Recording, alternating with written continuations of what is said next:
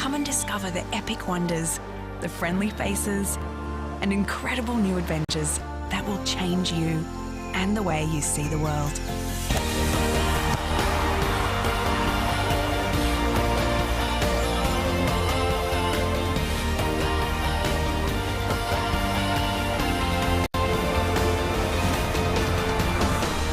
Right here in Queensland.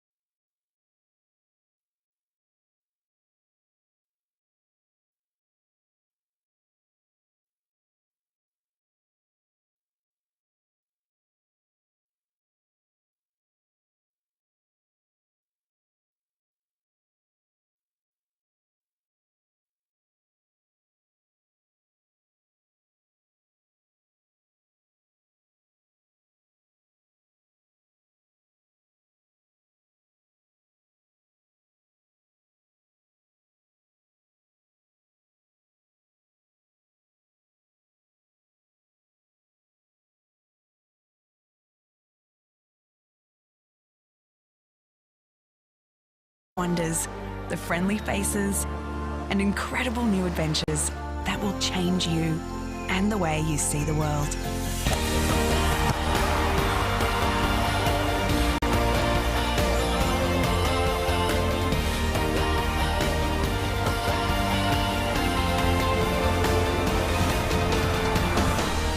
Right here in Queensland.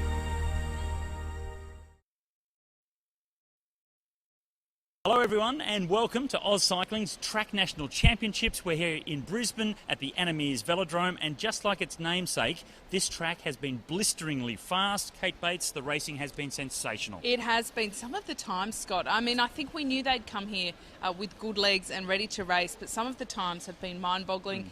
Championship records, Alessia McCaig, she's one of the under-19s that has stood up, and I think she'll be getting some attention internationally from the elite crowd. She's a big name for the future. Yeah, she certainly is. We have a big final day of racing here today, starting a little bit earlier in the day, so it will heat up as we get going, which will make it faster as the day goes on. And we do have the big boys out to play again, the men's Keirin.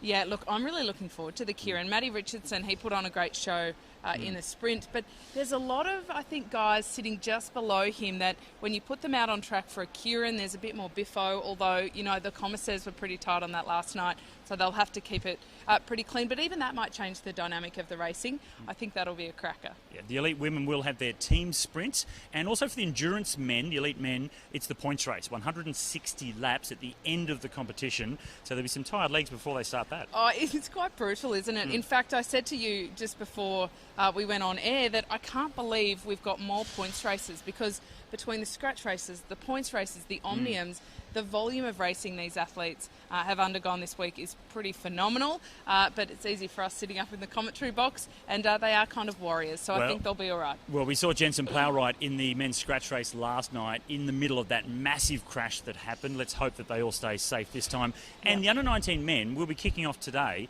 with their individual pursuit over 3 kilometres. Sounds pretty simple, but they've had a big program as well, so this is quite cruel on the lads.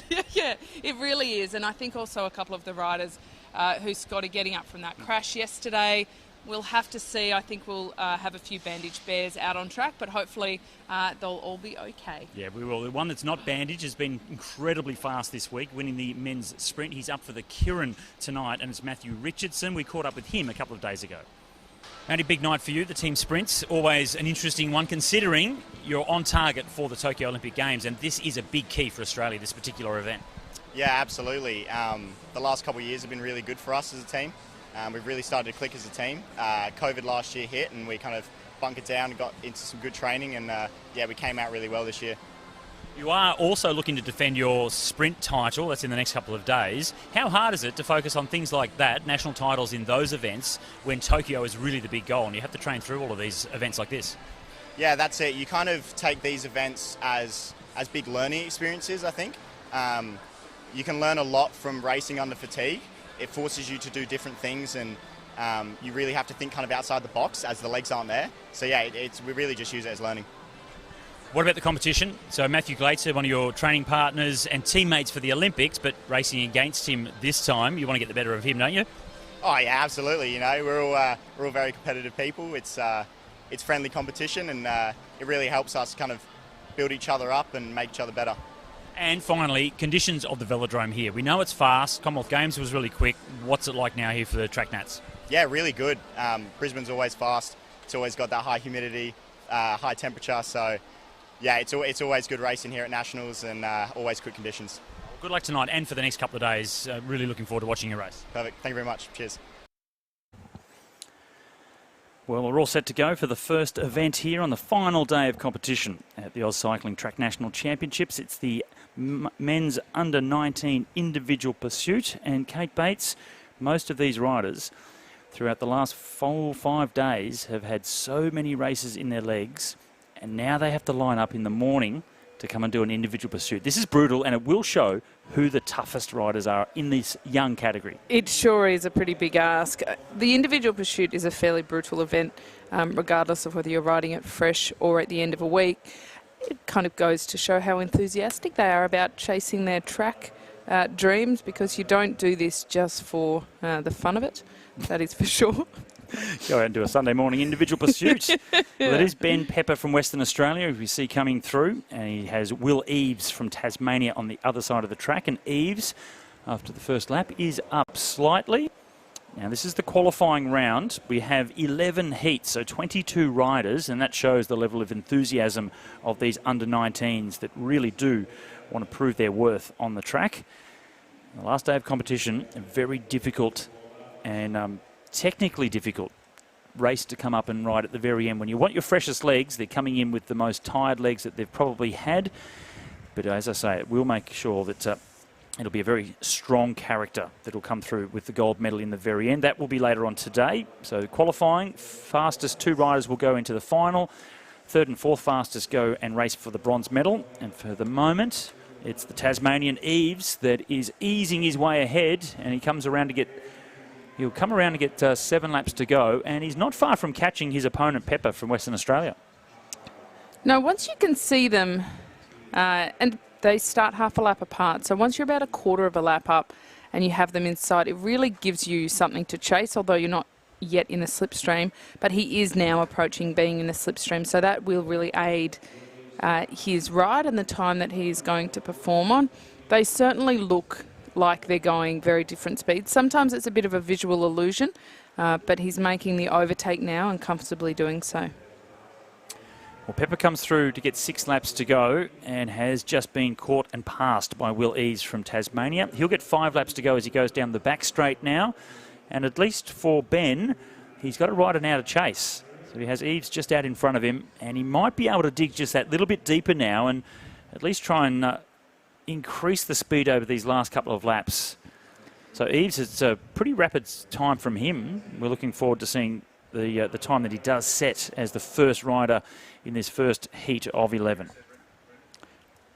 These last couple of laps can be pretty tough for sure. Pacing is such an important part of riding an individual pursuit. And for juniors, because they are improving so much every couple of months, their trajectory is quite steep on that learning curve.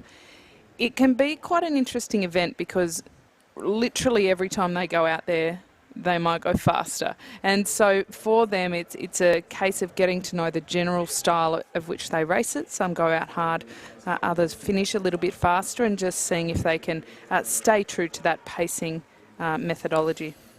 3,000 metres, 12 laps of the track here in Brisbane, the Meares Velodrome.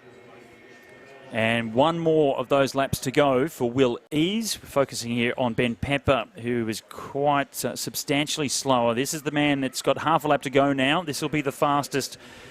Could be a time that might last for quite a few heats. He's been fairly rapid, Will Eaves, as he comes up to the finish line. The first of our individual pursuits, and a time of 3:28, I think it is, 3:28.2. So 3:28.2. That's the time of Will Eaves. Ben Pepper still making his way around as the qualifying, because he was caught and passed, he still is allowed to go on to record a time because you never know. It still could have been good enough to go through into the next round. I don't think it will be on this occasion, though. So Pepper now finishes, but the faster rider was Will Eves from Tasmania. And that's the time to beat now. 10 more heats to come. In the last heat will be Dylan Ether up against Jackson Hiribar. So the New South Wales rider Ether up against Hiribar from Victoria. And there's a couple of riders that raced at the National Championships last year in the bronze medal ride-off for 3rd and 4th. They'll be the second last heat. That's Leo Zimmerman and Mitchell Yard from Queensland, Zimmerman from South Australia. Zimmerman came away with the bronze medal last year, and the two riders that were first and second have gone up into the elite category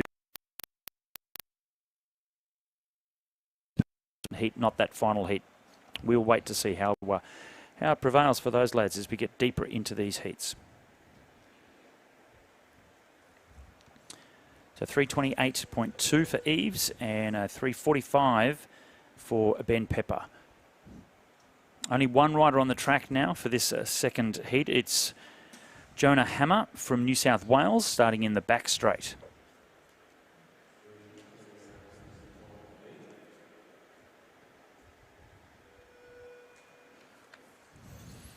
Rebecca DiCello just on the inside there, coaching for New South Wales, Victorian. It has moved up to Sydney, so she's now helping out New South Wales along with Michelle Ferris and Sean Eadie. Hammer underway.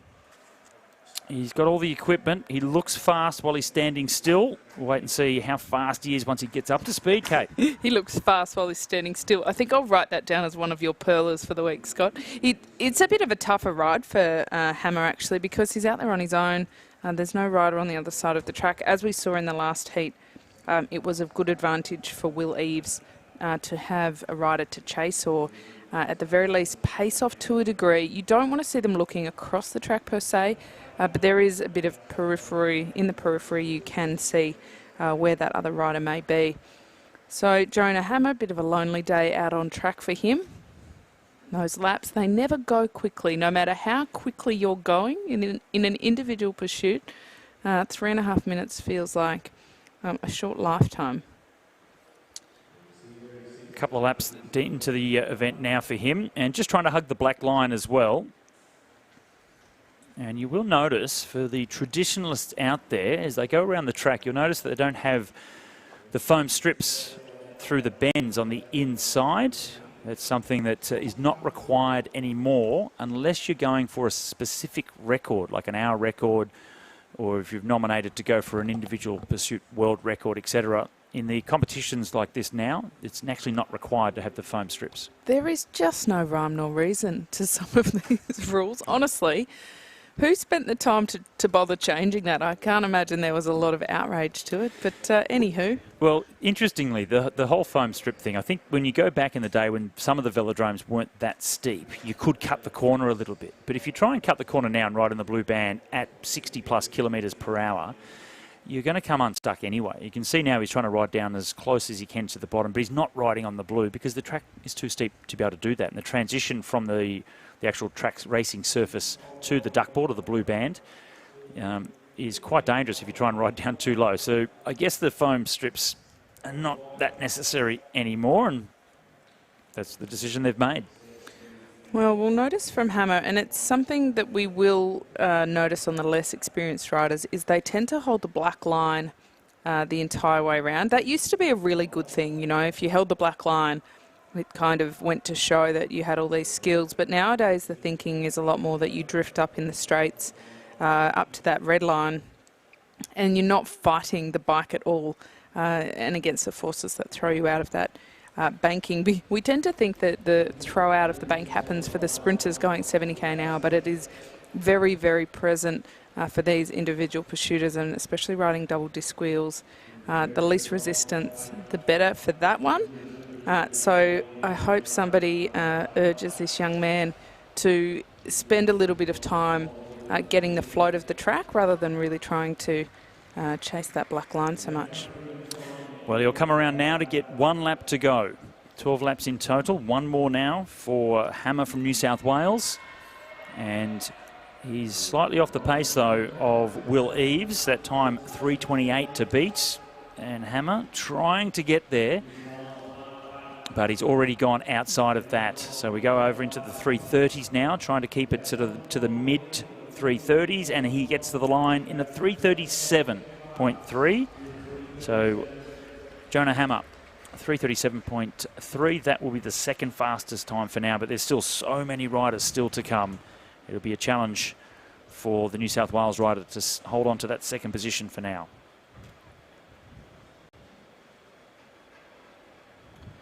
Two riders up once more for the next race, and there have been a few riders that have been unable to get up and about for the Sunday competition in the elite men's category after the big crash we saw last night in their final scratch race and the final lap. So we'll talk about that a little bit later on, but unfortunately that crash taking at least two of the riders out of today's competition.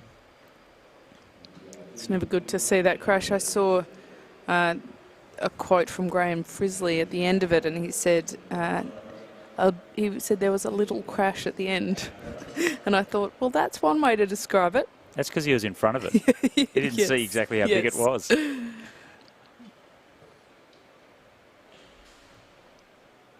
Matthew Ashworth it is from Queensland, getting ready. And two Queenslanders here duking it out. So Xander Griffiths in the back straight, and we have Matthew Ashworth in the front straight.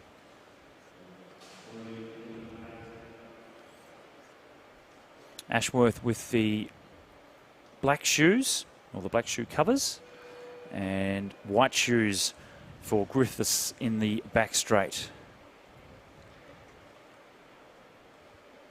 Final moments, 20 seconds to go. A few deep breaths. They'll be hoping now that they've done their warm-up just right. It's so important on the final day of competition as well, Kate. After all the racing they've had, they will be tired, lethargic, but they still have to go through all of the processes that get them going again to fire the body up. They're underway quite smoothly from both of the Queenslanders. They do come to the start line, Scott, you're right, with their heart rate fairly high already. It's not just a roll in the park and get up there and see how you feel. You don't warm up through a pursuit. In fact, you definitely have to be ready to go before you even get out there. It can make a big difference how you approach the week and your recovery strategies from that day one, because we are on day 5 now. They've got a lot of racing in their legs, and if they've cut any corners after some of the other races, including perhaps not warming down adequately or hydrating or such, then it might not bite them earlier in the week, but this is certainly where it will. The two Queenslanders, and it's Ashworth with a slight advantage now over Griffiths. So back to where they start and finished, and it's gone out a little bit, so just almost 2 seconds, about a second and a half is the gap that Ashworth has over Griffiths. So Xander needs to do a little bit more if he wants to try and keep himself in the hunt to go into the next round. But Ashworth looks very nice, actually, ticking away. On the right-hand side, that's Ashworth on the red bike, riding good position and really visibly showing some good speed. They've done a lot of work on their positions. A decade ago, it was one or two riders who looked particularly smooth, and they were kind of the natural-born bike riders. These days, you can get more natural-born athletes. You can teach them how to pedal. You can teach them the technique of individual pursuiting of any of the disciplines, really. So we're actually seeing a bit of a broader base of talent come through, which I think is quite exciting. Matt Richardson is a great example. The ex-gymnast is not normally a sport you would think is compatible and complementary to cycling, but you just never know.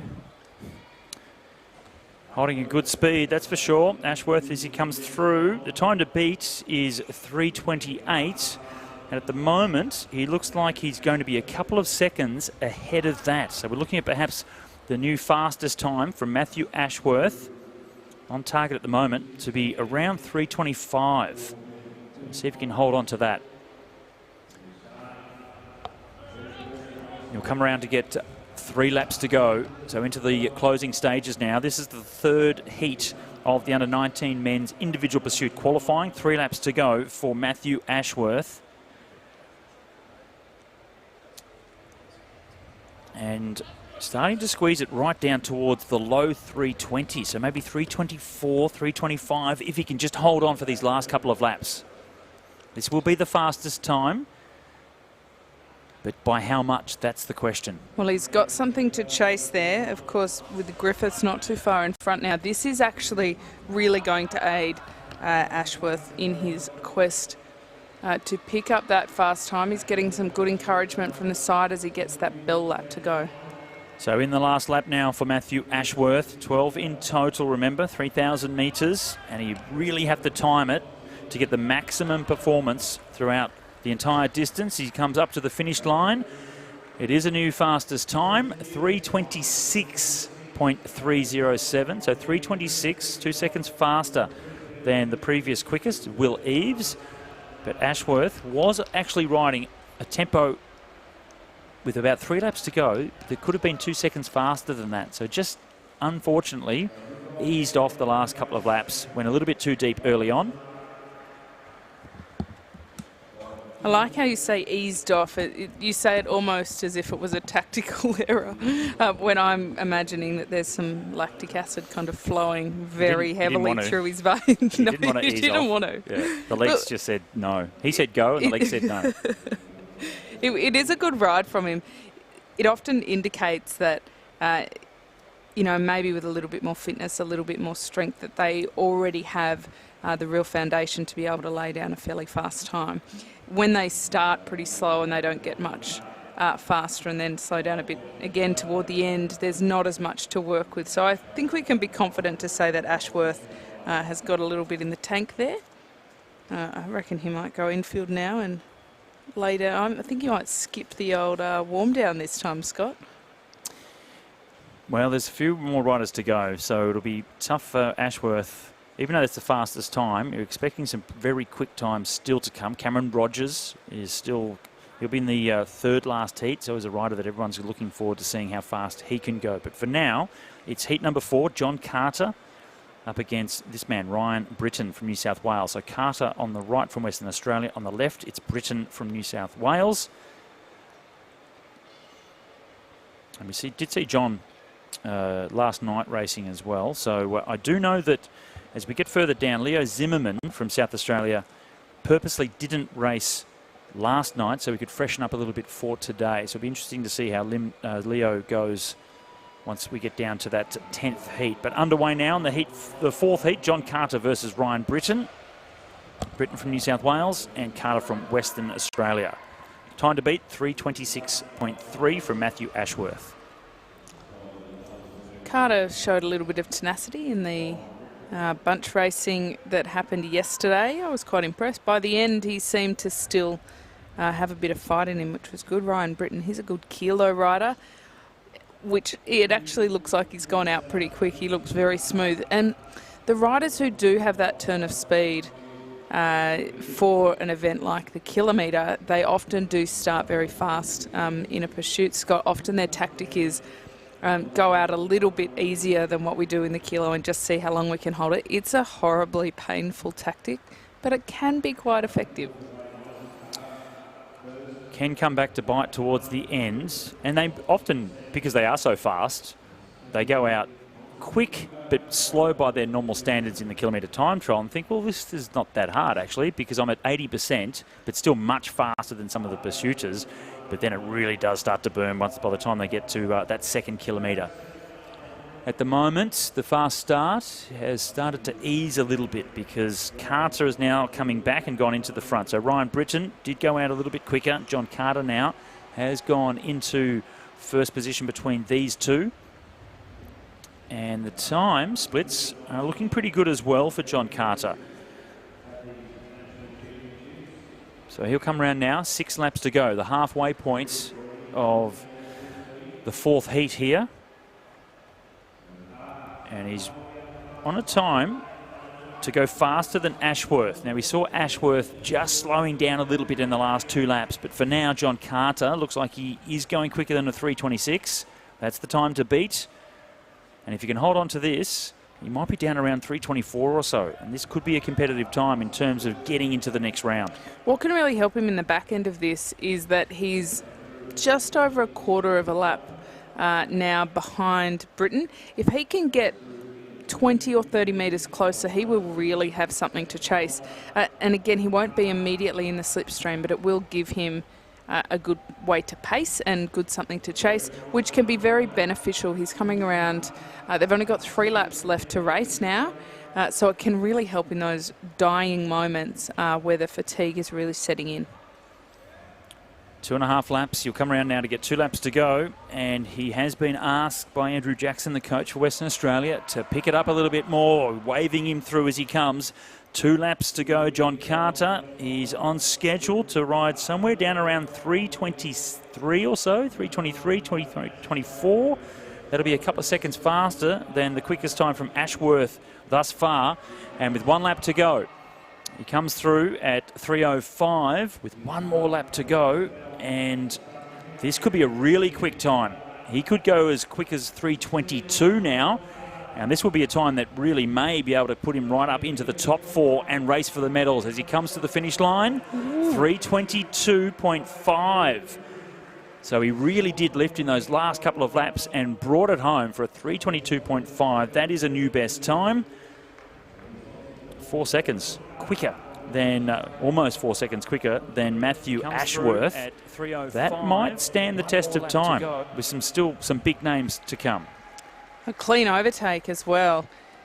And I do really think the timing of having Britain to chase within those closing laps added to his momentum, because we were looking at around a high 23, low 24, but he did pick that pace up a little bit even more. Unfortunately for Britain, he looked like a kilo rider in an individual pursuit, and it bit quite heavily.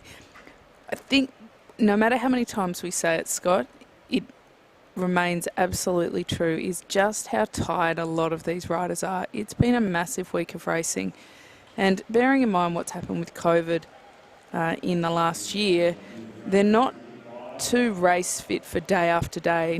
There's no real amount of training simulation you can do that takes the same toll on the body and the emotions as lining up with a number on. So I really tip my hat to all of these young athletes for still being out there and still giving it a go, even though a lot of them would likely have liked to stay in bed this morning.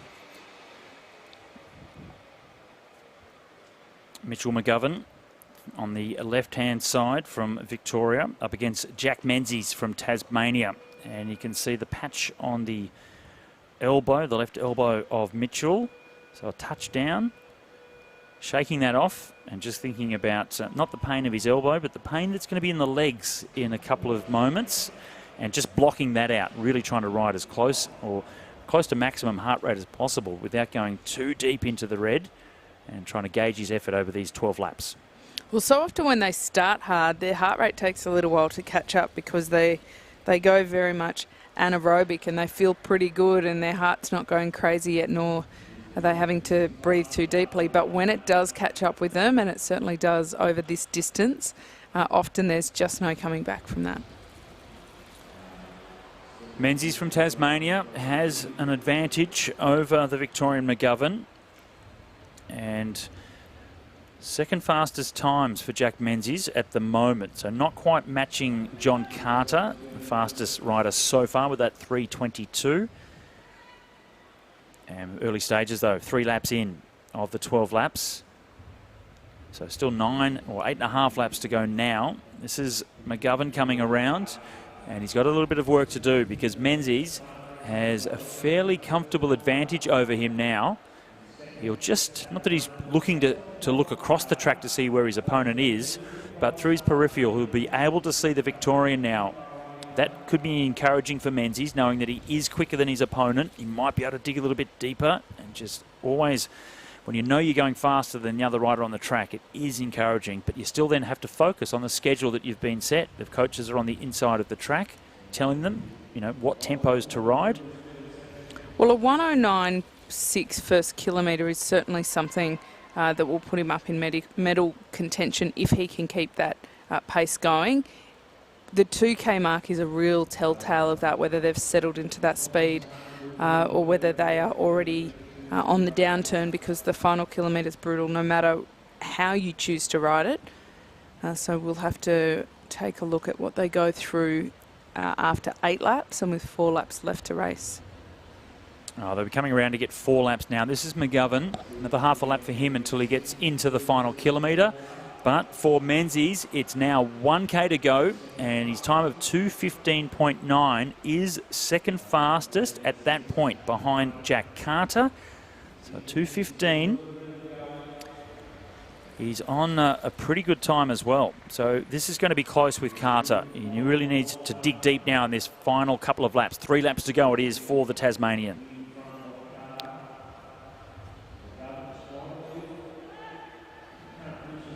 And McGovern, once the gap has really opened up, McGovern hasn't, in the second half of this, lost quite as much as he did in the first half. So Menzies really did start fast, Kate.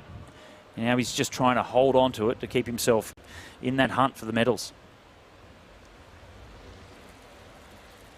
He's not looking too uncomfortable. There's not too much rocking and rolling, but always a giveaway of how much they're struggling is when they slide forward on the seat and you actually then see them push back to try and get comfy. You'll see some of the pursuiters actually get in the habit of doing that once a lap or so. Second fastest it is, so 3:23.0, half a second or so slower than John Carter, and he was around that the whole way through, so it was a consistent ride, but second fastest for now. We still have a lot of riders still to come, 6 more heats, so there's plenty of riders that can perhaps go quicker than that, and Menzies will have a long wait now to see if he is going to make it into the top 4. Sits now second fastest behind John Carter. Carter's time at 3:22.5. Menzies sits at 3:23.0. So next up on the track from Victoria, we've got Jackson Haddon.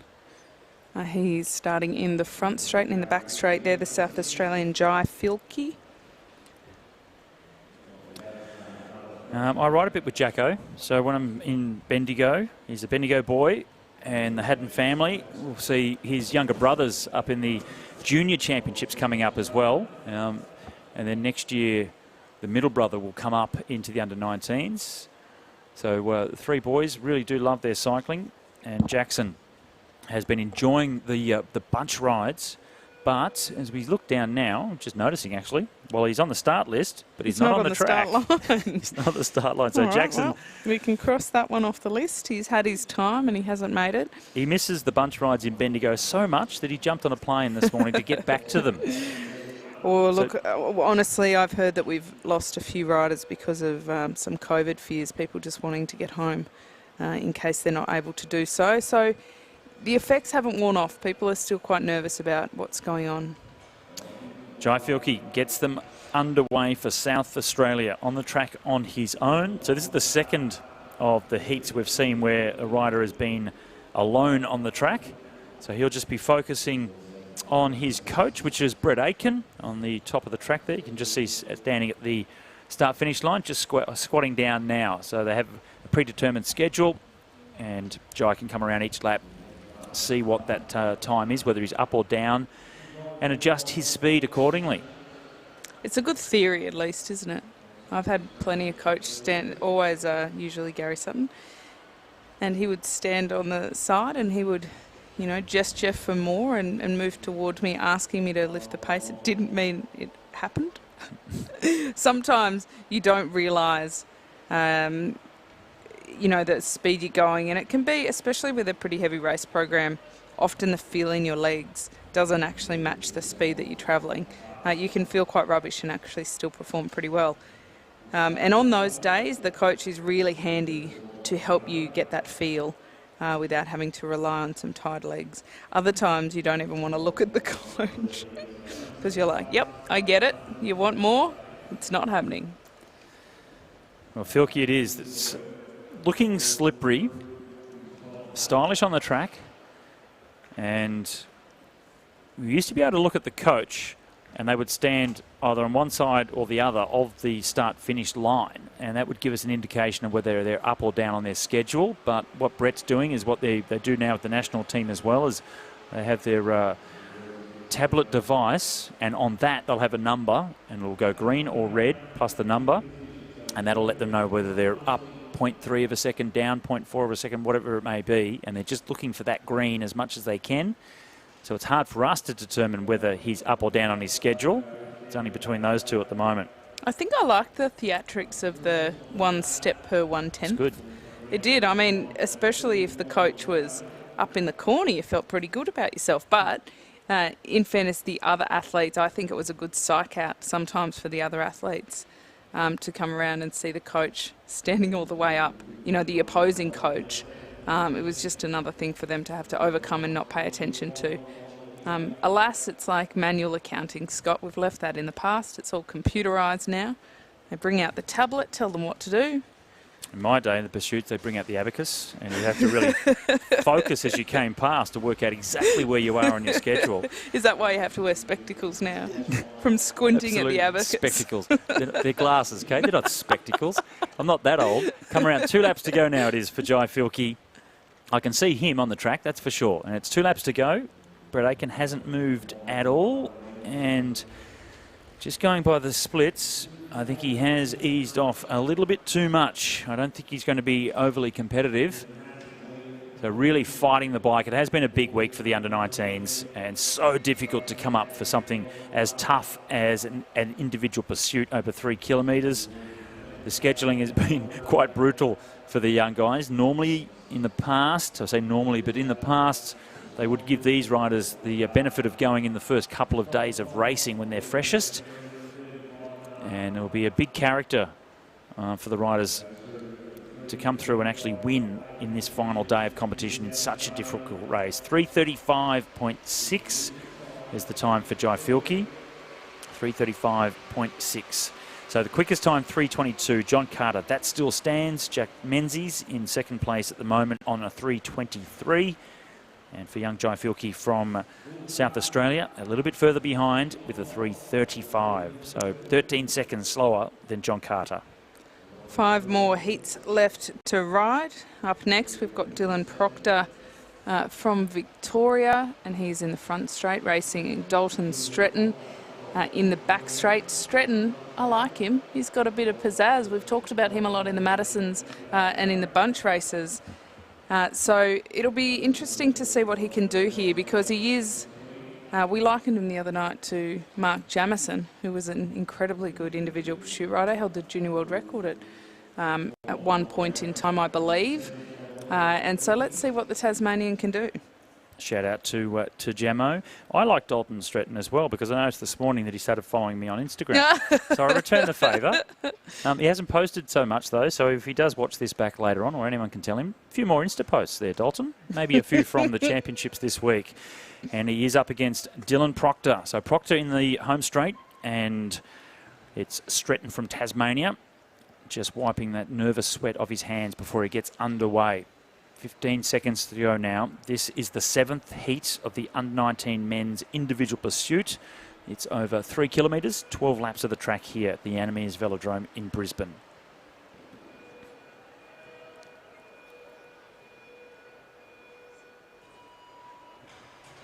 Both riders just easing out of the start blocks, trying to get up to speed as quickly as they can, but then also conserving energy for the back end of this race.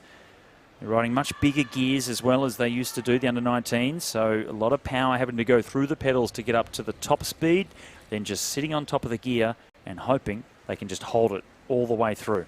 Not as frenetic a start as in those shorter events like the kilometres. It's interesting to look at some of the riders wearing gloves, which Dylan Proctor is wearing. Dalton Stretton has chosen not to wear gloves, but we noticed him on that start line wiping the sweat off his hands. So that's an interesting decision to not wear gloves if that's what happens. But often they will have some sandpaper on their bars to negate that a little bit, and definitely personal choice once you put the aerodynamics aside. Sandpaper in bike riding is okay. In cricket, it's not cricket. Not so much. Both riders are on a fairly equal time at the moment, but Dylan Proctor has started to gain a bit of speed. They will come up for this first kilometre now. 1:10 for both of them. Stretton ever so slightly ahead. Very close. 1:10.0. A little bit slower than Menzies came through. He did in a 1:9, but if they can hold this and build on it, they're looking at very low 20s. Stretton was 6th in the Under-19 National Pursuit Championships in December as a first year. It's only a few months on, but here we are in his second year in the Under-19 category, and just now starting to get a little bit more of a lead over his opponent on the other side of the track, Proctor. Not really racing Proctor, he's racing John Carter, who had the time of 3:22, and of course all of the riders that are still to come. So they have to dig very deep now and forget about the rider that's on the track with them. They're trying to race those guys that haven't even come to the start line yet. They have to get as much out of this as they can if they have a chance to go through into the medals. I'm noticing on Stretton that the head's bobbing up and down a little bit. He's looking up at Matt Gilmore, his coach, on the side, but through the banks he's actually dropping the head and tucking in a little bit more. This is him absolutely in full flight, putting a lot of effort in. Sometimes you really can't tell when they're on the limit because they all look so smooth, but based on the encouragement from Gilmore on the other side of the track that we're seeing on the top of screen, I think he's on a good one. It is a close time. He's been in the splits. It's been the second fastest time behind Carter, so a little bit quicker than Menzies from Tasmania. And this is Dylan Stretton from Tassie, still second fastest. He'll be coming around in another half a lap to get one lap to go, and he has to really try and accelerate. We saw that Carter was able to bring it home to get a 3:22.5, and Dylan Stretton now with one lap to go still sits second fastest. Has he got anything in this final lap to lift and perhaps go into the best time for now? Wants to get himself into the hot seat. He has a rider right in front of him to chase, so a little bit of drafting here for him to try and just finish things off. And 3:23.1, so he drops down to the third fastest. So he really did slow in that final lap to 2 laps, unfortunately for Dalton Stretton. He was really on the money early on, but just those last 2 laps, Dalton slowed down ever so slightly. He was 6th last year, and he's now 3rd fastest, but still, again, plenty of riders to come. Dylan Proctor, he came through at 7th fastest with a 3:31. I thought that approaching the catch on Proctor may help Stretton in the same way that we saw it help John Carter, who was able to catch Ryan Britton in that final lap, but not quite to be. We've got 8 riders left to come out on track. The next 2 up in the front straight, we've got Aston Freeth, and in the back straight, representing Queensland, we've got James Paniza.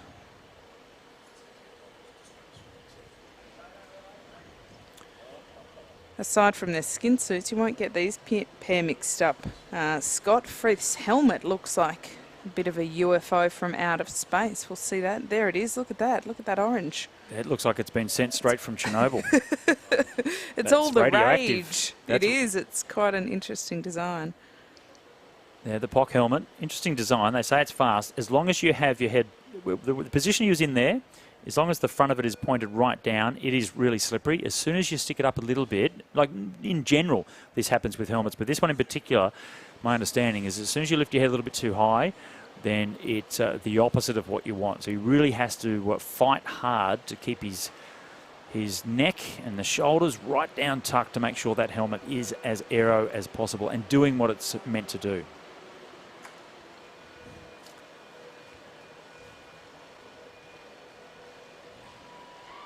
Aston Freeth in the start-finishing straight. Brett Aiken has just rushed across the track to change positions from one side of the track to the other. James Paniza from Queensland. This is Freeth getting himself up to speed. They have one of the outright favourites from South Australia still to come, Leo Zimmerman, the bronze medalist from last year.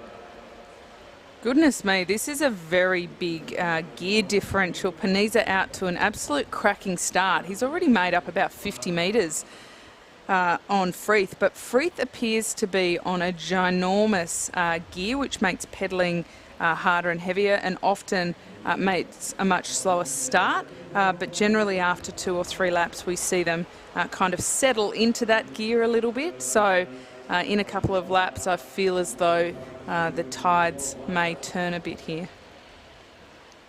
Just starting to come back a little bit now, Freeth. So Paniza went out fast for Queensland, and the South Australian now starting to get that motor all fired up and revving, and he really is starting to come back. So it may not be long until we see him get in front of Panizza, almost even Stevens as they came through that time. So both 112.0 for both riders after the first kilometre. Well, not the quickest of starts, but when you especially are riding a very big gear, the idea is to start fairly conservatively, get on top of it and be able to really bring that march home.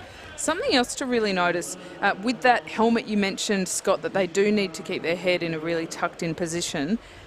I'm noticing that Brett Aiken, and we'll see it when he comes around here, is having to duck right down and almost pop that tablet on the edge of the track, because it looks to me like Freeth's eye line is actually on his front wheel rather than being able to look too far ahead of him.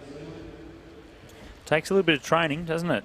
You can't just pop up, put a helmet on like that, get in an aero position and ride around the track smoothly. And he's looking fairly comfortable as he goes around the bend as well, as is Panizza, but Panizza a little bit further behind. So we'll get another time split. They're coming around to get 4 laps to go now. So here comes Freeth back to his start position.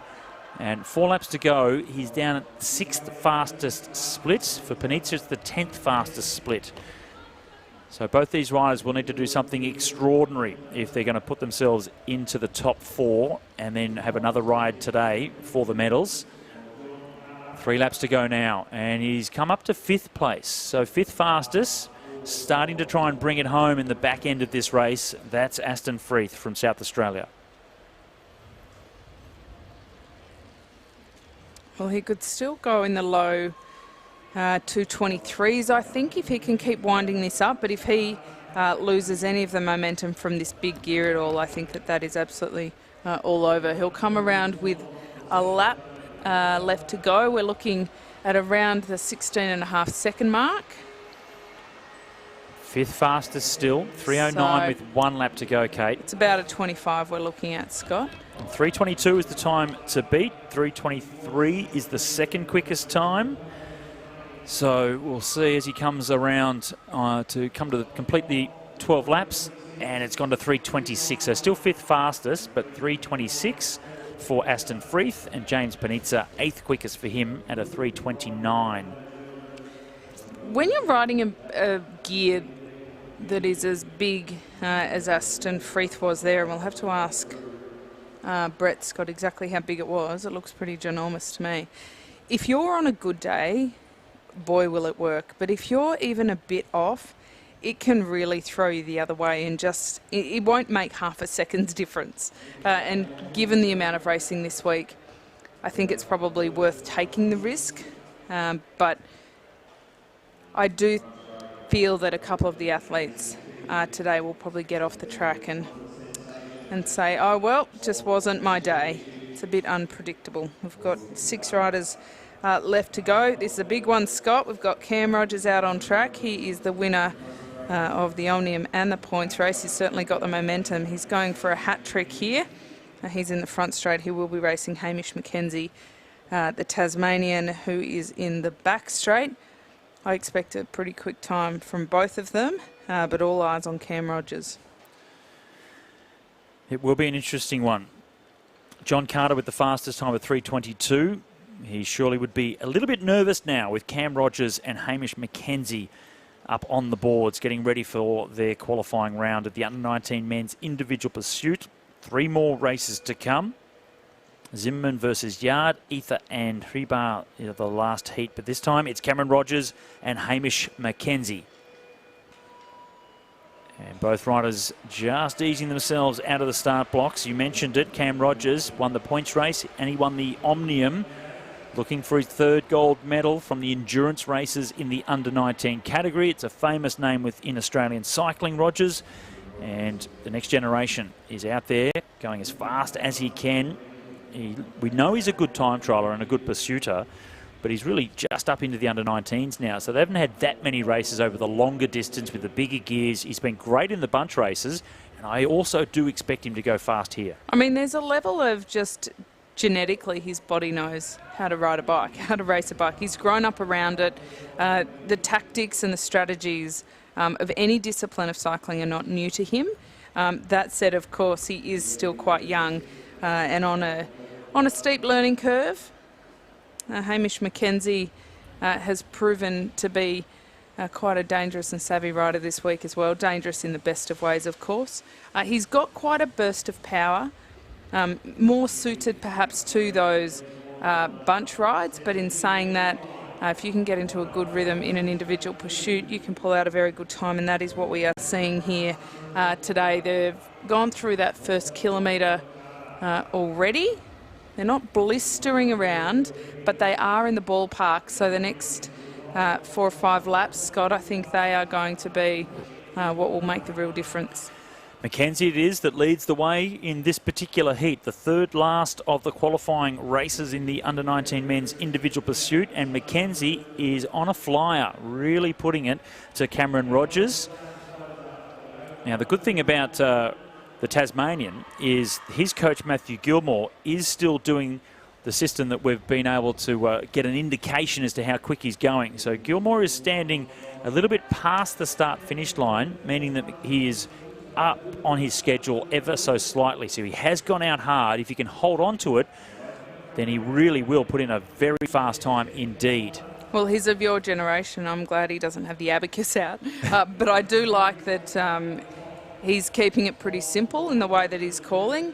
Mackenzie is on a good one. He's starting to rock and roll a little bit because they don't have a long way to go. They come around with 3 laps left, and Mackenzie, he's leading Scott. He's on track to lay down the fastest time that so far sits at 3:22.58 from John Carter, the Western Australian rider.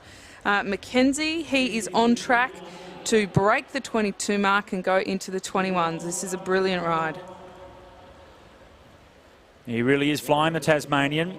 All eyes were on Rogers from the ACT. He's had a massive week winning the bunch race events. 2 gold medals already, but with 1 lap to go now, it is Mackenzie from Tasmania. Hamish is absolutely flying around this track. It's the fastest time so far, unless something strange happens in this last half lap. He will be the quickest qualifier with 2 more heats still to come, and it'll be inside 3:20, 3:19.2, and Cam Rogers just hits the 3:20 to go second fastest. So 1 second difference between these two, but first and second fastest qualifiers for now, and 4 riders still to come. So that was a cracking ride by Hamish McKenzie from Tasmania. Goes to show the class when it looked like Cam Rogers was slowing a little bit toward the end, but in fact he was still more than 2 seconds clear of John Carter, who was our fastest time to date. So Hamish McKenzie, he will be hard to beat today. This next one, this is where it'll get quite interesting. Scott, Leo Zimmerman in the front straight, the South Australian who put in such a brilliant ride with Zach Marriage in the Madison the other evening, but he did sit out the Omnium yesterday specifically to see what he could do today. So we are definitely expecting a fast time from him. He is up against the local Mitchell Yard from Queensland. They've both ridden in the low 3:20s before, but we do expect to see them. The track is really quick, Scott. It's pretty hot. I mean, we've got the aircon up here, so we're pretty comfy, but it's lovely.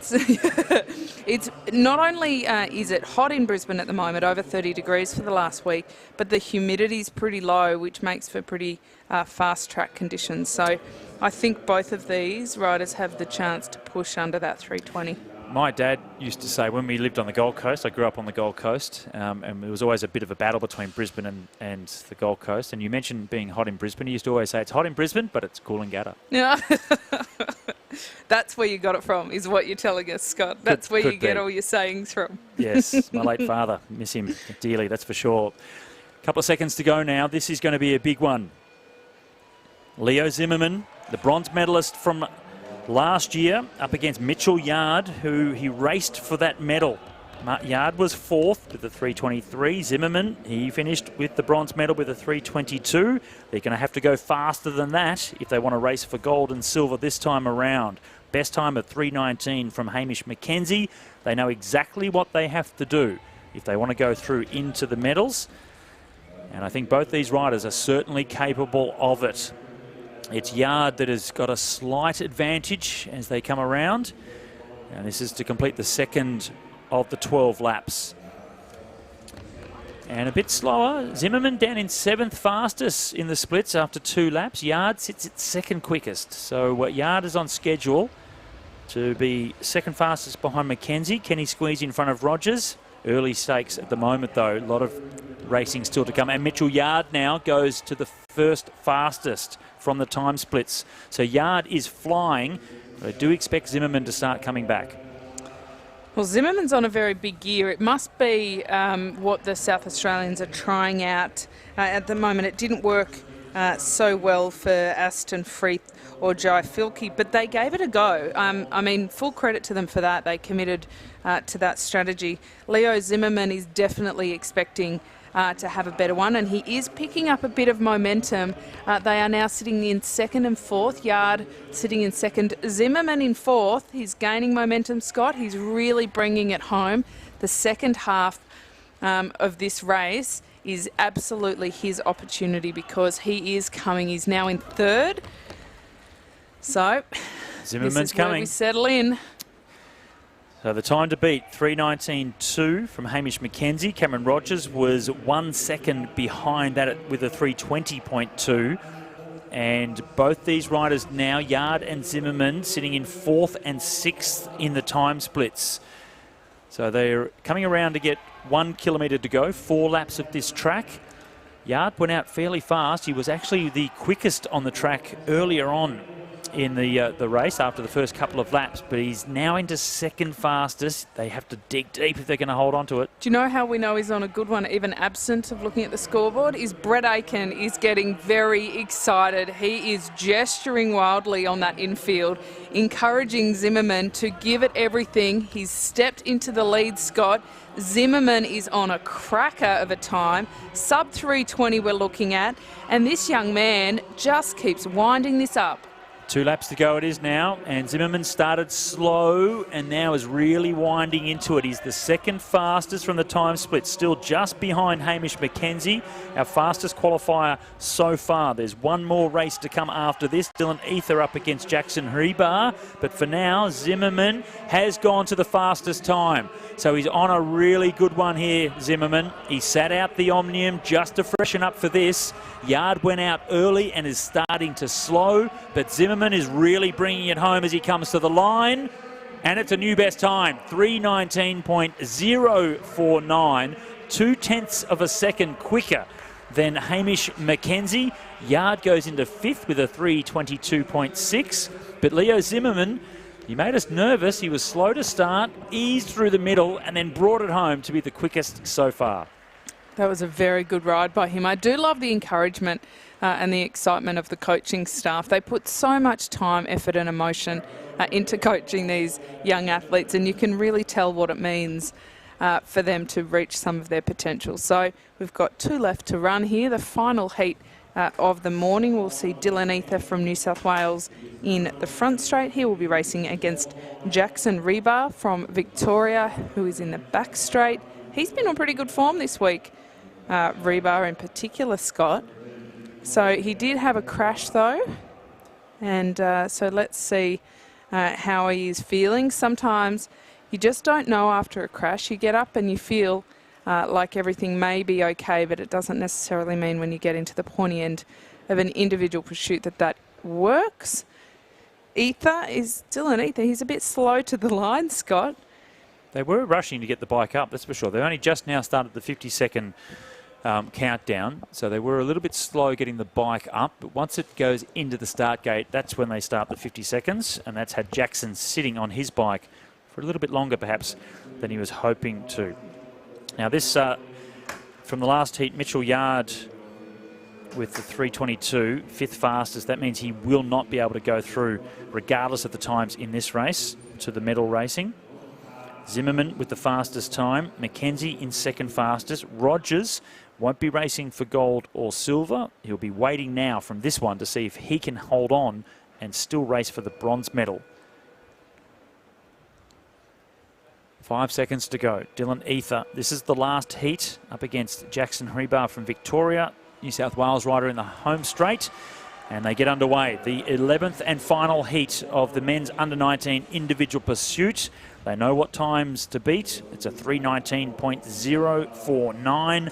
That was Leo Zimmerman from South Australia. He was the bronze medalist from last year, and he wants to race for gold this time round. Ether and Hribar are going to try and stop him. Well, Ether off to a pretty rapid start. He doesn't look to be riding a massive gear. So we've seen a few variations in the size of gear that the athletes have chosen. He's got Rebecca Docello on the infield there, telling him to keep a bit of a lid on the pace and settle into it a bit more. Beck was a professional on the road back when she was Rebecca McConnell. She's got a lot of experience and a lot of experience with the para-athletes as well. He's in very good hands, Dylan Ether, but again, he's being told to keep a bit of a cap on it, Scott, because he has gone out like the clappers. He really has gone hard, hasn't he? You're almost laughing saying that, which is funny in itself, because this is not a super fun event. It's a very pure event, but boy, can it hurt if you get the pacing wrong. So 107.8 for the first kilometre. That is very rapid indeed for the under-19 men. Now, if he can hold on to that, at that speed, if he can hold on to that, he's going to be down around the 3:14s. Well, the world record is 3:13.958. That is held by an Aussie, Dale Parker, back in 2010. If Dylan Ether got anywhere near that, I think we'd have a few surprise faces here tonight. Very talented, but that mark has been standing for a very long time, over a decade now, and that would be a shock. I think that we may see a bit of pain coming in these laps to come, but certainly a very big start. Jackson Hribar, I think he's suffering a bit from that fall the other night, Scott, because he's not on one of his better rides. Ether has dropped a little bit now, so he went out with substantially the fastest first kilometre time trial, first kilometre of this pursuit, but it has backed off now. So 1 kilometre still to go. He is still the fastest with a 2:13 at the 2 kilometre mark. So he's on a very good time. If he can hold this, he's definitely inside 3:20. But that's the question. 3 more laps. Can he hold on? Still the fastest time with 3 laps to go. A 3:19 to beat, though. He ducked onto the duck board a little bit there, which is that blue strip at the bottom when he was coming down that home straight and looking at Beck, his coach, for a little bit of guidance.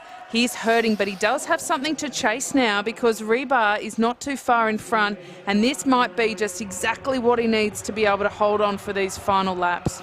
Well, he does need it because the last time he came through, the split put him down into second fastest. It's 1 lap to go. He has a rider to chase. It's Jackson Hribar in front of him from Victoria.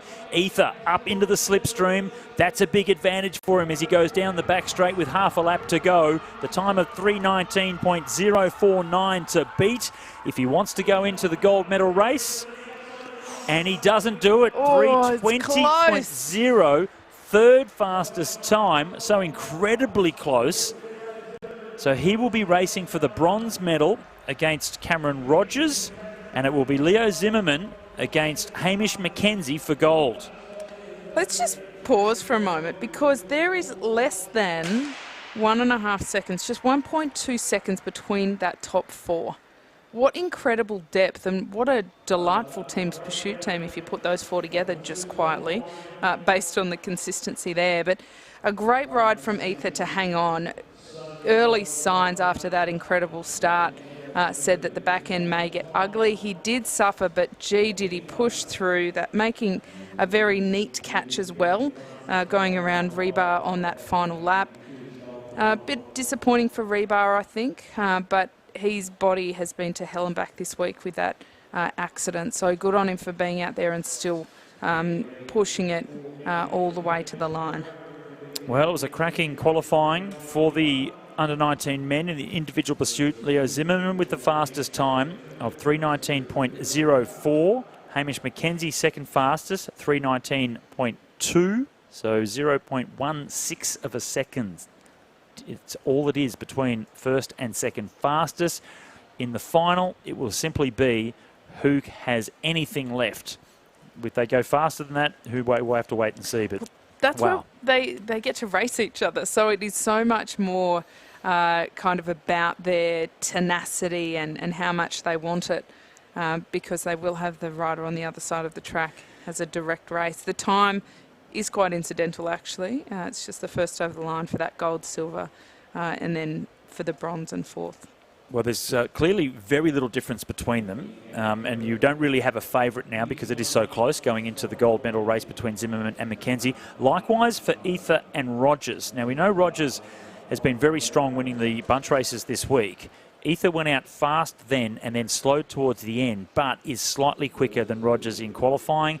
That's going to be too close to call as well. So we're going to have two great races for the medals later on in the under-19 men's individual pursuit. All right, well, now that we've got that beast under our belts, Scott, if everybody's not awake, I don't think Sunday is your day. Next up, we've got the elite men's Keirin. We've got round one. This is going to be a cracker. We've got three different heats here. Not only the Aussie favourites, but of course, we've got the Malaysians here as well. Connor Rowley, he's racing here for Ireland. Connor Rowley is a Victorian, but now rides for Ireland. Tom Cornish, Hayden Kilmartin, Carlos Carismo, and Mohad Azizul Awang. So Mohad Awang. So Azizul Hani Awang. We know him as Aziz or Azizul Awang. And he is the former Keirin World Champion. He's down the bottom of the track in the black colours, being held up by John Beasley, the Melburnian, but coach of the Malaysian team. And next to him is the very rapid man in Tom Cornish. So Awang got the better in tactically of Cornish in the sprints. Different type of racing here in the Keirin, but we know how good Awang is. Now it's the top two that go through to the next round. The rest will go into the repechage. They'll get a second chance to come back through to the second round, and then it'll be the top three from those races that'll go into the final. So 3 races for the Keirin riders today. 4 if you have to go back through the repechage. And for now, it's Azizul Awang that leads them through. He'll hold that position. Now look at the bike. We haven't really spoken about the bike of the Malaysians, but with all of the countries developing equipment for the Olympic Games, and as we've seen in the past, Great Britain have spent an enormous amount of money on developing their bikes. When you break it down to the cost of the bikes to buy, it's the Malaysian bike that is the most expensive of all of them. So it's an extraordinary piece of machinery. And Tom Cornish will be hoping it's not the bike that gets the better of him. Well, Tom Cornish had a brilliant kilometre the other night, kilometre time trial, breaking that minute mark, going the second fastest an Australian's ever gone, behind Matt Gleitzer. And here's time from the Commonwealth Games. We know he can go long. Move from behind now. This is Rowley in the black colours. The Irishman now from Melbourne. He doesn't have an Irish twang at all. But he moves up into second position. He didn't want to go all the way to the front. He's allowed Awang to stay on the front now. 2 laps to go. Cornish on the inside. So Cornish has been able to just push Rowley out a little bit. He's been stuck out in the wind the whole time. Now Cornish starts to move up around the outside. He wants to go long. He's the Australian kilometre time trial champion, and he's forced Awang to step into it a little bit earlier than he perhaps would have liked to. But he's strong enough to do so. Look at the speed of Awang. The first 2 riders go through to the next round, and it will be the 2 top seeds from this one. Azizul Awang first across the line ahead of Tom Cornish, and it was Carismo in 3rd place. So Carismo, Rowley and Kilmartin, they'll get another chance through the repechage, and in the meantime, resting up the legs will be Tom Cornish and Awang. Well, we essentially saw Carismo and Cornish go head-to-head in the team sprint the other day, both riding third wheel. Cornish bettered him over a lap by 1.5 seconds. So there's that comparison. A little bit tighter in the Keirin, but quite a comfortable ride, especially from Awang. Yes, he was accelerating markedly with a quarter of a lap to go, but he did tap it off. Cornish also looked fairly comfortable there. So this is a little bit elementary for them, just to make sure they get safely through to that final. Absolutely. Next race about to come up onto the track.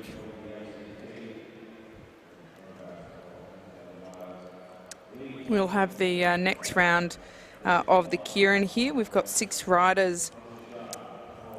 Just checking the replay now again, and just look at Tom Cornish in second position. He's on the wheel of Arwang, keeps looking over his shoulder the whole time just to see if anyone's coming. He doesn't want to waste energy, doesn't need to go up around the outside of Arwang, and he'll only do it if he can see a rider coming from behind and that second position is in danger. So very comfortable ride and good tactics from Cornish. Just those little things. Just keep an eye on the shoulder just to see if anyone's coming. I don't need to waste energy. I'm not going to. Doesn't care if he finishes second. That's good enough to go through to the next round. Efficient, which we really like to see. I think it's our bingo word of the week, actually, efficient. Because a lot of the riders, I feel like after a year of not a lot of racing, some of them are still blowing the cobwebs out, and we are seeing them actually, the racecraft progress as we get through the week, even though the legs are fatiguing a bit. So this is Heat 2, Round 1, Elite Men's Keirin. And down the bottom of the track, South Australian is Lee Hoffman. He qualified well in the individual sprint, but then was beaten through the rounds. Mohammed Shah from Malaysia in the black colours. He'll drop down into second position there. Jamie Green from Canberra, the ACT. That's him just coming into shot now in third position. And then just in behind Jamie from New South Wales, that's John Travas. And right at the very back in the blue colours of Victoria is Ned Pollard. So Hoffman is really quick. He was good in the sprint qualifyings. Shah also. He was very rapid, went all the way through to finish third in the sprints. So he's someone to really look out for. The first 2 riders, Jamie Green, been around a while now too, so he knows how to get around a track very fast. I think if you're talking about favourites, it might be those first 2 riders in Hoffman and Shah. So just giving a little bit of distance now. You can see Hoffman not wanting to get swamped or taken by surprise. So just backing off the motorbike as it's about to come off this lap with 3 laps to go. And that gives himself a little bit of room to manoeuvre. Now out of the saddle. There's no flyers from behind. At the moment, Shah is in the perfect position. Shah is a racer, regardless of his pure speed. Tactically, he is robust, but Ned Pollard has got him in a bit of a sticky situation here. Lee Hoffman's still leading out. Shah is going to have to find his way out of here. The more Hoffman accelerates, the better it is. That's exactly what we've just seen. So the Victorian forced to go back in behind Shah. You can't stay on the outside for too long, pushing the wind. Down the back straight, Hoffman, here he comes. The man in black, it's Shah up around the outside. First and second going through. Pollard might be able to get in for second, and I think he did. We'll have a quick look at this again, but it looks as if maybe Pollard got over the top of Hoffman. That'll be interesting. Lee Hoffman would have been expecting to go through to the next round. So perfect ride by Mohammed Shah. Stepped out of the wheel of Hoffman, up around the outside comfortably, and then being able to be dragged around the outside. And we just didn't quite pick it up on the camera there. So Ned Pollard, I think, has gone through into second place. He actually rode pretty confidently. When he did come around the outside of Shah and Hoffman did then accelerate, forcing him back in. Tactically, I think you're right, he did. It does look like he did get that. Tactically, it was good for him to drop back in rather than fight it out in that wind because he was only burning energy. Again, that bingo word, Scott, efficiency. They have 3 rounds of this, so another round before they even get into that gold medal ride-off. They do really need to consider what the entire day looks like. There's no heroes in round 1. All you've got to do is get through. So be a happy Ned Pollard from Victoria, following the wheel of Mohammed Shah to get himself into second place and a position into the next round. There are other riders, Green, Travas and Hoffman, with a second opportunity to come back through the repechage. This is now the 3rd heat of round 1 of the men's Keirin, and it's Charles Hoffman. So another Hoffman, but this is Hoff with 1 F. And Lee Hoffman from South Australia has 2 Fs. Charles from New South Wales. And he's second from the top there. Byron Davies from Queensland, the big fella, second from the bottom. And the Victorian right down the bottom there is Sam Gallagher. Tiny by nature in terms of the rest of the sprinters here, but he's a crafty kid, Sam Gallagher. And he has Kai Bonza in there as well. He's the Western Australian in the middle in the black colours. But the man to beat right at the very top of the track, the Australian sprint champion, Matthew Richardson. So he'll line up in 6th place, but I don't think he'll stay there for too long.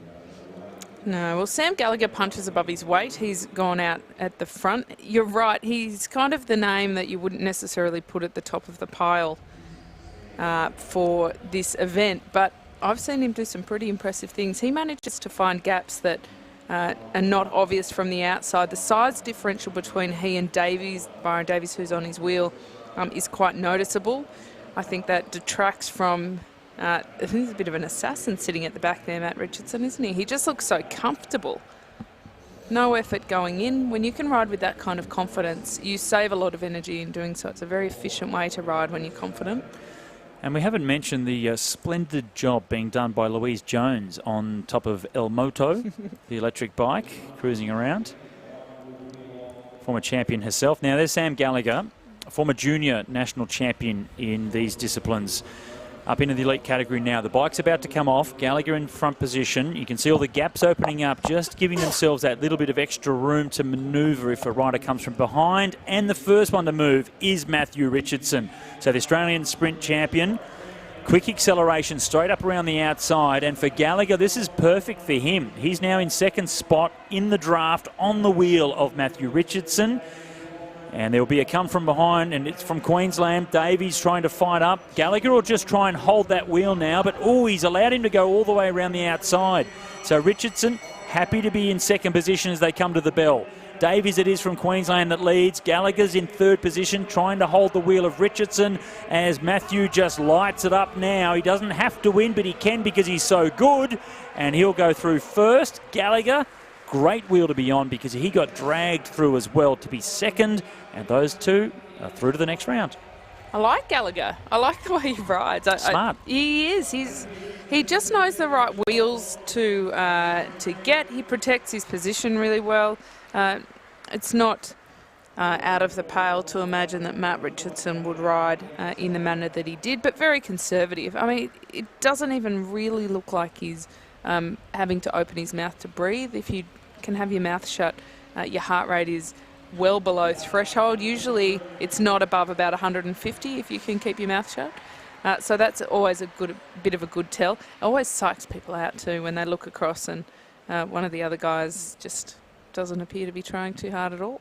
Oh, I really do believe that up until perhaps 3/4 of a lap to go, he was going through the motions, full gas, ready to race as hard as he had to, and then realised down the back straight, this is not going to be too bad for me. He didn't just have did to. just what he had to do, and it would have been, for him, that would have been a very comfortable win. Next race, the elite women's team sprint qualifying now. So we've seen the fastest men in Australia. Now it's time to see the fastest women. And the first team on the track is New South Wales. Selena Ho, Emily Watts and Georgia Whitehouse. Kate Bates. This is the team sprint. It's over 3 laps. We talk about the fastest in Australia. There's a couple of names here that kind of stand out for being the opposite. Yes, well, my sister, actually, Natalie, she coaches Emily Watts. And we had a good chat this morning about her performance over the last couple of days. And I said to Nat, Em's racing the team sprint this afternoon. And Nat just laughed. And she said, hope she gets on, was her comment. Sorry, Em, we have a lot of faith in you. But it is actually quite a big ask for the endurance riders. I've told you about my experience riding a World Cup team sprint. I chased Christine Bailey for the entire race. I never got on. I never did it again. They never invited me back. No. Hopefully we won't see that here, but this is definitely more for Selena Ho to get that experience. New South Wales underway. You can see the difference from the start. So a pure sprinter like Ho, powering off the start line. Georgia Whitehouse is fast. As a road sprinter, she's really quick in the National Road Series. Track sprinting, that's a different game. And look at Selena Ho, absolutely motoring. So she'll come do her first lap. But in terms of the time that she posts, that's what she's trying to show to the national selectors, how quick she is off the start. Now Georgia Whitehouse comes through. Emily Watts comfortably got on the wheel, actually. She's quite happy there, the Australian under-23 road champ. They comfortably, she got on Georgia Whitehouse's wheel very comfortably. You can kind of tell the two roadies here who make excellent track endurance riders, but it highlights the difference between the sprinters and the track endurance riders. I'm going to, though, say, Scott, despite the fact that this probably won't be, in a good way, the most memorable race for them, it shows an enormous amount of character from both Georgia and Emily Watts to get out there and support Selena Ho, to be prepared to line up, to warm up, especially after the huge amount of racing they've been doing, to give her the opportunity to start fast. So they've gone through in a 54.678. They haven't set the world on fire, Scott, but Selena Ho did get an opportunity to do that first lap, and I think Georgia and Emily are in the running for Teammate of the Week based on that effort. Well, you can ask the question, put your hand up if you're a roadie. Don't actually need to put your hand up. We can see. We can see who it is, and it's Georgia and Emily. But thanks to them, you're right. It's just great to have them come and race in these sprint events as well. And that would have been a bit of a thrill for them to do that. That's one word for it. A thrill. Selena Ho was very quick off the start. So New South Wales with the new best time of 54.638 seconds. First heat, of course. Now it's on to Victoria. And this is going to be an interesting combination. We have Caitlin Ward, who's medalled in the elite category in plenty of races. Hayley Jenkins from Victoria as well. And we haven't seen through the coverage because she's been racing mostly in the afternoons, but we get to see Alessia McCaig. And she has won all of the under-9 sprint races this week, as she did in December in her first year as an under-19 in this category. Now she stepped up as a second year, has won them all again, and this will be really interesting to see just how fast she goes. It's one of the best things about being a commentator is that we get to see the juniors do some pretty incredible things, and we know them before anybody else. It happened most notably with Lucas Plapp, and I think we're seeing it again here with Alessia McCaig. This will be a reasonably fast time. Hayley Jenkins will get them underway. Then it's Caitlin Ward and the youngster Alessia McCaig at the top of the track. Much cleaner start from the Victorians. And Jenkins absolutely as fast as she can possibly go. So Caitlin Ward will be the second rider to come through. Alessia McCaig in third position will finish things off. Ward and McCaig on much bigger gears. They're just winding this up. They're just going to get faster and faster. Ward doing an incredible job to accelerate to a very high speed here. McCaig looking very comfortable. Scott, she's just about to be slingshot in for this final lap. And now she goes, the girl from Bendigo in Victoria, Alessia McCaig. She's got a lot of gold medals in her pocket already this week, and she's trying to chase another one, but there's some very fast teams still to come. So McCaig comes around. She's the Australian record holder for the 200, for the 500. And in the team sprint for Victoria, it's a time of 50.353. So 4 seconds faster than the team from New South Wales. Beautifully executed there.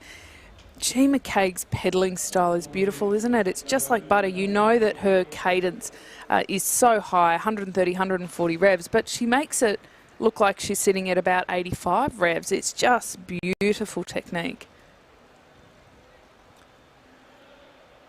A name to remember, Alessia McCaig. She did multiple sports before she started to focus on cycling, and still isn't under a very heavy workload. Shane Kelly is looking after her from the Victorian Institute of Sports, the former world champ himself, and she hasn't been travelling from Bendigo down to Melbourne too often, just enough. Which I think is a great thing. It keeps that fight there, the desire, still wants to do it, the passion, but training enough. That means there's so much more room to improve, and yet she has been so incredibly fast already. So South Australia, the next team to come, Bree Hargrave, Ella Sibley and Lara Tucker. So Lara Tucker at the top of the track. It's Bree Hargrave that's going into first position, and Ella Sibley, first year in the elite category, she's in the second position. Lara's father, Kenrick, I know, is in the complex tonight. So great to see Kenrick around the track as well. And there's a few of the older guys I caught up with just before the start, actually, from Kenrick's time in the national team back in the day that are here as well. They've come up from the Gold Coast to catch up with him. Derek Osborne was one of them. He's one of the older guys in the racing scene on the Gold Coast when I very first started as a junior. A lot of history in the sport. It's great, actually, that the experience stick around and mentor these generations to come. It would be such a shame if all of that wisdom was lost to the system. Alas, a lot of familiar faces here in the staff. A lot of nervous adjustments from Bree Hargrave. We're only 10 seconds to go now, and she's still fidgeting around, getting herself right and feeling comfortable. And now focusing the last couple of seconds. South Australia underway. And we've had an incident there. Lara Tucker just having, what's the technical term? Got a bit of a whoopsie out of the start line there. It looks like she actually pulled a wheel and wasn't able to take off. So she actually did tip over and high-side it down the track. She looks to be okay, but in a little bit of pain. There's a limp for sure. She's yeah, definitely limping. That knee looks to have taken a jolly good whack when she came down. The bike actually landed on her at the same time. So let's take a look at it. Right at the top of the track, Lara Tucker. Oh, yeah, you can see there. Just a She has pulled the complete wheel. lock-up of that wheel, It does look like the wheel has been pulled across and then it just didn't go. And I tell you what, because the track, we're in the straights, which are obviously not as steep as the bends, but falling down the track, it's a long way from there, from the height up high to fall down to the left. We call that high-siding when they do it like that, and it's thankfully not that common, but it is not a nice way to go. Now, that's a bit of a bummer from the mechanic. That's not Lara's fault. She has an enormous amount of power, and when they do accelerate from a standing start. Let's take a look at it again. Pay particular attention to her foot and crank. It just doesn't move. So the minute she puts power down that wheel, we call it pulling the wheel, and what that means is that the edge of the wheel and the tyre actually pushes then up against the frame, and that prevents, in the worst case, it prevents it from moving at all. Sometimes it slows it down and you'll just notice the real stop off the start line.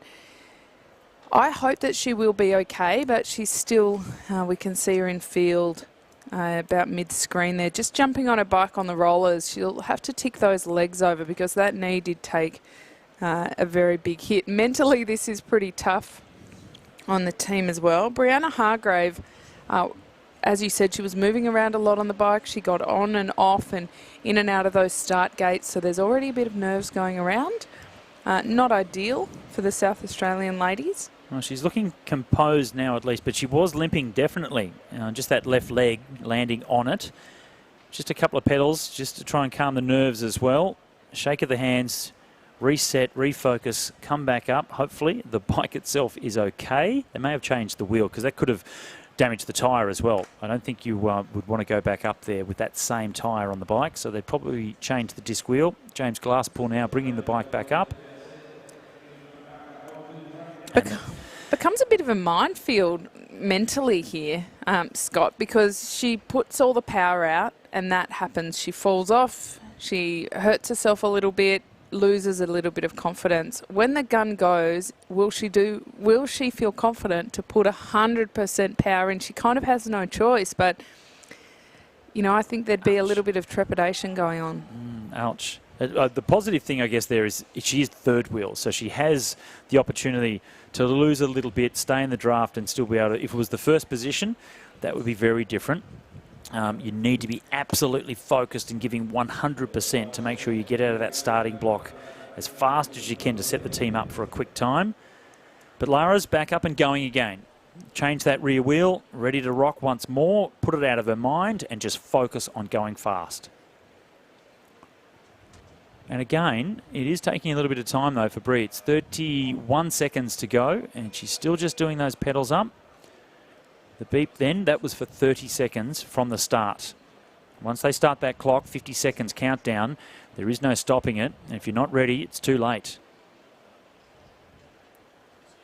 Hargrave, Sibley and Tucker. This is the team from South Australia. Still two teams to come. Time to beat is 50.3.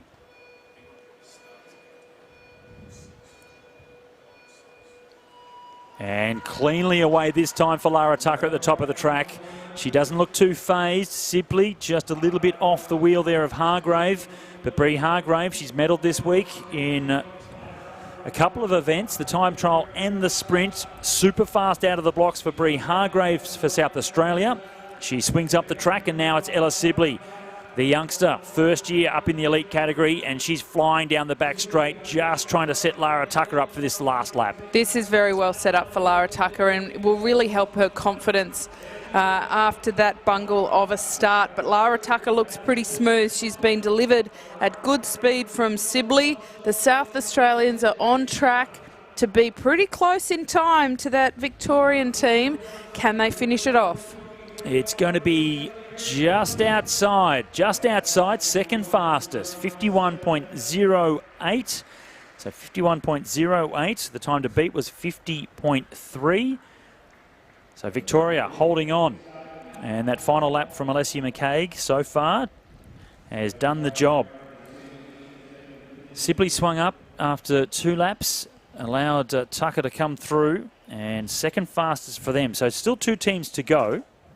There is still a chance they can race for gold, but we've got the ACT and Queensland, and they really want to try and do what they can now. They'll sit back and just focus on these next 2 races to come.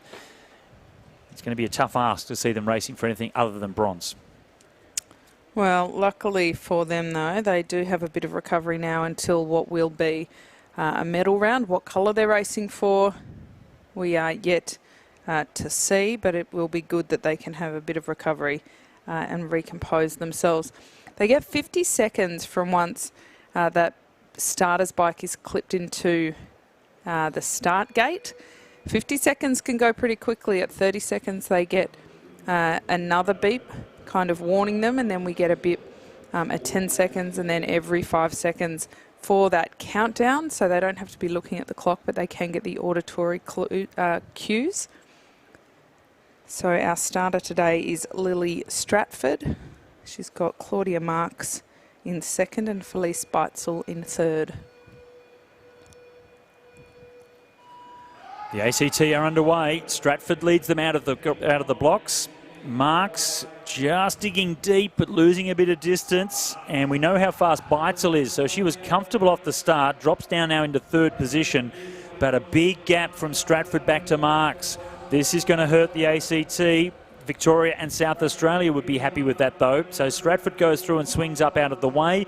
Claudia Marks now to do the second lap, and that's when Beitzel will be unleashed. Well, Beitzel needs to give a little bit of distance here because she needs to hit this final lap at absolute full speed. She's up. It's her turn to shine. Straight away we see the rock and roll of the hips as she belts out the power. What can they do here, Scott? They look like they're only going to come in third here, which is actually a bit of a surprise. But what can Beitzel do? She goes across 52.313. It is in third. So they won't be racing for that gold medal. Bit of an upset, I'd say. Well, they were the second last team to start. Still have Queensland to come, but a slower start, and Beitzel wasn't able to overcome that. So the third fastest for them, and South Australia will be happy with that because they're the second fastest, and they still have a chance. They're holding on to hope of going into the gold and silver medal race. For now, Victoria are guaranteed a race for the gold. So they have the fastest time at 50.3. So Victoria, Ward, Jenkins and McCaig will be racing for gold. They're now just waiting to see whether it's going to be against Queensland or against South Australia. This is the last team to come up onto the track now. Christina Clonan, Jackie Mengler-Moore and Liliana McLennan. Well, we've got our favourites on paper coming out onto the track. Christina Clonan, she's won the sprint and the 500 this week, as well as the Keirin. Pretty comfortably on the top of Australian sprinting this week, we can say that. Jackie Mengler-Moore, she's got a lot of power, very good 500 metre time triallist, relatively new to the sport, but really finding her feet. Liliana McLellan, she's got a bit of a job today to get them up and going, but I think that once they do settle in. Clonan in second wheel. She will deliver Mengler Moore for that final lap. Slightly different tactic from the Queenslanders, putting their fastest rider in second position. That's different from the teams that have gone before. Almost a false start. They were pretty keen to get going, and that's what has been called. So it was Mengler Moore at the top of the track that was just a little bit too eager. She looked a bit antsy, didn't she? She was rock and rolling with a couple of seconds left to go. Yeah, just when she went to get out of the saddle, went slightly forward and then settled and started, but it was just that initial movement that the commissaires were not too chuffed about. So they get to do it all again. And this will be interesting, Kate, because we mentioned Clonan as the fastest rider, sitting in second position. Each of the other teams have had their quickest rider go in well, South Australia did change it. Hargrave is their quickest, and she was their starter. But she's also trying to put herself into that national program as well, because we are down one rider with Steph Morton's retirement. We're a bit of a scramble to try and fill that position. I'm not sure if they'll be able to do it before the Tokyo Olympics, though.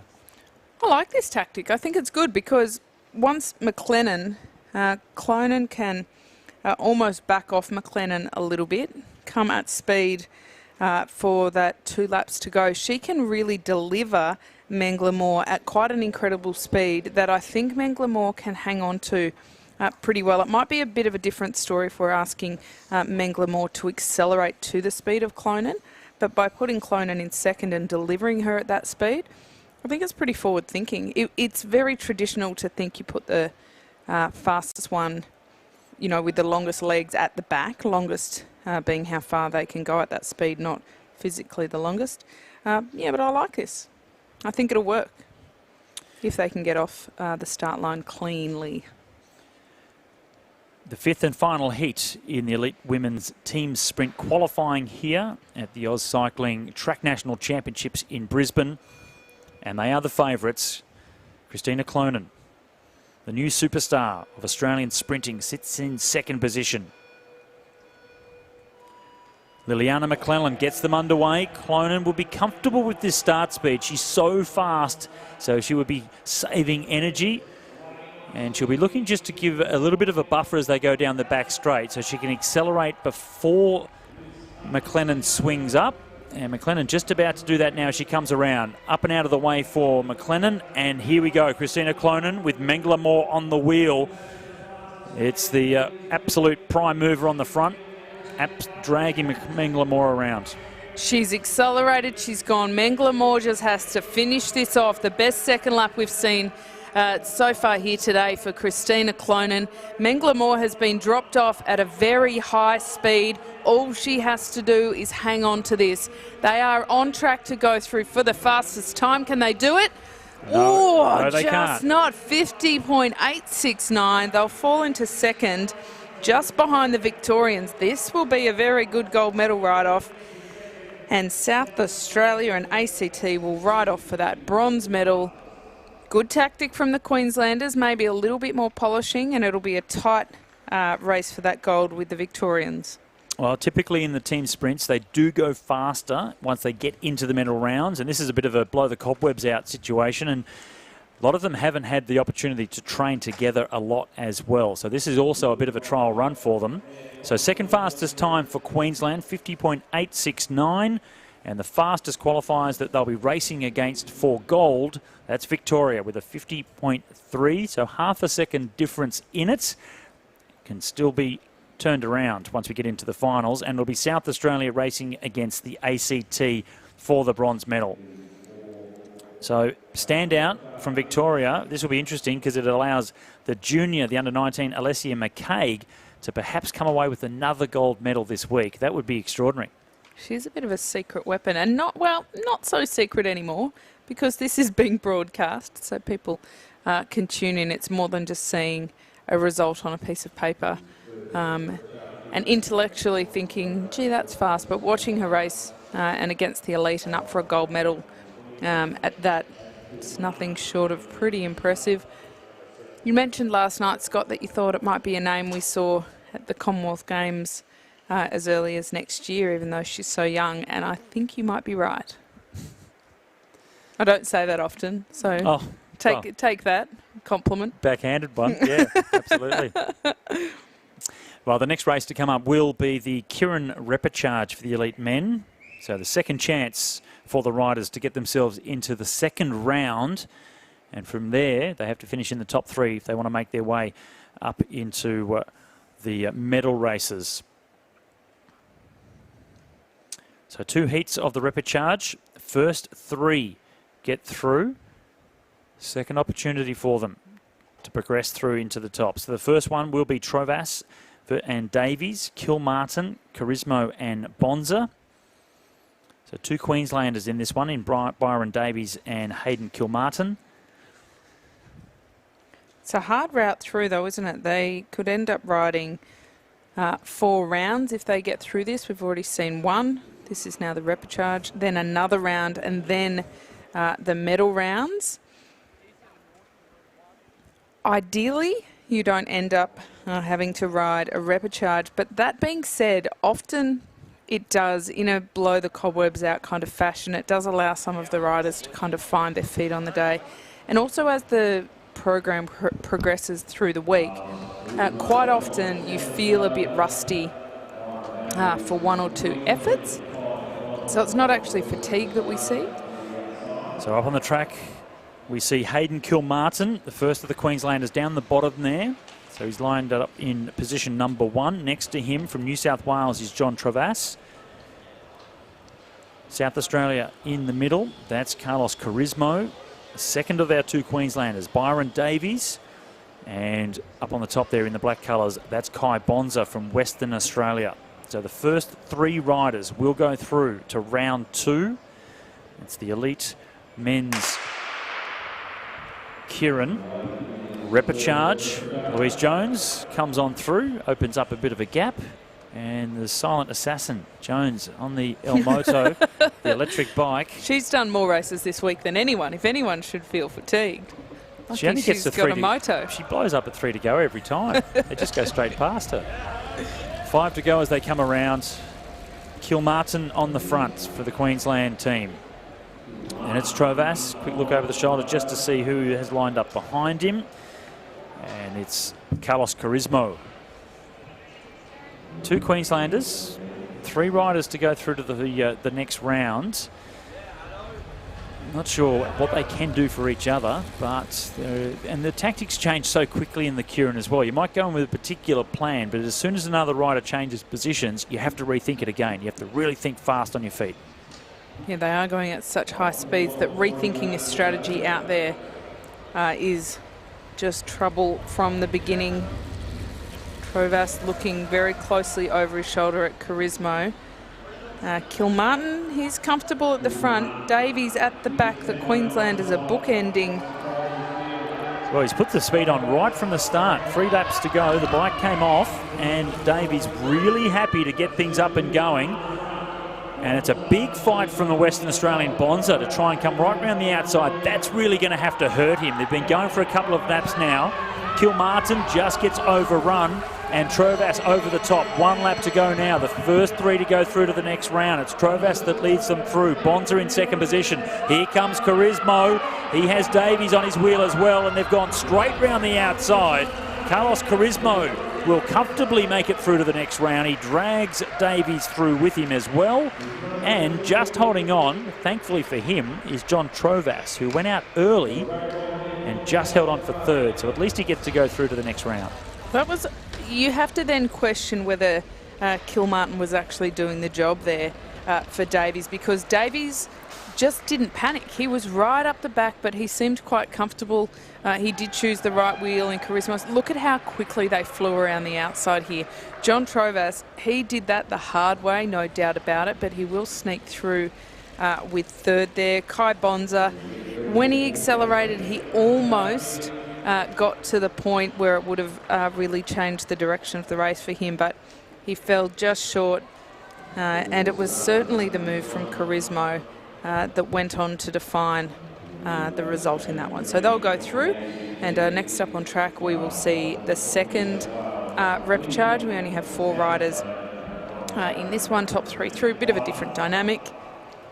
For New South Wales, we've got Charles Hoffman, who's first out onto the track, followed by Lee Hoffman. It's the Hoffmans. One F for one, two Fs for the other. In The Hoff. second down. We've also got Jamie Green from the ACT. Connor Rowley riding for Ireland, but he's a good Melbourne boy. Riding in the black there, so no green kit to be seen. 3 will go through from this 4 through to the next round. Only 4 riders on the track, 3 to go through. One unlucky rider that won't progress to the next round. And Connor Rowley, the big man, winds his way up to the back of Louise Jones on the motorcycle. El Moto, the electric bike. Jamie Green, he's been around for a while, Jamie Green, so he should be able to keep himself out of the danger zone, you would think. But there's some speed in those legs of Charles Hoffman and also Lee Hoffman. So Hoffman and Hoffman. There'll be plenty of huffing and puffing and hoffing and hoffing. It's very descriptive. Rowley it is. The black colours, the black skin suit. It's not the traditional Irish colours, but he does have the traditional Irish colour to his legs. It looks as if he hasn't been outside for quite a number of years. We were joking about it. I say that because we were joking about it the other day when I saw him. I said, you look like a typical sprinter. You haven't been outdoors for a long time. He said, mate, I've got Irish heritage. It wouldn't matter how long I was outside for. I'd just be white or red. Hoffman goes around the outside. This will be the easiest one to call. Hoffman goes around the outside. Hoffman now comes around the outside. So it's Hoffman leading Hoffman with Rowley in 3rd place. But it's the South Australian Hoffman, and that's Lee that leads Charles in 2nd place, Connor Rowley in 3rd, and Jamie Green. I gave him a rap and said that he should be able to get his way through, but he's in 4th spot and in the danger zone now with 1 lap to go. Only the first 3 to go through. One rider will miss out. Charles Hoffman in 2nd position, now in the danger zone as Rowley comes around. So Lee Hoffman will go through, and it was close at the end. Lee Hoffman definitely goes through. Connor Rowley goes through, and then Charles Hoffman and Jamie Green were fighting for that 3rd position. And a little bit of a mistake there, really, from Charles. He's in a good position here on Lee's wheel, and then lost a bit of contact down the back straight. And that's where he goes into a bit of danger. As you see Jamie Green up around the outside. Oh, I don't think he got there. So I think Charles Hoffman was the man to get through. So the 2 Hoffs make their way through along with Connor Rowley, and Jamie just a little bit too far, couldn't get there. But yes, I think that Charles needs to remain a little bit more vigilant in the next round. It was when he started to suffer, and he actually looked down, and it was in that moment that he lost a length or 2, as though he kind of tapped out for a second before he rejoined and refought for that. So he did get through, and he did deserve to get through, but that was a little bit of a close run. It was indeed, wasn't it? It seemed as if he was going to be comfortably sitting in 2nd wheel on Lee Hoffman's wheel, taken through into the final. But that wasn't the case. He had to fight hard right to the very end. Alessia McCaig's grandmother, just up here on the left. She'd be happy with her performance from the team sprint. I'm glad that the parents and friends have been able to travel. It's great that they can support the athletes. Since the first day when we scanned the crowd, and there were several meat pies in the offering, haven't seen many since then, Kate. No, I mean, maybe somebody's concerned that I'll call them out for eating a meat pie, but actually I'm a bit jealous up here for the meat pie. That's all it is. It's lunchtime now up here in Queensland. It's 12:40 Queensland time. Don't have daylight savings in Queensland. Don't get me started. And I'm quite peckish. So if anyone's got a pie, so what Scott's saying is, if anybody has a pie, bring food. We're upstairs. We'd like ketchup, tomato sauce. Now, a different style of race on the track now. This is the under-19 women's points race final. And it's over 80 laps, 20 kilometres, 80 laps. Sprint every 10, 5, 3, 2 and 1 point for first, second, third and fourth every 10 laps. Double points for the final sprint, 10, 6, 4 and 2. If you take a lap on the field, it's 20 points added. If you lose a lap, it'll be minus 20 points. We've seen a lot of these races with the Omnium and the points races from the other categories and age groups. We have seen a lot of bunch racing this week, and this is a good size field for the under-19s. I can see 4 New South Wales riders out there, I think 3 Victorians and 4 South Australians. So team tactics, as always in these mass start events, could quite possibly play a big role. And you never quite know. We've noticed a few times we've thought states have been working well together. Up to a point we've thought, goodness, is that a mistake, or are they all out there racing on their own? It takes a few laps to really establish what may be going on. And very often the advice heading into a points race will be, for the first half, you can race for yourself and see what happens. And then after that, if somebody needs and deserves the support from the rest of the team, then we will turn our focus to that. Overwhelmingly, I think, Scott, the favourite would be Lucinda Stewart. She won the Omnium and had a brilliant points race in the Omnium. She also won the scratch race. She's a very savvy bunch racer. She's got pretty good legs. This week she didn't ride the individual pursuit. I think that was to save herself for the massive program for this week. But she is the one with the highlighter around her name for me. And she's a real bunch racer, so I'm not sure exactly how well she's performed in the individual pursuits previously. She is coming up, this is the first year in the under-19 category as well, so it's always been shorter stuff for the under-17s, now up into the 19s, and really dominated these bunch races. Very incredibly gifted in terms of her racecraft, so she knows how to win a race. So she will perhaps be the favourite. However, from last year's championships, we have first, second, third, fourth and sixth from last year, yet the newcomer may be the favourite to take the win. So this could be interesting. It's what I love about juniors, is that it is constantly changing. We're not seeing the same dynamics every year where they're coming back and racing each other, but we just have new faces. And as you know, Scott, you've got teenage daughters.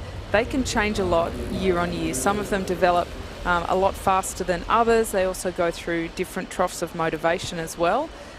Given COVID, that can change a lot. It's been a very tough year for the Victorians. I think it's actually, based on some of the performances we've seen this week, I think it's hardened some of their resolve, because we've seen some of the most tenacious rides and biggest comebacks from the Victorian team, and it's almost like they've had enough. They're allowed out now, and they're going to make it worth it. Well, we're coming towards the first of our 8 sprints, and you mentioned Lucy Stewart. She was in second position last lap, and then as soon as Claudia Marks from the ACT came up around the outside, Stewart put herself straight onto her wheel as well, just showing her craft, and she's getting ready for this first sprint. 71 laps to go, and they're right across the track, very much bunched up. And Marks from the ACT has backed off a little bit. We can see coming into third position now is Stewart. So the Victorian looking to start this points race in fine form with the first 5 points on offer. And she's just going to hold on. So Lucy Stewart does come through to pick up that first sprint. Alyssa Polides, her teammate there, almost rolling over the top of her. But a pretty good show of control by Lucinda Stewart there. She looked like she had a bit left in the tank if she needed it, but she did put in that acceleration to get herself in a very good position. From the under-19s, it's not unusual for the first half of the race to really be dominated by sprint recovery, and so they're not rolling along at the bottom of the track. They're still travelling fairly quickly, but it tends to be less punctuated by the attacks.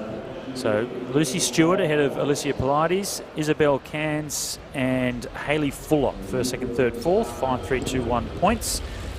And Polides, she broke the Australian record in the under-19 women's individual pursuit the other day. It was held in the afternoon, so we didn't see it in the evening program, which is part of our coverage, the night programs.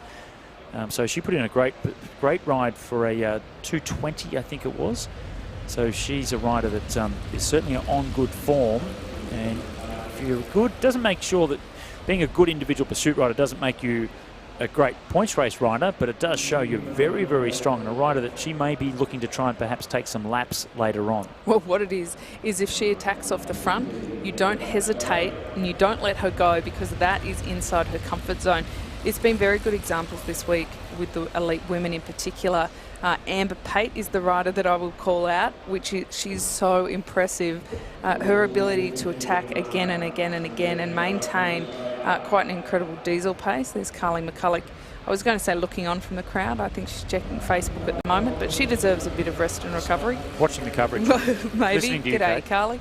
And Amber Pate showed us the different styles of how to ride a points race and still be quite successful. So you can definitely go sprint for sprint and roll a bit in between, and that's what we're seeing dominate here so far. In the women, we saw a bit of a different race because there were riders like Pate who needed those breaks to go in order to get points. 63 laps left to run. They're pretty happy to keep the pace fairly consistent and calm. This really plays into the hands of the Victorians, I would think, Scott. It does, and Stewart won the scratch race on the first day that we had the competition here, and the peloton were quite happy just to roll around a little bit. There weren't many attacks, and Lucy just went bang on the last lap and completely opened it up to win. And if they do this for each of these sprints, then Stewart would very much be very thankful, I would think. That's her on the front, number 22.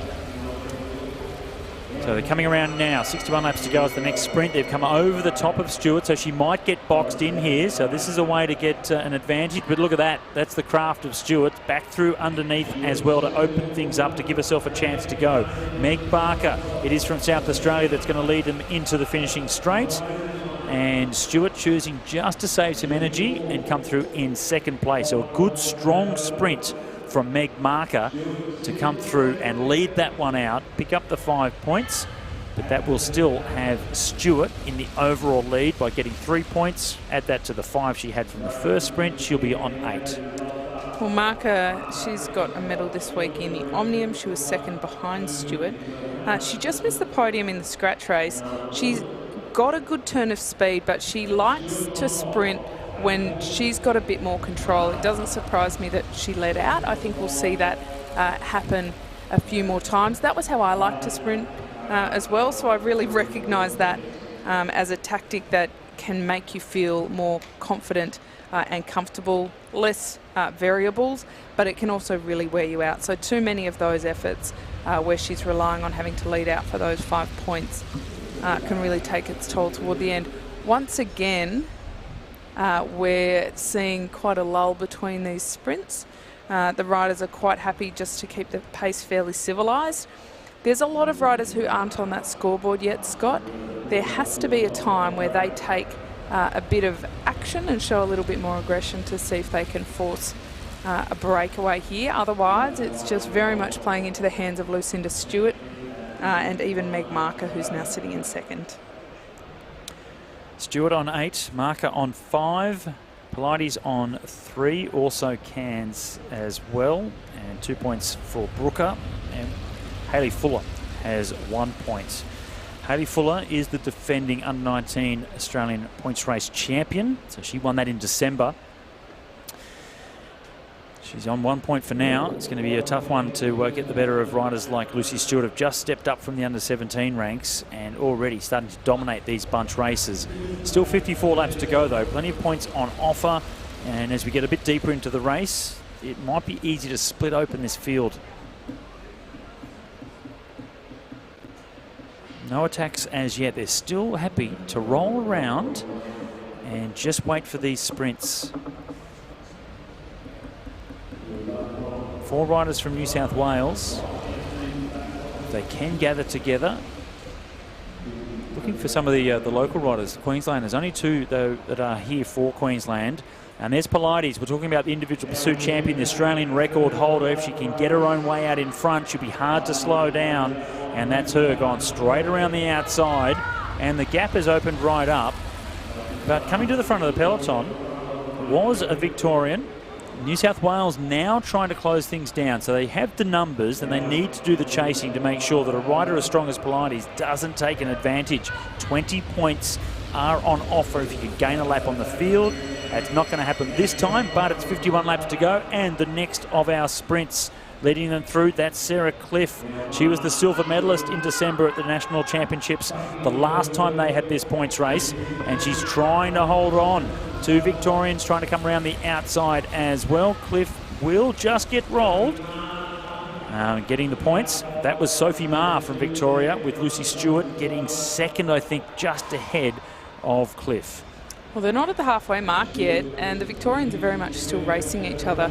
It appears there's no clear leader amongst that team, at least for the first half of the race, which isn't an unusual tactic at all. The New South Wales team is a very strong team, but they do need a bit more coordination, or it will just be points for points at the moment. A good win by Sophie Meares. She rolled over the top there of Sarah Cliff to take those 5 points. Lucinda Stewart ended up taking the second, so Sarah Cliff back in third on 2 points. Lucinda Stewart is now leading overall on 11 points, but it's so far still a fairly tight race. Stacked up behind her, but she's getting a little bit of a buffer now. Sophie Meares and Meg Marker, both riders have won a sprint each. They're tied in second place on 5 points. Then tied on fourth place, Alyssa Pilates and Isabella Cairns on 3 points. Then 3 riders on 2. That's Brooker, Cliff and Fuller. So Lucy Stewart with 6 points lead over the rest of the riders. Doing just enough. She's won a sprint and then she's featured in the other couple since then. 46 laps to go. And then leading through now is Claudia Marks from the ACT. Stewart swings up. Pilates comes through on the front as well. Short turn from her as she goes up the track. There's Hayley Fuller, the defending champion. She sits equal 6th at the moment on 2 points. A little bit more work to do for the champ. Sophie Meares now comes through on the front. And the next 2 riders in the light blue colours from New South Wales. Lucinda Stewart, she's the dominant one on the board at the moment. We certainly talked her up a lot at the beginning of the race, but that will really hurt her toward the back end of the race because a lot of eyes will be on her, and there is then the potential for the teams to start working together. Across the board, it looks like none of the teams have gone out there with one particular favoured rider. So again, that's an interesting dynamic because we could be in quite a different position had that have been the case. But I like this. I think it's a good open race.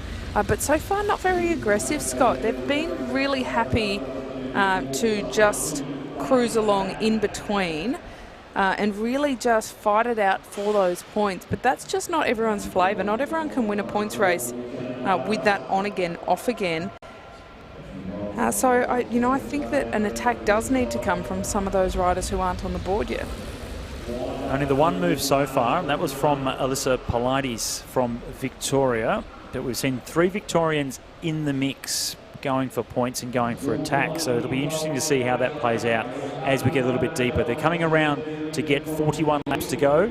The next of the sprints are not too far away now. The bell will sound and we can see riders from New South Wales out in front. But it's going to be a late dash, though, from Queensland. That's Isabella Cairns. So Cairns down the back straight, and there's a real sprint race on here. Queensland holding on for now. South Australia up around the outside. Stewart's again in the mix for Victoria, but she's going to be second this time. Meg Marker with another strong sprint for South Australia. And she picks up the 5 points ahead of Stewart. So Stewart still will be leading reasonably comfortably. Attack came straight after that. That was from Alyssa Pilates once again. So she's letting everybody know exactly what tactic she has, and that is to attack and try and split things up. They are going on with it a little bit here, Kate. So there's a fair few riders out in front, but it's doing a lot of hurt to the rest of the peloton. You can see the gaps that have really opened up from that attack from Pilates. Well, the front group is down to about 9 of them. They do have 4 New South Wales riders, 3 Victorian riders. It's starting to shape out into who is the most dominant. Lucinda Stewart leads on 14 points. Meg Marker in second on 10. But back to Pilates on 5, as well as Sophie Meares on 5. So we've got two more distinct leaders. Now, interestingly, is the New South Wales riders, well-credentialed riders at that, of Rebel Brooker, Sarah Cliff and Hayley Fuller, they are quite a ways down and behind. They are all in that front group now, in a line, no less. But they need to start getting organised, decide who it is they might ride for, and try and get some points on the board. Peloton just now backing off a little bit. So there was a real scramble there for a few laps, which has hurt a few riders. A couple have gone off the back and a few have had to dig very deep to get back on. But we do have 3 riders that are out the back of the field. Bit of pressure being applied and a few riders drop, but they're rather incidental, Scott. And once again, they're still fairly civilised. A bit of an acceleration there from Stewart, but she then moved right up the track. It wasn't really a move intended to cause a lot of harm. Just the for the interest, for the fan in me, Scott, I'd love to see a rider take a bit of initiative, take a bit of height, and animate this race by laying down a big attack, because I think otherwise Stewart and Marker will be sprinting it out to the end for that gold medal, and the other riders just don't stand a chance of pushing them any further for that. Well, they get 33 laps to go, and they're starting to think about the next sprint. It's only a couple of laps away, and they ease off a little bit and start thinking about where they need to be positioned in the peloton to give themselves the best opportunity to go for the maximum points.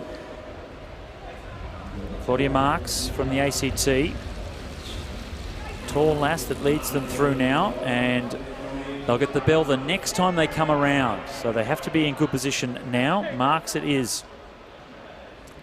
I think the big opportunity will come after the next sprint, because they're all starting to get tired. The Victorians are getting organised. Here is the run.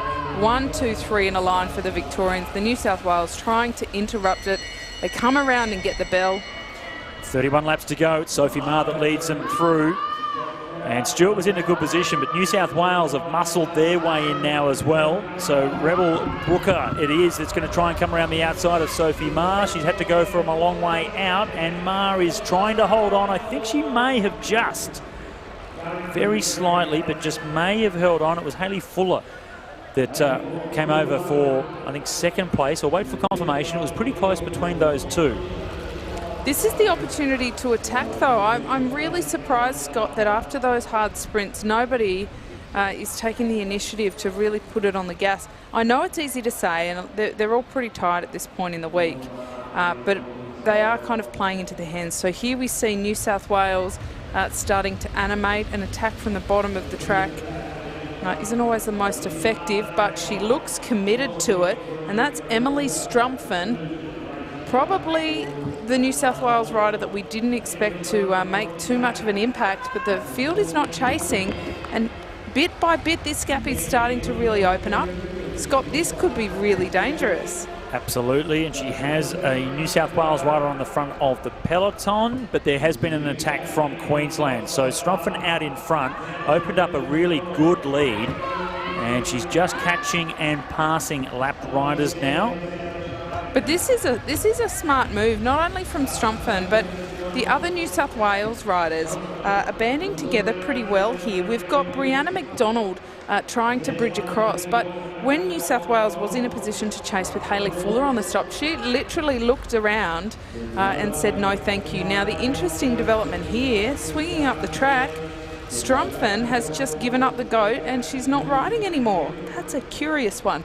She must have bad legs in order to do that, because otherwise that doesn't make a whole lot of sense, given where the New South Wales girls are currently sitting on that overall. But once again, we're back to the march around and the look and the roll into the sprint. 24 laps to go. They've got 3 sprints left in the race, one with double points at the end.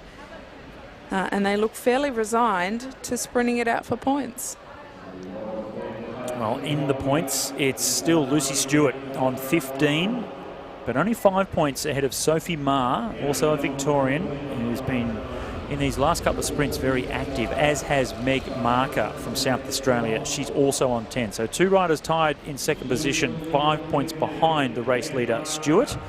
And then it's a bit more of a gap back to Alyssa Polides, who's on 5 points, as well as last year's champion, Hayley Fuller from New South Wales. So 3 Victorians in the top 4, and 1 South Australian and a New South Welsh rider as well, sitting in 4th place. So still comfortable there for Lucy Stewart. And while the attacks have been happening, and here's another one that's starting to get ready for the next sprint, Stewart hasn't had to do too much. He has just been picking off these sprints, not much chasing. But this is one sprint that might be a little bit too far for her now, because we can see South Australia just going off the front at 21 laps to go. And Ali Anderson, she was the bronze medalist last year in this race. That was last year, only December, a few months on, and here we are again racing a national championship. But you can see that she is going to get run down this time. It's Queensland that's going to come around to pick up the 5 points, so that's a really strong ride.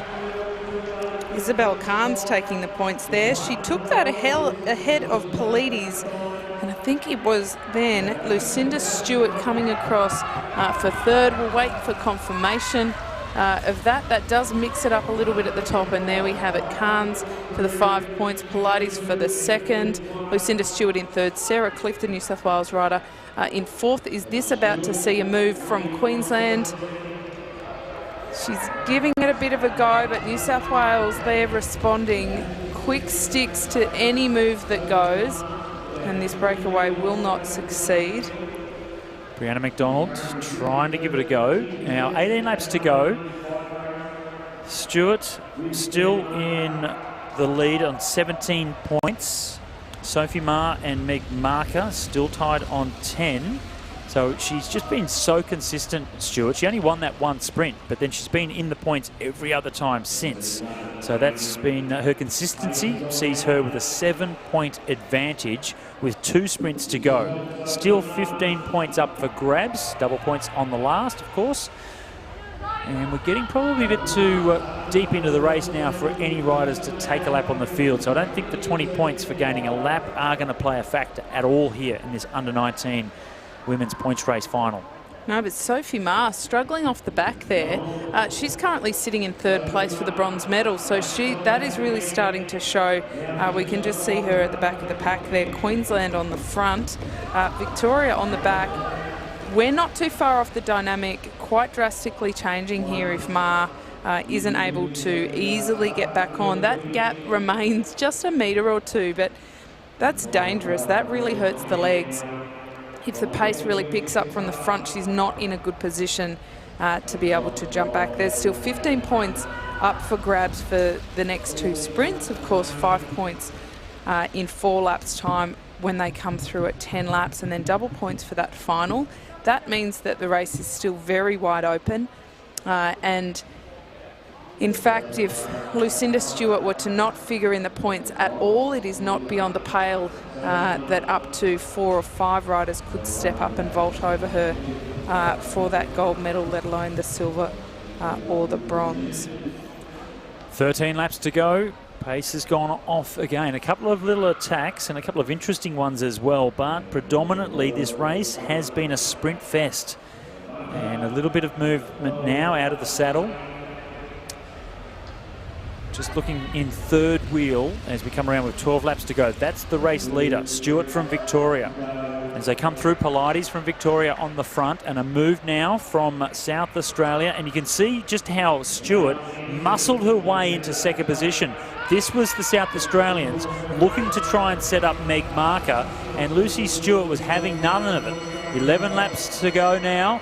Stewart may have thought she's gone a little bit early, and she has backed off now. So I think there was a mistake there made by Lucy Stewart. I think she thought she was going for the point sprint now. This has opened it up for Polides out in front. So Alyssa Polides will pick up the 5 points just ahead of Isabel Khan's. And I think Lucy Stewart had made a big boo-boo then and made a mistake. She went a lap early for that sprint, put in a big effort, and then came away with no points at all. So that may change things a little bit for the overall standings. We'll wait for the confirmation after that sprint. Polides, Khan's, Marker and Cliff. So Marker will move up slightly. Pilates will go into second position. So there you go. Stewart 17, Pilates 13, Marker 12. Also on 12 is Isabella Carnes. 10 points up for grabs in this final sprint. Stewart was hurting that time, didn't get any points, but one more sprint to go, so things can still change. Any of these riders can come away with this win. Well, the Victorians are in a bit of trouble, actually, because both Stewart and also Sophie Meares have been dropping toward the back and really running out of steam a bit. At the same time, Pilates riding very well to take those 5 points. It is double points coming up. So it really is open. There's still 4 odd riders who could take the gold medal here, which really changes the dynamic. We are looking at Isabel Carnes, Meg Marker, Pilates and Stewart. They're the 4 riders. 2 of those, the Victorians, of course. Carnes, the Queenslander, local girl. Scott, will the crowd help her out a little bit? She'll have family here. That might be a factor coming into this final sprint. Technically, Kate, we do have 5 riders that could win this. So down to Sophie Meares in 5th place. She's on 10 points. 10 points on offer for the final sprint, but that would require all of the top riders above her not getting any points, which is unlikely in this final sprint. 5 laps to go. Technically possible. Technically, mathematically, it is possible. So 5 laps to go, or 4.5 laps to go now as they go down the back straight. Stewart it is on the front. They're gathering in numbers, the Victorians, with one more sprint to come. It's still a ways out, though. South Australia have Meg Marker in there. She's in a very good position. Most of the riders are starting to actually look pretty worn out and pretty fatigued, but can they get organised here for this sprint finish? They'll come around with 3 laps, 750 metres left to run. Nobody seems to want to take the entire responsibility here because they are all carrying a little bit of fatigue. 3 laps out, to be leading it out is too far. Brianna McDonald, the Queenslander. The pace is not that high, Scott. This leaves it open for an attack. Is that what we're seeing from the New South Wales rider? And that is Hayley Fuller, and she's making a move. This is a good one. She's got 10 points on the line. They come around 500 metres, 2 laps to go. 2 laps remaining in the Under-19 Points Race Championship of Australia for the women, and it is on the march. Hayley Fuller, the defending champion, but she's down on 5 points. So we're coming around to the bell now. It will be Fuller that leads them through, but Pilates from Victoria goes over the top of her. Big move, though, in second position from Queensland. That's Carnes.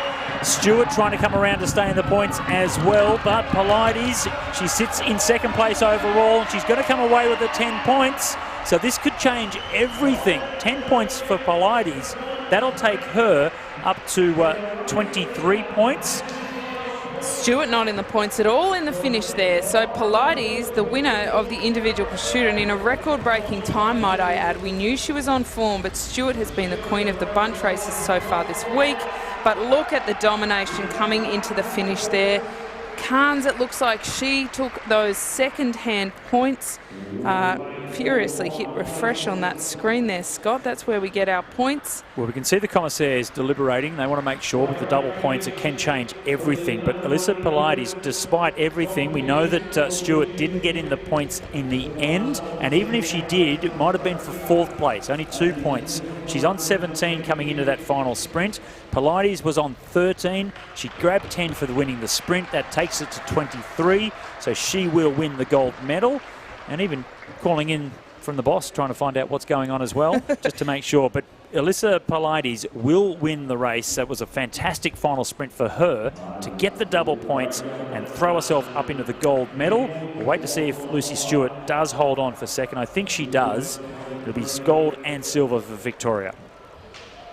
Carnes and Marker certainly propelled themselves up that leaderboard at the finish. But let's look at this finish again here, Scott. Meg Marker leading out. Now, this is earlier on in the race, so you can see some of the earlier sprints, and that was the one where Marker picked up that sprint, and Stewart was happy to go into second position. Sophie Meares picked up 5 points there, and again Stewart in second position, so she was very consistent. But it was that final mistake at the penultimate sprint that really did hurt the legs of Stewart. She went a lap early and then completely messed up that penultimate sprint. And that also perhaps came back to bite her in that final sprint as well. So great comeback, though, from Alyssa Polides. She was on the attack early. She picked up a few sprint wins. And then it was a great final sprint, wasn't it, to come away with that final sprint. So confirmation, the final sprint was Polides from Cairns, Marker and Fuller. So Alyssa Polides, the new Australian under-19 women's points race champion. Second place, jumping over Stewart as well, is Isabella Cairns from Queensland, getting in the points in that final sprint, made sure she got the silver. Lucy Stewart, after leading the entire race, comes away with the bronze medal. Bit of a disappointment for Lucinda Stewart in that final sprint, but she left everything out there, and by goodness me, that Victorian team was formidable. Good racing, bit of a different race than we've seen in the points races so far. A lot more of a let's go for the points race. I guess it's very descriptive, isn't it? Rather than going for any laps, just for the sprints. But now we are back to the Keirin, and we are up for round 2 of the men's Keirin. Some of these riders will be lining up for their third Keirin for the day, but a couple have also gone straight through from that first round. So Tom Cornish and, of course, Azazul Awang are probably the favoured riders amongst this 6. Oh, and Matt Richardson as well. Pardon me. Sorry. Goodness me. What a stacked field this is. So round 2, heat 1, Charles Hoffman from New South Wales, John Trovas also in there as well from New South Wales. Then you've got Carlos Carismo, Ned Pollard from Victoria, Matthew Richardson in those black colours from Western Australia, and Azazul Awang from Malaysia. So this is probably the heat you didn't want to be in if you're a sprinter wanting to go into the gold medal race. You've got Awang and Richardson. 2 very, very good riders. So the top 3 riders will go through into the gold medal race. And at the moment, it's Hoffman just coming off the bike a little bit. Pollard in second position, looking back. Just trying to find out where Richardson is. Carismo in third position from South Australia. Richardson just left a little bit of a gap now. Pollard goes over the top to try and get to the front. Hoffman in second spot as well. Everyone waiting to see what Richardson does. They know he's the fastest rider here, but you've got to get around a whole bunch of others. And a big move now, Richardson and Awang. Look at the 2 riders in the black colours, the Western Australian, the acceleration from Richardson to go up around the outside. Wow, that was incredible. 1 lap to go. The first 3 will go into the final. Richardson is motoring down the back straight. Awang coming to him. Those 2 will go through, and there's a fight for third. Carismo from South Australia gets over the top of Pollard. So Richardson, Awang and Carismo, the first 3 riders to go into the race for the gold medal in the men's Keirin. That was extraordinary. That speed, the acceleration to pop round the outside like that, it was almost rude. Richardson just makes it look so easy and so comfortable. But Awang, he is such a savvy, classy Keirin rider. He just did exactly what he needed to be. Looked like he didn't extend himself too much at all. I think we've got to pay a lot of attention to Carismo, who belted around the outside to get that third ahead of Pollard. I think if Carismo can be on the right wheel in the final, he'll definitely be a podium threat.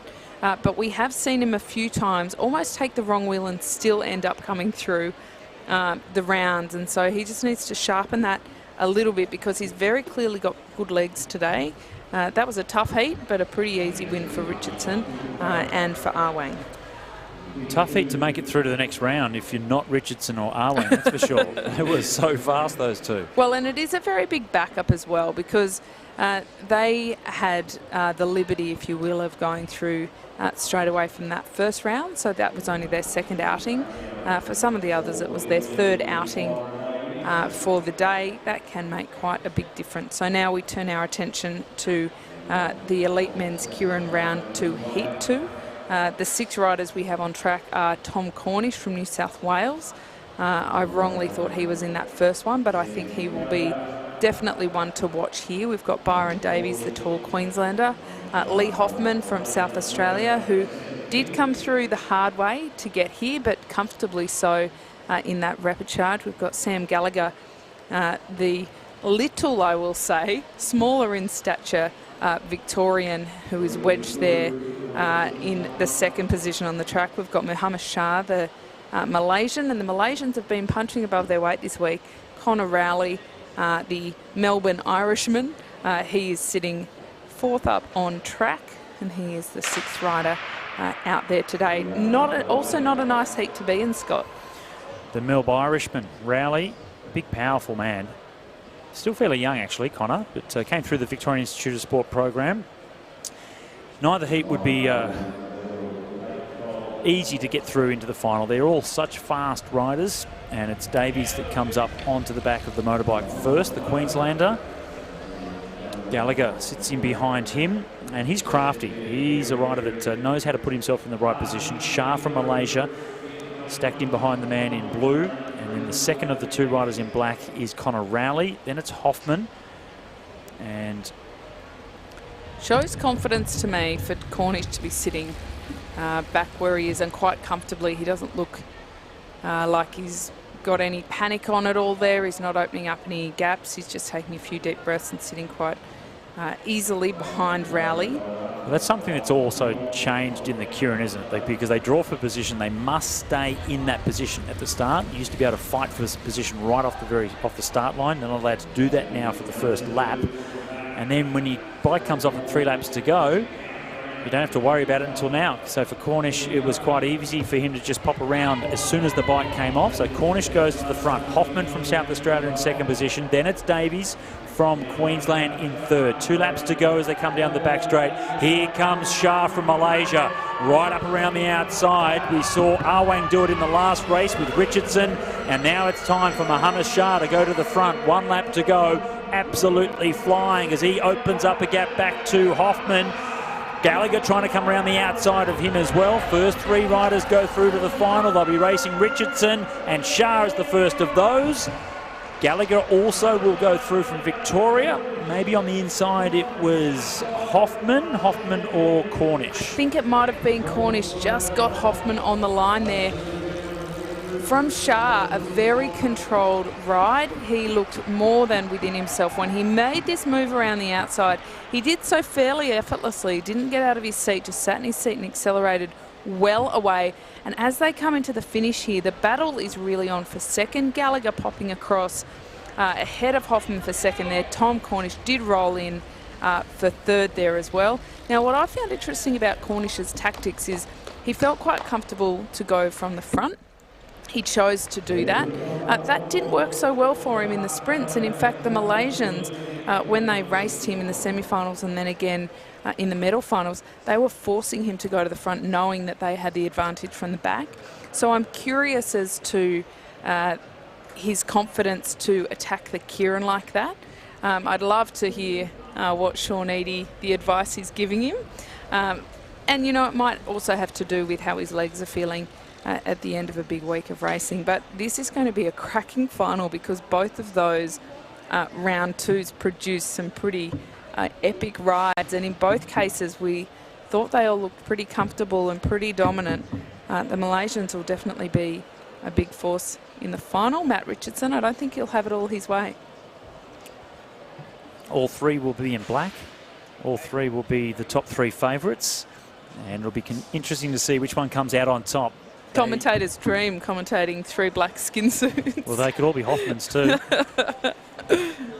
But that won't be the case. So we'll be looking forward to that Keirin final. That's not too far away. Plenty of other racing still to come. The next on track will be the individual pursuit, the ride for bronze for the under-19 men. And we're going to have 2 cracking races in those as well coming up.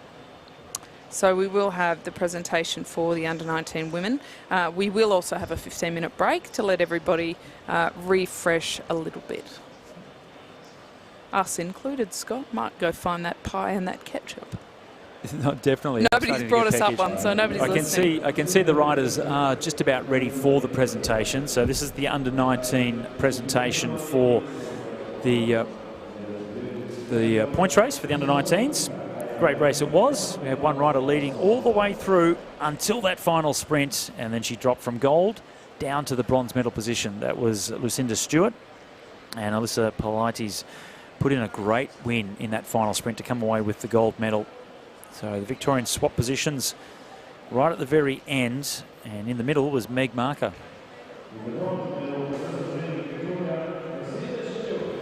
So Lucy Stewart it is with the bronze medal for her.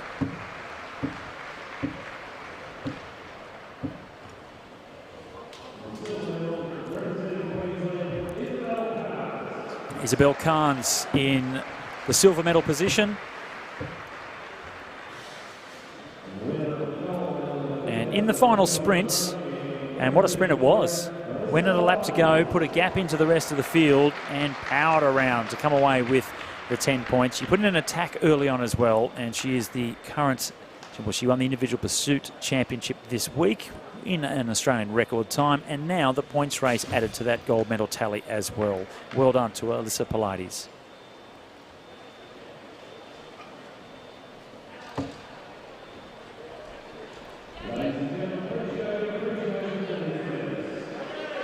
So Politis, Carnes and Stewart, the next generation of elite women endurance riders coming through the national program.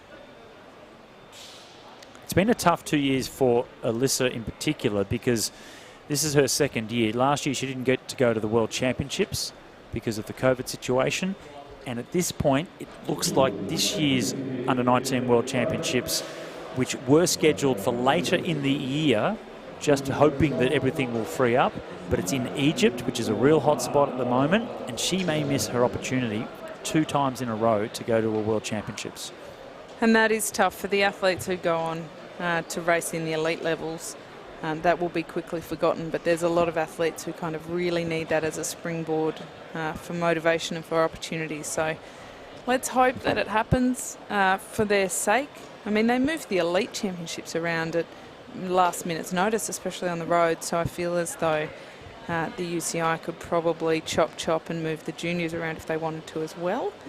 But let's just see what happens. So we've got a bit of a break here now, Scott, in the racing. So the athletes get a little bit of a chance to recover. It is a very heavy program. Absolutely. So it's had some great racing so far this morning. It is the final day of competition here at the AusCycling Track National Championships in Brisbane. So don't go away. There's plenty more to come. Come and discover the epic wonders, the friendly faces, and incredible new adventures that will change you and the way you see the world.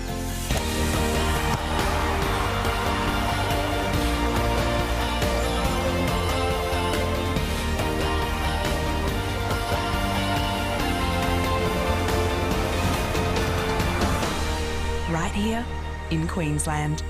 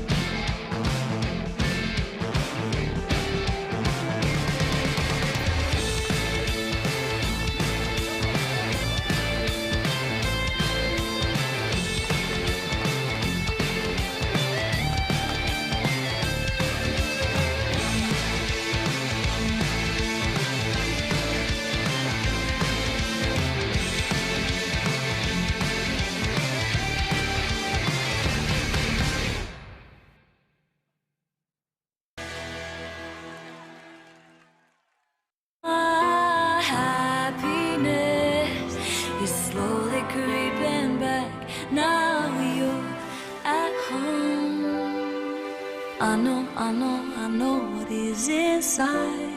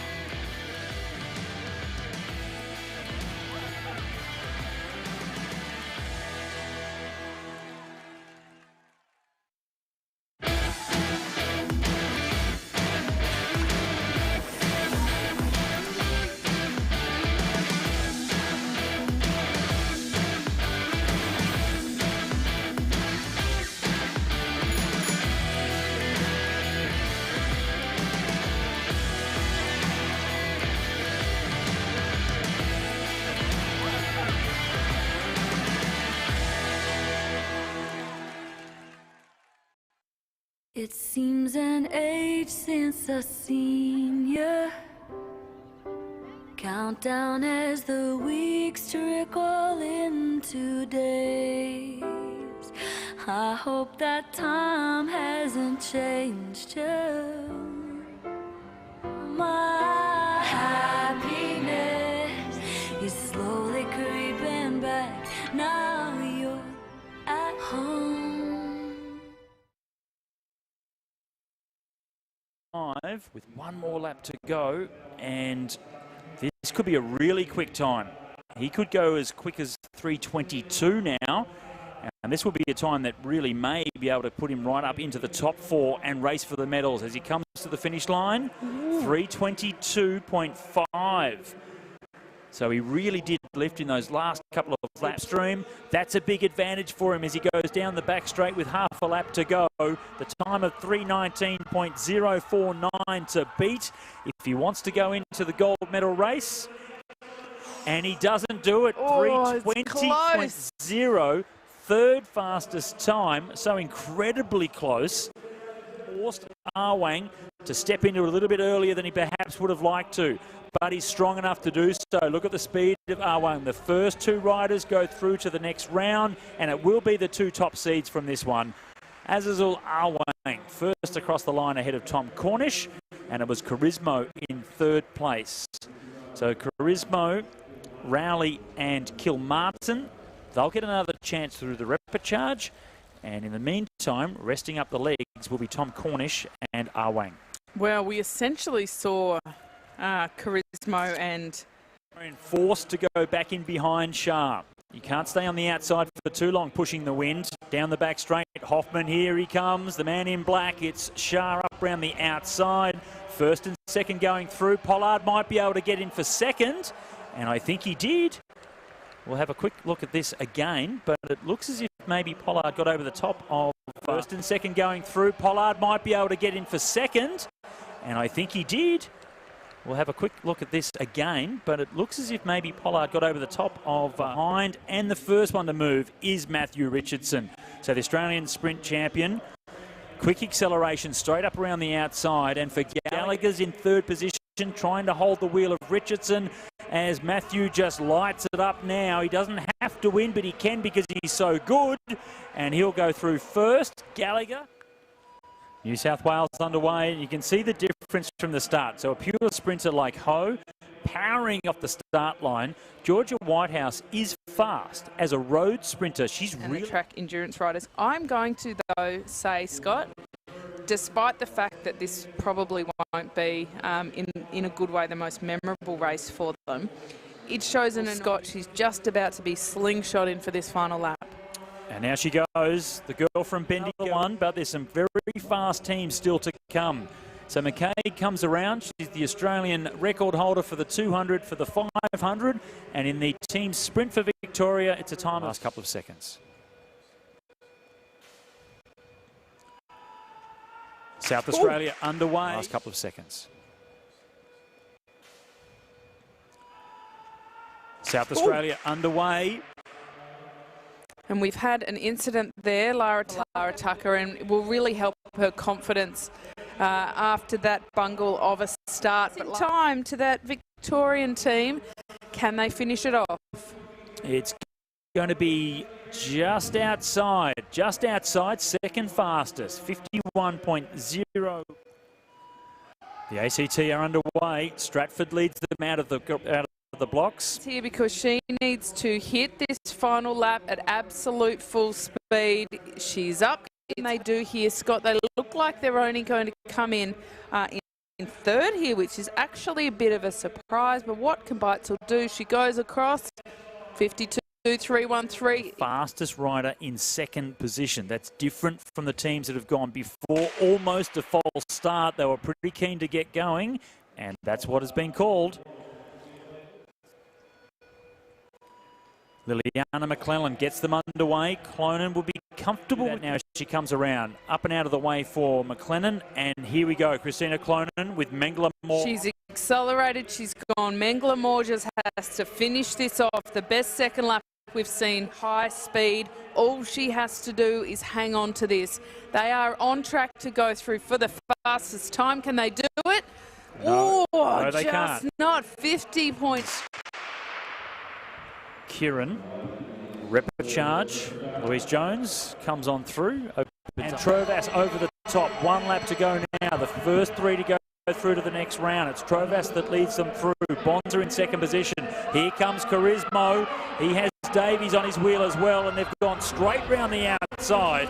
Carlos Charismo will comfortably make it through to the next round. He drags Davies through with him as well, and just third. And Jamie Green, I gave him a rap and said that he should be able to get his way through, but he's in 4th spot and in the danger zone now with 1 lap to go. One rider will miss out. Charles Hoffman in second position, now in the danger zone as Rowley comes around. So Lee Hoffman will go through, and it was close at the end. Start this points race in fine form with the first 5 points on offer, and she's just going to hold on. So Lucy Stewart does come through to pick us up to give herself a chance to go. Meg Barker, it is from South Australia, that's going to lead them into the finishing straight. And Stewart choosing just to save some energy and come through in trying to hold on. 2 Victorians trying to come around the outside as well. Cliff will just get rolled. Getting the points. That was Sophie Marr from Victoria. Rebel Brooker, it is, that's going to try and come around the outside of Sophie Marr. She's had to go from a long way out, and Marr is trying to hold on. I think she may have just very down this time. It's Queensland that's going to come around to pick up the 5 points, so that's a really strong ride. Isabel Khan's taking the points there. She took that away with no points at all. So that may change things a little bit for the overall standings. We'll wait for the confirmation after that sprint. Pilates, Khan's, Marker and Cliff. Points as well, but Pilates, she sits in second place overall. She's going to come away with the 10 points. So this could change everything. 10 points for Pilates. In that final sprint, but she left everything out there, and by goodness me, that Victorian team. Others, and a big move now, Richardson and Arwang. Look at the 2 riders in the black colours, the Western Australian, the acceleration from Richardson to go up round the end is motoring down the back straight. Arwang coming to him. Those 2 will go through, and there's a fight for third. Charismo from South Australia gets over the top of Pollard. Here comes Shah from Malaysia, right up around the outside. We saw Arwang do it in the last race with Richardson, and now it's time for Mohammed Shah to go to the front. 1 lap side of him as well. First 3 riders go through to the final. They'll be racing Richardson, and Shah is the first of those. Gallagher also will go through from Victoria, maybe on the inside. Come and discover the epic wonders, the friendly faces, and incredible new adventures that will change you and the way you see the world.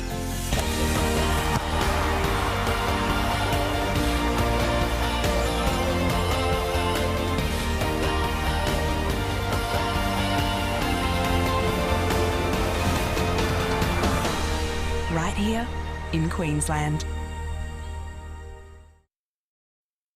It seems an age since I seen you. Countdown as the weeks trickle into days. I hope that time hasn't changed you. My happiness is slowly creeping back now.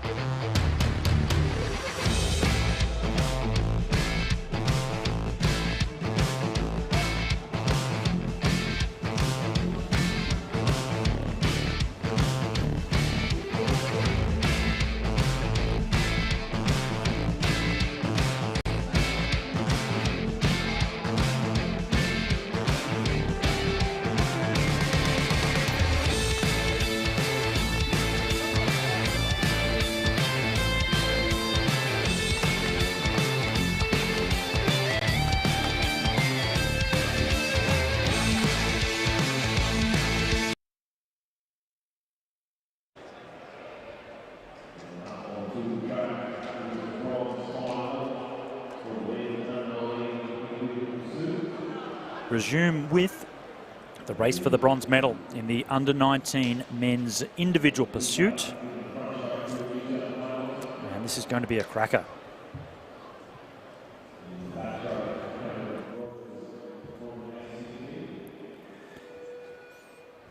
The front straight is the rider from New South Wales, Dylan Ether, and he's up against Cameron Rogers from the ACT. Rogers already winning the gold medals in the points race and the Omnium for the under-19s. Fourth fastest qualifier with a 4:20.2, but Ether was 4:20.0. So only 0.2 of a second between these two riders in the qualifying, but they've had to back up to come here for the bronze medal as well. Forget about what happened in qualifying. Now it's about who can stack it back up again and go deeper than they have ever done before. It's for a bronze medal. It's Cameron Rogers on the left from the ACT and Dylan Ether in the light blue colours. And as they come through after the first lap, it is Rogers with a slight lead over Ether. We saw Ether go fast in the opening kilometre in qualifying. He's gone out a little bit slower this time. And maybe it's smarter tactics, or it could be just the fatigue in the legs. Rogers still leads the way, but it's very close indeed. Well, that ride would have hurt Ether this morning. That was a pretty tough way to ride a fast pursuit by going out so hard and having to hang on. Rebecca Dicello, the coach trackside, was pumping the brakes, telling him to keep a lid on it and keep some control. It worked for him. He did well, but definitely a hard way to do it. If he has any chance here to get this medal, he definitely needs to dig very, very deep. He's gone out a lot slower, but he is still slightly up on Cam Rogers. So this is a race. Scott, they were so close in their qualifying, albeit very different styles of racing an individual pursuit. But when you have somebody else on the other side of the track pushing you all the way, well, it can be a bit of a different story. So Rogers was leading the first couple of laps. Now Ether has come back to be in front. And when they come back around in half a lap, we'll see the next time split between these two. So a seesawing battle between Rogers and Ether. And Ether, it is still in front, but it's only 0.3 of a second. So Rogers with a little bit of work to do. And it's 5.5 laps to go now. 0.3 of a second. That's plenty to overcome. It's not too bad. He's been asked to have a little bit more now. So 4 laps, of course, is 1 kilometre. So they'll come round in half a lap to get that 1 kilometre to go. That's where you can really throw it all out there and just hold that you can hang on. But Cam Rogers certainly coming back. He's taken the lead now over Ether as they come into this final K. It's out to 0.6 of a second now, so it's gone back the other way. It has seesawed a couple of times, but now Rogers looking to break the elastic between he and Ether. Dylan Ether trying to come back, but it's 0.7 of a second, so slowly the advantage is starting to grow for Cameron Rogers. He'll come round to get 2 laps to go. It's a bronze medal up for grabs. We'll see the gold medal race up next, but for now it's Cameron Rogers trying to empty the tank now for these last 2 laps. 0.8 of a second. He's still holding on and slowly growing that lead back to Dylan Ether. Dylan Ether is really having to dig deep here, but Cameron Rogers really looks like he's kind of found his feet and he is accelerating. He's certainly not slowing down. Quite the opposite we're seeing from Ether here, who, gee, he did it tough to post that ultra-quick time this morning. Coming up to the finish now, it's a bronze medal for Cameron Rogers and a time of 4:20.8. That's irrelevant. It's the bronze medal that he was chasing and 1.9 seconds behind Dylan Ether. He'll come away with 4th place, but it's the bronze medal now to Cameron Rogers in the under-19 individual pursuit. Not too much slower than this morning, though. Pretty good to back up so quickly. It wasn't that long ago, only a couple of hours that they were actually doing that qualifying time. So he will leave this week with some very big results, a gold medal in the Omnium, another one in the points race, and now a bronze medal in this individual pursuit. Shows some strength of character, that's for sure. Strength in the legs, that's for all the racing they've had. And to back it up with a time very close to what he did in qualifying, does show how strong Rogers is. So bronze medal to go with his couple of golds from the bunch races. And this is now the race for gold and silver. Leo Zimmerman up against Hamish Mackenzie. Zimmerman from South Australia in the home straight. He has Brett Aitken, Olympic gold medalist, coaching him. And in the back straight, it's Hamish Mackenzie, and he has Matthew Gilmore, the silver medalist from the Olympic Games in the same event that Brett Aitken won, which was the Madison. So interesting coaching rivalry going on either side of the track as well. The riders, they won't care about that. They just want to win the gold in this pursuit. Just for bragging rights for the coaches. Zimmerman had a massive gear on in the earlier rounds. Mackenzie, not quite as heavy a gear, so we can expect to see Mackenzie get off to a faster start than Zimmerman may, just based on the earlier rounds. Mackenzie's also quite a fighter. Zimmerman is the kind of rider who will just get out there, crank it up, and get faster and faster to the finish. Mackenzie, he's a real racer. If he can sniff that gold medal, he will certainly throw the kitchen sink at it. In qualifying this morning, the difference was 0.16 of a second after 12 laps of this track. Both riders riding 3:19, but incredibly close. You could virtually not split them. And it's such a different thing to come back out for a second ride at the end of an incredibly tough week of racing. This is going to be hard. It's a tough man that's going to come away with this win, but at the moment it is Mackenzie that has the lead over Zimmerman. We saw Zimmerman in qualifying start relatively slow compared to the other top contenders, then got the motor going, really rode into the race and finished strongly to go fastest. So we'll see if he can do the same, but for now, it's Hamish Mackenzie from Tasmania with a handy lead. Well, there's a bit of a tactical advantage, a mental advantage to going out a bit harder. Zimmerman will find that very difficult to do on the size gear that he rides, but if Mackenzie can get close enough to him in the next couple of laps to be able to have something to chase, that will give him more of an advantage for that racer. I think that Matt Gilmore, he's also an incredible bunch racer. He will have definitely said to him, this is probably your best chance to go and do that. But Brett Aitken looks pretty calm. Halfway point now, 6 laps down, and Mackenzie with a 1.48 second lead. So almost 1.5 seconds is the advantage that Mackenzie has at the halfway point. Second half of this race now, Zimmerman has to do something very special if he's going to overcome the Tasmanians' advantage. Well, Zimmerman just wound it up and got faster and faster. His final kilometre was his fastest in the qualifying. But Mackenzie, he looks to be opening up this advantage to an unassailable lead, and Zimmerman has got to pull something out of his hat. The time gap now, 1.46. It's come back slightly. It went out a little bit more, then it's now come back again. So now mounting some kind of comeback here for Zimmerman. Can he continue this? We'll get another time gap now as they go across the line. And it's 1.3, so he is starting to edge back closer, but he might run out of time. It's 2.5 laps to go. Zimmerman is starting to wind it up, but Hamish is still out in front. Well, this is where the coach's encouragement goes a long way. Both coaches, both Matt Gilmore and Brett Aitken, are urging them on. 1.13, it's 0.2 closer again. 375 metres left to race. Can Mackenzie hold on to this?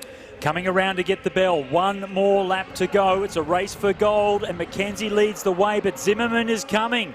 It's down to 1.04 seconds now, but only one lap of the track. Half a lap it is now, though, for Mackenzie. He should be able to hold on from here. Zimmerman was coming, but Mackenzie has lifted. He's answered the challenge, and it's a gold medal in a very fast time of 3:16.8, and it's a gold medal to Tasmania. Hamish Mackenzie seated second fastest, but came away with an incredible ride to win gold ahead of Leo Zimmerman.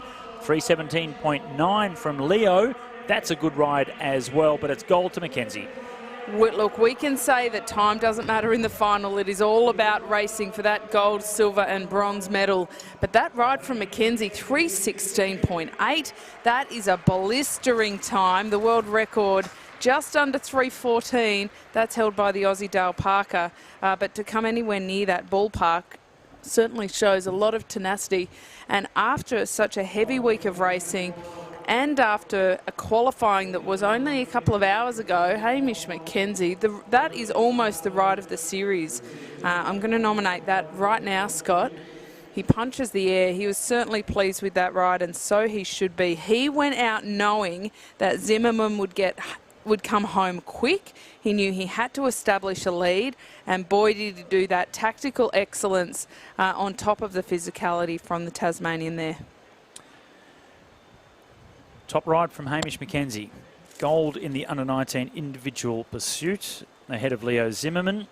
And it was Cam Rogers that came away with the bronze medal.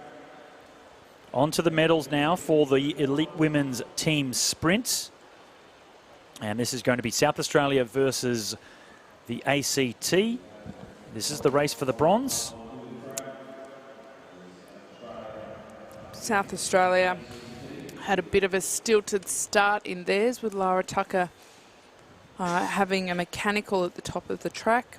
And Hargrave also looked a little bit nervous and uncomfortable on her bike as the starter. Ella Sibley, the other rider, joining them. They've swapped order too, Scott. They have changed position. Hargrave stays in the first position, but Sibley and Tucker have reversed orders. So Lara Tucker going into second position with Sibley at the top of the track. On the other side of the Velodrome, we see down the bottom there, that's the same. It's Lily Stratford, Claudia Marks in second place, and then Phyllis Beitzel at the top of the track. And a false start from Lara Tucker we saw there. So Lara having that crash in the qualifying round. Unfortunate for her, pulling a wheel and falling down from the third position on the track. And then you can just see it was Lara that time just edging out a little bit too soon. Little bit of tension amongst all of the riders. Bit of drama, I love it. Just keeping it interesting. So they roll around and start up again. Slightly awkward start from the ACT in the back straight, but we did see in the front straight it was Lara Tucker that did just punch out a little bit too soon. There we go. You can see she was just a little bit ahead of the gun, Lara Tucker, in the second position. And we see Claudia Marks here as well. Remember, this is the under-19s and the elite women's racing together here. If you don't have enough elite women to make up the three riders in the team sprint, you can bring up someone from the under-19s. And we saw Claudia Marks just racing in the under-19s points race. Now lining up to do the team sprint final. That's a pretty nasty double up. That is a bit of a nasty double up. That's for the ACT. But again, I do give a lot of kudos to the athletes who are lining up for their teammates' sake in order to make sure they can enter a team. And not just a team, but a competitive team. We saw that with New South Wales as well, so that Selena Ho could post a standing lap time. She had Georgia Whitehouse and Emily Watts join her there.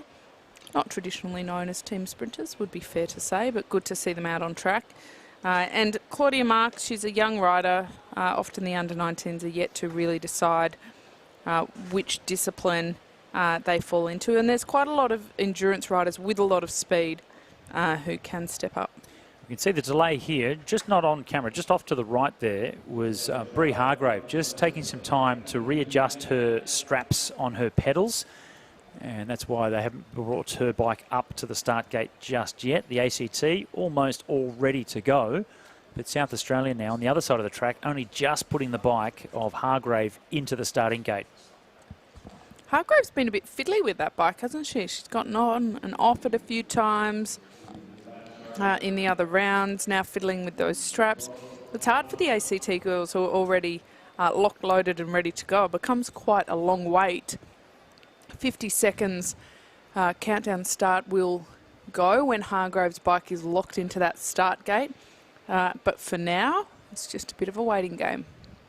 So all the other riders on both sides of the track are ready to go. It's just the bike of Hargrave taking a fair amount of time just to get it centre. And that has now happened. So the clock has started down. Bree jumps up onto the bike. There's the straps that she was just adjusting off camera before. Big Velcro straps. A little bit different to the old toe straps that I started with back in the day. And those big, thick Velcro straps now just to lock those feet into the pedals. ACT versus South Australia. This is the race for the bronze in the women's team sprint. It is combined under 19s and the elite women's in there as well. We'll see that later, especially with the Victorian team. They'll be racing for gold, but in 10 seconds, the race for bronze starts. Stratford, Marks and Beitzel up against Hargrave, Tucker and Sibley. Hargrave, a fast sprinter on the inside. You'd expect the South Australians to be off to an early lead after the first lap. That's the speed of Hargrave that will bring them around. You can already see at half a lap, she's opened up almost about a 10-metre lead or so. She'll come through for South Australia. There we cross the line, up and out of the way. Now Lara Tucker. She had a tumble before the first round, picked herself back up to come into third fastest, and it's a big gap back to the ACT. They are a long way up, but the South Australian team is not as neat as it could be, and this will hurt Sibley. Beitzel up for the ACT.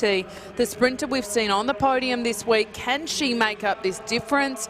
It is a big ask, but we did see it happen in the men with Tom Cornish and Carlos Carismo. Ella Sibley, she'll make it, and they make it. Scott, that was a great ride from Sibley in particular to hold on there, because she had Beitzel coming fast. Ella Sibley holds on. Beitzel was closing the gap down, but South Australia will take the bronze in the elite team sprint for the women. And you can see how much it did close down there. Beitzel was coming fast. And unfortunately for Ella, she was a little bit off the wheel of Lara Tucker after the second lap. And that super fast first lap from Bree Hargrave. But she had done enough. It takes a team to win a team event. And they combined well to make sure they got the better of the ACT.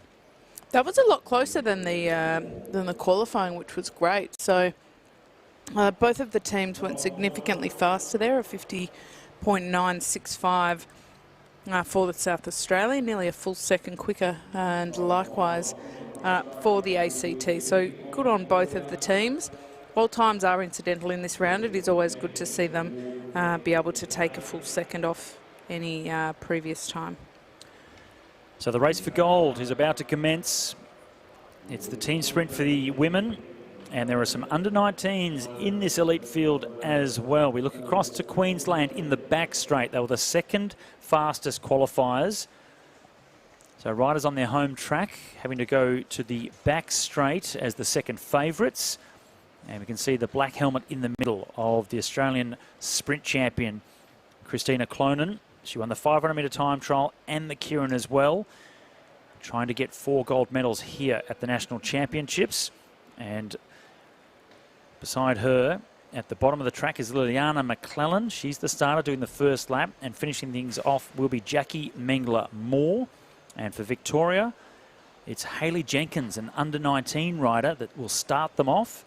Caitlin Ward will be second, and then another under-19 in Alessia McCaig in third position. So 2 under-19s for Victoria, and they are the favourites, the fastest qualifiers.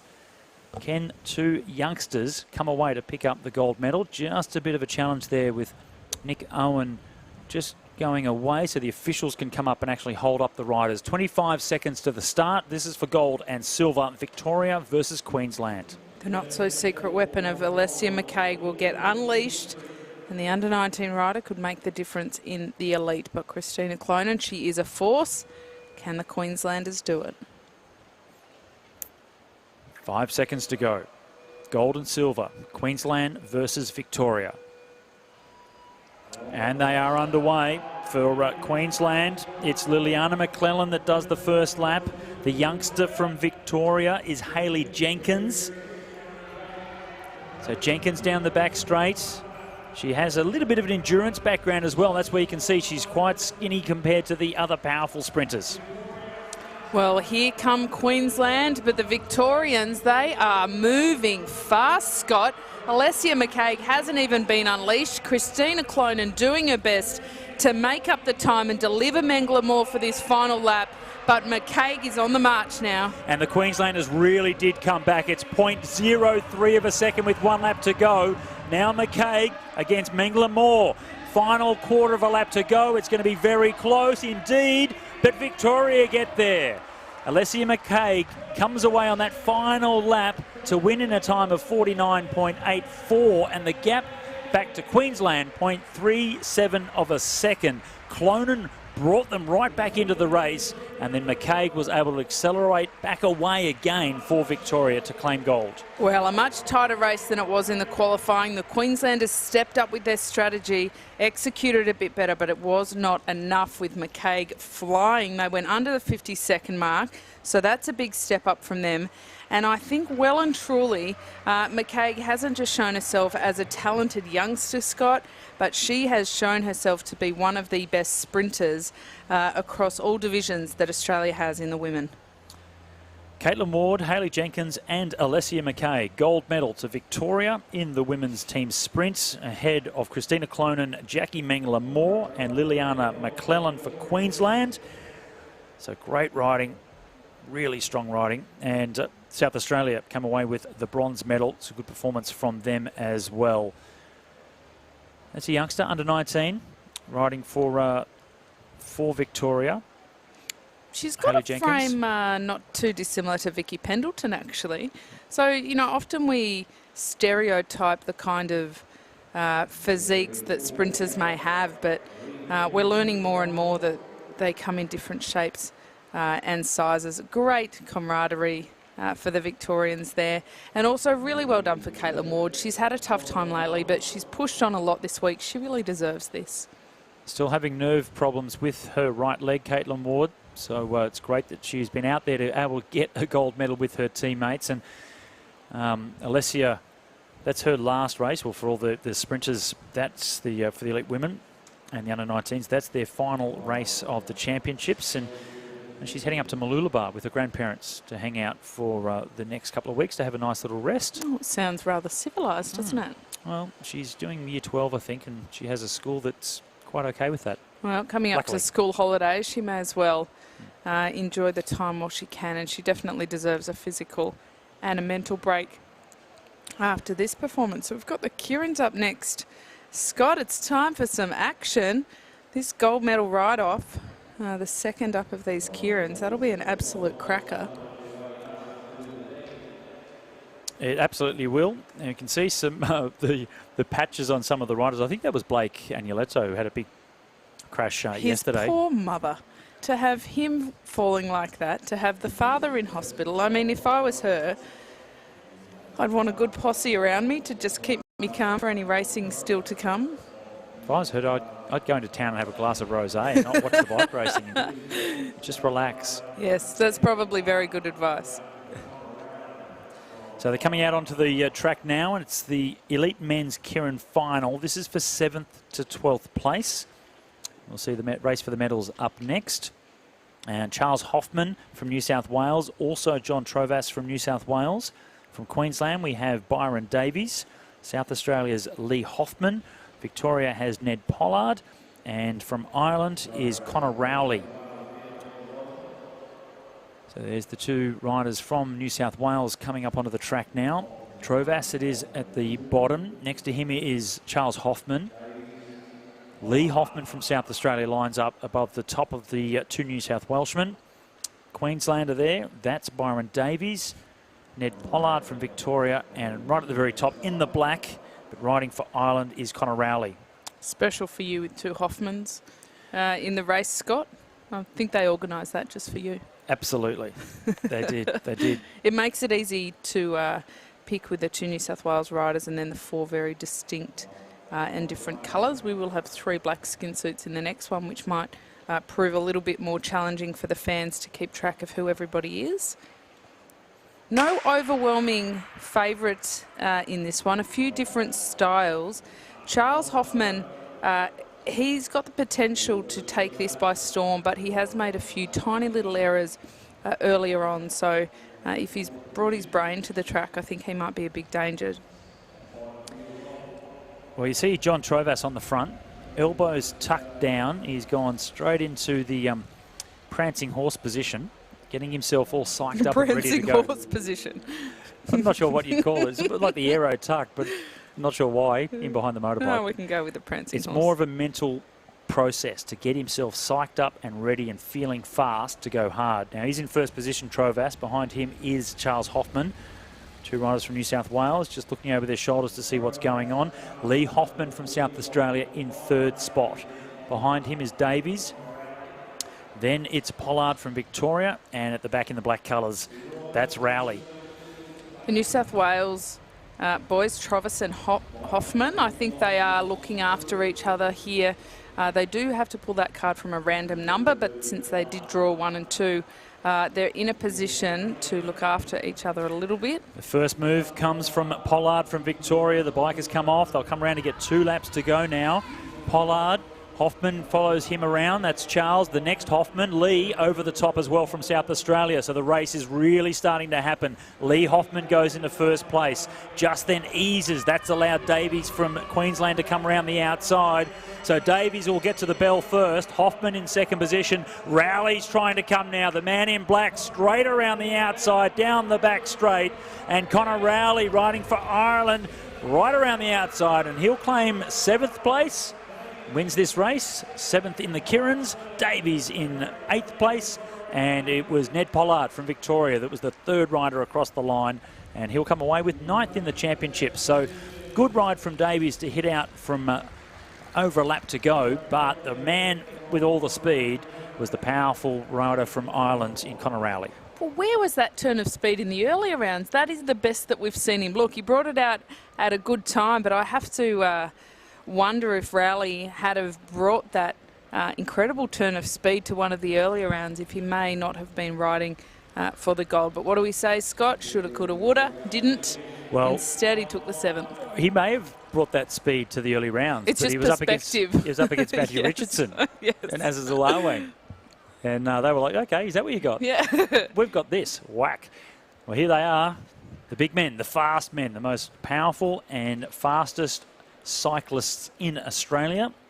And so much conversation about, road sprinting and, say, Mark Cavendish over the years and Greipel and all these riders. We always talk about how they are the fastest sprinters in the world. They have got nothing on the speed and the power of these riders. The pure track sprinters are by far the fastest and most powerful, but they just can't get to the end of 260 kilometres of road racing. No, they certainly can't. I mean, a very good example we saw earlier on track was Selena Ho in the team sprint with the 2 road sprinters in Emily Watts and Georgia Whitehouse in particular. And the difference in their track speed is really quite phenomenal. But it does, those comparisons will go on forever. I think people still maintain Peter Sagan could win one of these Keirins. No chance. Look, Sam Bennett could do well in a points race, kind of sprint, dare I say, but maybe not a Keirin. Definitely not a Keirin. He would be half a lap behind. I was being polite. He would be half a lap behind these riders. So here we go. We've lined up. This is the race, 1st to 6, gold, silver and bronze. The AusCycling Track National Championships Elite Men's Keirin, and they line up. Mohammed Shah at the bottom of the track for Malaysia. Tom Cornish in the light blue colours beside him. Sam Gallagher in the darker blue from Victoria. Then we're a bit of a step up as we see the bike comes through. Matthew Richardson in the black colours from Western Australia. The South Australian in there. That's Carlos Carismo. And right at the very back is the former Keirin World Champion in Azizul Awang. It's hard to go past Richardson, but the other 5 riders, there's a whole lot of class in there and quite different styles too. Cornish, we know he goes long. Sam Gallagher, we know he finds gaps that aren't there. Carismo's got a lot of charisma and he seems to come from nowhere. Every time you ride him off and you think, well, he won't get through, and then pop, up he comes and he flies down that finishing straight. The Malaysians, we just know that they're just brilliant riders. It seems no matter what scenario plays out tactically, it's as though they've scenario planned all of it and they seem to find their way. They're currently bookending these bunch of 6. The bike is just cruising around. They're all just posturing at this point, but not long and this bike will swing off. And then Scott, I think it's going to escalate very quickly. The bike will come off this time through. Louise Jones steers it to the inside of the track, and Shah it is that's on the front, but he's already been swamped by Gallagher. Richardson wants to go right over the top as well, and Arwang is quite happy to follow Matthew Richardson around. Gallagher's not happy to let Arwang in though, so Arwang has had to go over the top as well. This is now going to be a hard sprint. A lap and a half to go, and Azazel Arwang has been forced to go from the front. Matthew Richardson still in second position. Charismo and now Shah straight around the outside. He was behind the motorbike when it was unleashed. Now he's got himself back into first position. It's the two Malaysians that lead the Western Australian, and it's Mohammed Shah that's going to come away with a sensational victory. 1-2 for Malaysia. Arwang in second and Richardson in third. Spoke about the speed the Malaysians had. There's proof. Well, when the motorbike came off, we had a new motorbike. Those Malaysians, they were first and sixth when that bike came off, but they took it upon themselves to really animate those final 3 laps. Richardson, he just couldn't respond. It's been such an easy journey for him through these Keirins today so far, but Scott, the acceleration, the pure acceleration of Shah in this exact moment, that gap opened up and Richardson just couldn't respond. Absolutely, and what a great win it was. And he was just caught out underneath a lap to go as they stacked up around him, Matty Richardson. So when he did get to time to go out, Shah had already gone past. Arwang was in the slipstream of him and accelerating towards him. And it made it really difficult for the Western Australian to just step out down the back straight and get past. You have to think very fast when you're riding a Keirin. And the positions change so quickly. Sensational racing. I love Keirin. They're so quick, those guys. It's fantastic to see it. That was pretty clean, yes. Yeah, we thought about it at the same time, didn't we? It was a good, clean race, and the best man in the end came away with the win. So Mohammed Shah. I think the commissaires showed us yesterday with the disqualification of Carly McCulloch for a still kind of undefined reason in the Keirin. There is a lot of interpretation to the commissaires, some discretion that they are allowed. But that did indicate that they weren't going to take anything from the riders. No argy-bargy, no messing around. So a very clean ride in the Keirin for the guys there. We've got some presentations coming up now, Scott, and then we'll round out the championships with the women's scratch race, which is 10 kilometres, followed by the elite men's points race, which is a gruelling 160 laps. So they'll be warming up now for that and getting ready. But first we get to celebrate some of our champions, some of the gold medals that have been earned today. Absolutely. We'll have the under-19 men's individual pursuit. That was a great race. Also the team sprint for the women. So really do appreciate everybody's support coming out to the Velodrome here at the Chandler, the Meares Velodrome. Fantastic complex. And we got to sample the meat pies too in that little break we had before. We did, thank you. Yeah, it's been a while. They were good. I can report that the 4 and 20, they still hold their reputation, Scott. Absolutely. So not too far away, and then we do have a couple of big races still to come. 2 big bunch races. The Elite Women's Scratch Race, that's always an exciting one. And then that final mammoth task of 160 laps in the men's points race to finish things off. Been a great series. Connor Rowley coming away with 7th in the men's Keirin. And it was a strong performance there. It just shows that he does have some room to move. And in the final, the race for gold, Mohammed Shah came from a long way behind. A little bit of hesitation from Arwang and Richardson. That allowed Shah to come from behind with a big flyer. And the speed that he was able to generate on that last lap was too much for Arwang and Richardson to overcome. Sam Gallagher crossed the line in 4th place. He'll be happy with that, Sam. He continues to progress. Now the presentations for the under-19 individual pursuit. Cameron Rogers came away with the bronze medal to add to the 2 golds he won in the Omnium and the points race. Leo Zimmerman, he sat out the Omnium to focus on this, and he's come away with the silver medal for freshening up. And from Tasmania, Hamish Mackenzie. That was a very solid ride. He was good in the Madison a couple of days ago, showing some craft. And now he shows some physiology, some pure power by winning the gold in the individual pursuit for the under-19s. I think the under-19s have made a tough job for the commissaires deciding ride of the week. Alessia McCaig has got to be up there, but that ride from Hamish Mackenzie is certainly a belter. Very fast time from him. And regardless of whether they get to go to the Junior World Championships or not, I think that we have some pretty big personalities heading into that Podium Potential Academy. And these are three of the lads who will certainly be on their radar. 3:16, it's a quick time for an under-19 at the end of the week, mind you. This is not what we had in a few years back where the individual pursuits were early in the week, fresh legs going fast. Just seems like the humane thing to do, to let them go fast and go early. More kudos to him for a 3:16. Matthew Gilmore celebrating with his young rider. And the national coaches will be certainly looking at this next crop coming through. It is a talent identification program when you see the individual pursuits. No tactics, no drafting. It's just pure ability. Team sprint presentations now. And the South Australians coming away with the bronze medal. Brianna Hargrave, Ella Sibley and Lara Tucker. They mix the order around slightly between Sibley and Tucker from the qualifying round to the final.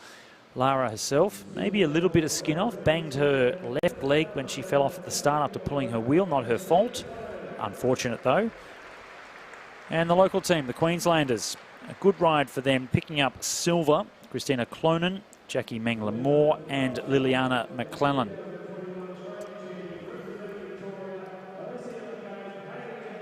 But two under-19 riders combined with the elite older rider in Caitlin Ward to come away with gold for Victoria. And that was Hayley Jenkins and Alessia McCaig. So that's Jenkins on the right, McCaig on the left, and Caitlin Ward smack bang in the middle. Gold medal to Victoria. Good times as well by all of those riders. For their lap times and their overall times, it was a good combination. They're all deserved winners, but I do really like to see Caitlin Ward in particular pull on the green and gold. She has had a tough time, and this just kind of reinforces that she's fighting the good fight by pushing through it all, and all the best of luck to her. Victoria, Queensland and South Australia. Women's team sprint, gold, silver and bronze here at the AusCycling Track National Championships in Brisbane. And you're right, Caitlin has had a horrid time over the last 3 or 4 years with injuries, and that's still continuing with the nerve damage in her lower right leg. And we saw that in the sprints the other day. There were so many races and rounds she had to go through that eventually the inflammation in her leg was causing issues and losing sensitivity, and that sort of led to the last couple of rounds not being as good as she can be. But when she can freshen up and the legs are okay again, and that nerve stops hassling her so much, we can see the speed that she can generate. Yeah, it is. It's always tough to come back from injury, but often, you know, there are no overnight successes, I'd say in life, but certainly in sport and in cycling. And often the ones that we hold up the most, I mean, if you look at Anna Meares' career, there's certainly a whole lot of rehab periods where she was injured and had to come back from that. Next presentation will be the men's Keirin that we just saw, the last race on the track. And what a treat that Keirin was too. We knew it would be a cracking final. We do have two Malaysian riders who will take that first and second. But if we take a look at the final here and we look at who the Aussies are in the race, it's a little bit of a different story absent the Malaysians. So in terms of ranking for the Australians, Matt Richardson crossed the line in third, but he would have been the quickest there, followed by Sam Gallagher and Carlos Carismo. Mohammed Shah it was that took gold, and Matthew Richardson was the rider in third place. We see Michelle Ferris, Olympic silver medalist from the women's sprints back in the day, time trial expert as well. She's doing the presentations. And the Australian champions jersey going to the first Australian in Matthew Richardson, but third in the race itself behind the two riders from Malaysia. Azazil Awang from Malaysia, former Keirin World Champ, as I've mentioned, with the silver medal.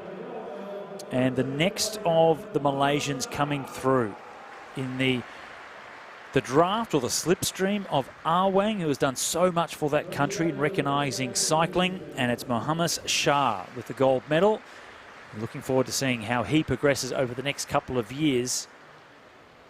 Awang is an absolute superstar in Malaysia, so well known as a world champion.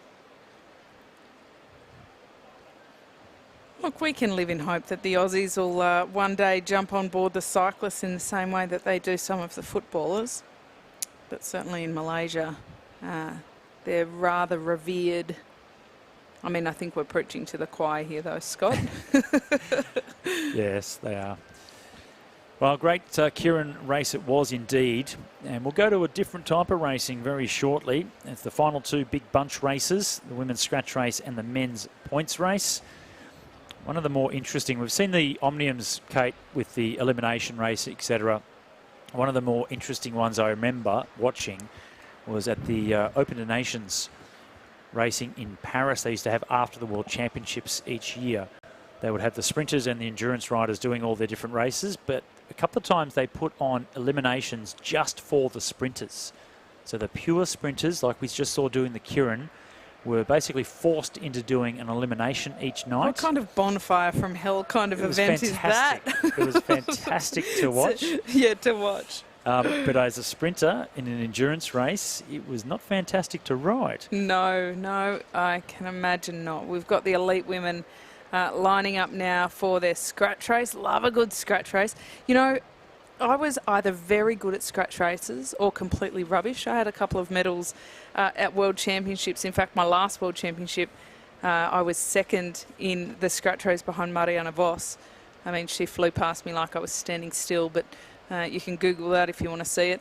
But I think one of the brilliant things about scratch racing for a lot of endurance riders is you tend to be able to have a little bit more fun with it. And so sometimes the style of racing can be quite aggressive. Often the riders will put on quite a big gear and say, well, you know, it'll either really work or it'll really cost me, but it's worth taking the risk. And there's almost a bit of a feeling with a scratch race like you can have a little bit more fun with it. And by fun, I mean you can try some different tactics and see what happens, and there's not quite as much pressure. It's not an Olympic event. It is a World Championship event, although it hasn't always been. But yeah, there's just a certain feel about it. That's a little bit nicer. New South Wales lining up with only one rider. South Australia, Scott, they've got 5 riders on the line. Queensland with 4. The Victorians only have 2. If anything that we've seen this week to go by, I would suggest that the South Australians are going to make this rather a painful 40 laps. 5 riders, tactically, that will be very challenging to overcome. Well, 5 riders like that, no less. It's not just any 5 riders, but we've got national champions from this week out there. Sophie Edwards, who took her first win in the Omnium last night. She is spearheading that attack, but a scratch race is a very good one for Alex Martin-Wallace and also Lauren Perry. They're the two that I think probably have the fastest turn of speed at the end of a scratch race style event. Lauren Perry in particular, Alex Martin-Wallace still a little bit younger and still developing a bit more. But I'd actually love to see Lauren Perry be able to step up here, because I think she's got a lot of class in the legs. She stepped away from the sport for a few years, but she's back and she's ready to make an impact. She was good the last time we did this race. It's only a couple of months ago, so her form has been carrying through the summer here in Australia. So when we had the postponed national championships in December, she won this scratch race, so she is the defending champion. That's her in second place in the green shorts from Tasmania. Quick look over her shoulder and then up the track trying to save her legs. Bree Hargrave is also out here. She was third in the scratch race in December at the National Champs, just behind Shannon McCurley, who rides for Ireland, who's not here. So gold and bronze from December are here. And Hargrave, she's been doing all the sprints. If this is an easier type of race, and they don't go too hard, she's going to be very difficult to beat in that final sprint.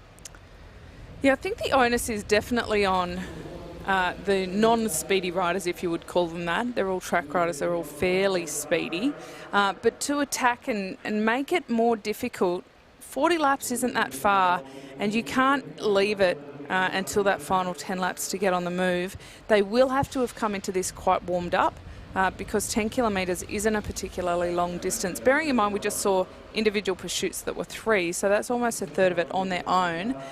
I would love to see a couple of the riders just take almighty attacks from the top of the track and see what happens. If they keep rolling around like this, they are just absolutely playing into the hands of the sprinters at the finish, and that could be quite hectic, quite dangerous, and certainly not the flavour of the majority of the riders out there. Sophie Edwards swings up, as does Lauren Perry. The South Australian tactics are the ones we'll be looking at. We've got a strong rider in Amber Pate if she wants to go on the attack, but Edwards, Moran are both very rapid. Not quite as rapid as Hargrave, but you've got two endurance riders that have got a bit of speed. You've got a sprinter that's in an endurance race in Hargrave. It'll be an interesting combination. That's quite an interesting mind map there, isn't it? Hargrave will be a great option at the end if she doesn't have to do anything, and that should definitely be the tactic. Moran was sensational in the points race the other night, and she does have quite a turn of speed. I mean, they've got a lot of options, but those competing options, Scott, sometimes it makes it quite difficult for their leadership team to say, okay, this is going to be the tactic, because they have it complicates it a lot. There's a lot of different options. Pate will definitely be on the lookout for a breakaway if it goes. If I was in the New South Wales camp, I would be sending Georgia Whitehouse out for one almighty attack. I'd put a big gear on a bike and just say, give it a go. I'm not sure, based on the cadence we can see from that New South Wales rider in the all blue, the lighter blue than Victoria, I'm not sure that she has taken that option. Gentle pace it is at the moment, so nervous riders and short turns of pace on the front by all of them. There's Whitehouse in the light blue, swings up, and Pate is the first. We expect her to be aggressive, and she swung up and went whack straight away. She had a teammate sitting on the front of the peloton, so she was quick to realise that there might be a rider there that can just balk things a little bit for her. I think maybe it's Hayley Jones from Queensland. It is Jones that's trying to come across now as well. She saw her mum riding so well on the motorbike in the Keirins, and that's inspired her to get out there and have a real go. She coaches so many of the riders up here in Queensland. She's got herself fit enough to come and race in the championships as well. She was in the team pursuit, and now she's pursuing against Amber Pate, trying to get across. Amber probably needs, at this point, the gap has opened up, just ease off a little bit, get Jones back onto you, and then the two of you have a real chance of trying to take a lap on the field. But with Martin Wallace sitting back in the field, if I was Hayley Jones, I'm not sure that I would be working too hard with Pate. Pate knows that. She swings up but swings back down and continues on with it. That was a mistake. That wiped a fair bit of speed off unnecessarily. Hayley Jones just sitting on. Her job now should just be to sit there. It's not her responsibility to do any long turns, maybe a short turn, but Jones isn't increasing the pace at all. I think this is short-lived. The conversation that went on between them in their heads was Pate looked back and said, well, oh, okay, you're going to come and join me. Swing up and come through. Jones is like, well, you've just made me chase for the last 3 laps. I need to sit on and rest. I think the actual conversation is more like heavy breathing, but you're exactly right. They know what the other is thinking. You don't get in a break like this at a national championship by accident. There is definitely some intent to it. Georgia Whitehouse, she's chasing, but she's bringing the whole bunch with her. That is not the most efficient way, would I say, to chase. Georgia Whitehouse has so much talent. I'm just waiting for the perfect tactical opportunity for her to go. Pate and Jones get absorbed by the bunch. They are back to a fairly civilised pace. Who'll go next? little bit of out of the saddle action there from South Australia, but not for an actual attack. So it's 21 laps to go. One rider tailed off at the moment. That's Madison Taylor from Queensland, but the bunch is all back together, and all of those colours of South Australia spread out all the way through that peloton as well. Could be quite intimidating for any riders wanting to go on the attack. If it's not a South Australian that's out in front, you'd expect them all to get on the front and start chasing the peloton. So that's going to be pretty tough for them. Jones back on the front of the peloton now. Oh, she's a good workhorse, isn't she? Lauren Perry just sitting mid-pack there, the Tasmanian, wedged between the South Australians. She does not have to do anything except look after herself. She'd actually be well placed to follow Hargrave around. She's currently following Sophie Edwards around. Sophie is also a phenomenal podium potential athlete for the endurance riders. She would make an excellent attack buddy to go away with. The South Australians have so many options that I think anybody who goes in an attack will get supported. But they've only got 18 laps to go. They've only had one serious and earnest attack. I'm not sure that we will see a breakaway here. I think they're really already, Scott, mentally prepping for this bunch sprint. Well, Amber Pate is the one we expect to attack. She's already done that once. Now we get to 17 laps to go. And they will start also thinking about what their best options are per state. Who is the faster rider? Who should we be looking at? Lauren Perry it is that goes down the back straight on the front. She'll swing up, no doubt, right now. And 16 laps to go as they come through. Well, my favourite scratch race tactic, Scott, is the 3 lap to go flyer, 2.5 lap to go flyer. That's certainly a big option here given the flavour of the race so far. Look at them, they're kind of all drifting up above that red line. Nobody wants to take real responsibility for the pace, but that does open them up to some big attacks. Hayley Jones certainly doing the lion's share of the work for Alexandra Martin Wallace. Wallace swings up now. Martin Wallace swings up, just trying to save her legs.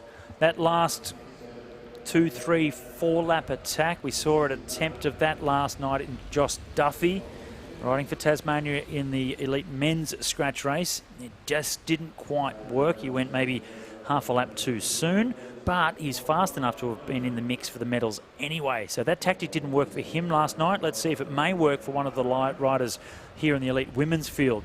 Jones swings up. Martin Wallace follows her as well. And that was McLennan from Queensland. Martin Wallace sits in third position.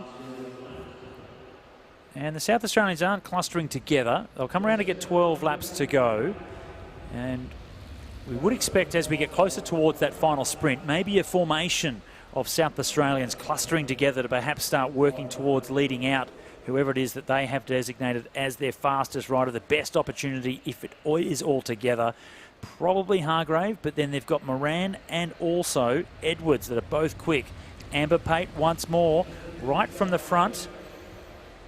Oh, it's Edwards. Sophie Edwards it is that comes through, putting a little bit of pressure on, but right from the front position. She didn't swing up and try and take a flyer. It was almost like she tried to sneak off the front. If you're at the first position, you're almost encouraging the rider in second position to accelerate and chase you down. Really difficult to try and get a gap attacking from the first spot. Yeah, it's a good way to break legs, but often the legs that get broken are your own. Lauren Perry on the front swinging up there, taking a short turn.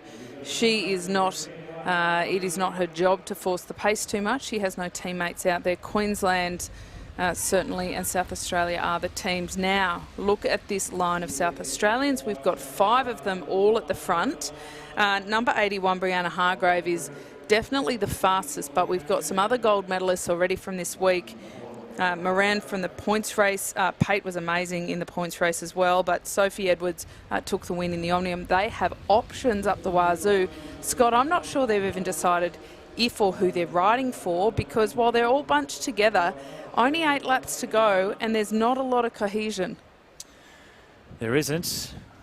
I think they're all quite happy with the status quo situation. Sam de Ruyter it is from Victoria that now goes up. Jones follows her through. Ashley Jones this one. So 2 Joneses in this race, one for Victoria, one for Queensland. Sophie Edwards now on the front of the peloton, not happy to do too much either, so she swung up pretty quickly. Now it's Hayley Jones that comes through from Queensland. They'll come around to get 6 laps to go, and you've got 2 options from here. Maybe a last couple of lap flyer, or it's just wait for that sprint. But we'll see, with the South Australians still clustered towards the front, but no one really willing to push it to make it hard. This looks like it's going to be a massive big sprint derby.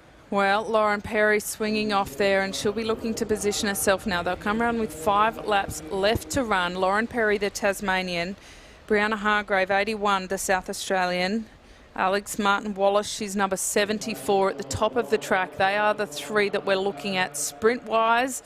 It's Hayley Jones from Queensland that goes to the front, but she does not have Martin-Wallace on her wheel. In fact, she's got a line of 3 South Australians, followed by Lauren Perry. 1 kilometre left to run. This is playing into the hands of Lauren Perry and Alex Martin-Wallace. 4 laps to go, and Chloe Moran with the white helmet for South Australia. So she's the only one with the full white helmet. She's just swung up the track but didn't want to go too far back. They're coming around to get 3 to go now. And they'll start to shuffle themselves into the positions they'd like to be. Position that Lauren Perry doesn't want to be at 3 to go is smack bang on the front of the peloton. This is a strange couple of laps. The South Australian girls look to really be balking. Perry stuck on the front, Martin Wallace on her wheel. Now the South Australians are starting to move up, but this is very slow with 2 laps left to go. 2 laps to go to the Australian Championships for the elite women. This is the scratch race, and Moran going over the top now of Perry. Perry fighting on the inside to try and hold Hargrave out in the wind, and she has to step right out over the top now as Hargrave goes over the top of Moran. Martin Wallace from Queensland trying to come around as well. Moran in the front with a white helmet, Hargrave in the middle, and here comes Martin Wallace from Queensland around the outside on the high side down to the finish line, and it's a hometown victory for Alexandra Martin Wallace. The Queenslander comes up trumps over the top of the 2 riders from South Australia, Hargrave in silver and Moran in bronze. It was by the millimetre, but Martin Wallace pulled it off with a late turn of speed around the top. The South Australians, I've got to call that a curious tactic. They took a fairly big risk. Unfortunately, Lauren Perry, she will not end up on the podium. I think she would have come in 4th. She kind of got trapped and boxed in there where Martin Wallace was high on the track. Let's look at the replay here. Brianna Hargrave, Chloe Moran, they are pushing it all the way to the line. Hargrave took up Martin Wallace fairly high, but she just had a speed to get over the top there. Lauren Perry coming in 4th spot. So our favourites were all up there, but a great win from the young Queenslander. She's kind of turning her favour to really be a scratch race specialist, Scott, because she did it in the Omnium, winning there as well in the scratch race, and she makes it look quite easy. Pretty tight for 2nd and 3rd, so the commissaires just checking the results. We clear out in front, well, somewhat clear out in front, was Alexandra Martin Wallace with gold. And it was tight between Moran and Hargrave. I thought it was Hargrave that came across the line 2nd, but it was Chloe Moran on the inside that held on. So that was a strong sprint from Moran to go from the front and then still hold on for silver. Not even Hargrave could come over the top, but there was one rider faster than both of them, and that was Alexandra Martin Wallace. That's a well-deserved gold medal for the Queenslander. She's a part of the National Elite Program, and just knocking on the door, so it's great for her to get a confidence-boosting win like this. It is, and very outnumbered with the South Australians. Some creative tactics from that crew, I would say. They didn't want to go too hard too early. They had confidence they could hold her off. But Martin Wallace just too fast. Her positioning is excellent, but not only that, her calm and patience under pressure, because there are a few hairy moments. I'm on my feet watching so I can see the screen and the track as well, and I cringed a few times, Scott, seeing the potential for some wheels to collide and hoping that we didn't hear that terrible crunch that we heard in a couple of the races earlier on this week. But those ladies, their skills are good, they're moving fast, and she can be pretty pleased with that. That's got to be one of the brightest bikes I've ever seen, that Cannondale, goodness. Top right indeed, and 3 wide around the final bend. That was a powerful finish Not sure if that is her bike, actually. It is. She rides for that team with the Cannondales. There's the all the riders that have been racing this week, waiting patiently before they see the final race of the championships. And one more to come now. We've had the Elite Women's Scratch Race, a great ride by Alexandra Martin-Wallace. And the Elite Men's Points Race is the last race to come. 160 laps has been put onto the lap scoreboard. Sprint every 10 laps, it's going to be a big challenge. This one is brutal, especially when you're finishing off a championship. 5 days of racing. Let's just put the hardest race last. Yes, it's almost as though today's program was just a little bit of a nasty twist of the knife to the athletes across the board with the individual pursuit for the under-19s. But now the points race for the elite men, it is a good way to finish off the championships. So 160 laps, they will sprint every 10 double points on that final one. So it's not over till it's over. 20 points if you gain a lap, minus 20 points if you lose a lap. I've tried to explain to my 6-year-old how you can have minus 20 points. The concept seemed a little bit too foreign for her. But I'll have to teach her how to points race in a few years' time. Get her on a track bike first. I've tried that. Didn't work for mine. They weren't interested. Had a bit of fun with it. But there is also that possibility. But they like riding, so it's more the mountain bikes and a bit of social riding. We often go up to Country Victoria, Bright actually, fantastic spot for riding bikes, and likewise up here, up around Brisbane, there's so many different mountain bike parks, etc. Boomerang Mountain Bike Park on the Gold Coast is one that I've been at a few times now. Don't worry about the injuries I've sustained there, because it is a downhill park and I'm out of my depth big time. But it's a lot of fun, very different to what we're about to see here. But it doesn't matter what you ride, as long as you ride. Yes, well, the worst scar I have from my cycling days is a very big orthopaedic surgeon, from an orthopaedic surgeon, after trying my hand at mountain biking. I was quite sure I knew how to ride bikes, but yeah, the skill sets are all a little bit different. Try downhill. Oh, no thanks. It's a whole different skill. I certainly admire them. I actually thought with the downhillers, it was more about he or she who breaks least wins. And it's basically the craziest person. But it's not that at all. They know every single rock, drop off, gap jump, tree route. They are incredible with what they understand about the course that they have to memorise. And it's just an exquisite amount of skills that they have. Different type of skill set for this one, though. This is the points race. The elite men finish off the championships. The last race, the longest that we have this week, 160 laps. You can see that on the lap scoreboard on the right-hand side there. And the riders all lined up. Kurt Ether and Daniel Gandy are the two New South Wales riders on top and tail, top and bottom of the track. And it's Gandy down at the top and Kurt Ether down the bottom of the track. Ben Harvey in second position on the fence. Daniel Gandy's our flying mullet, isn't he? He is. I think he wins the unofficial Mullet of the Week award. Well, the other Mullet of the Month. Mullet of the Month. New South Wales, the biggest team out on track. They've got 5 riders, and they've all rolled out beautifully just to display the state colours. Queensland, they have 3. Victoria, they head out with 5 riders as well. Scott, Tasmania, Western Australia. Tasmania have 1, Western Australia have 2. The Netherlands, they have a rider with Schilt out there. So this could be, if the states are riding for a team leader, this could be a very interesting, potentially negative race. Jensen Plowright, you will notice him because he looks like he's a bandaged bear. His arms are barely visible without all of those bandages on them from the big accident last night, of course, but it's good to see him back out on track. He's obviously feeling okay in order to line up again. Interesting adjective to describe the crash, as in accident. Accident. And it, in all honesty, Jensen Plowright did something he shouldn't have done and caused a crash. I'm not sure if that is an accident. I think, yep. No, I'll agree with that terminology. I always complain when the media write about a car hitting a cyclist and call it an accident. So I will definitely be taken to that point.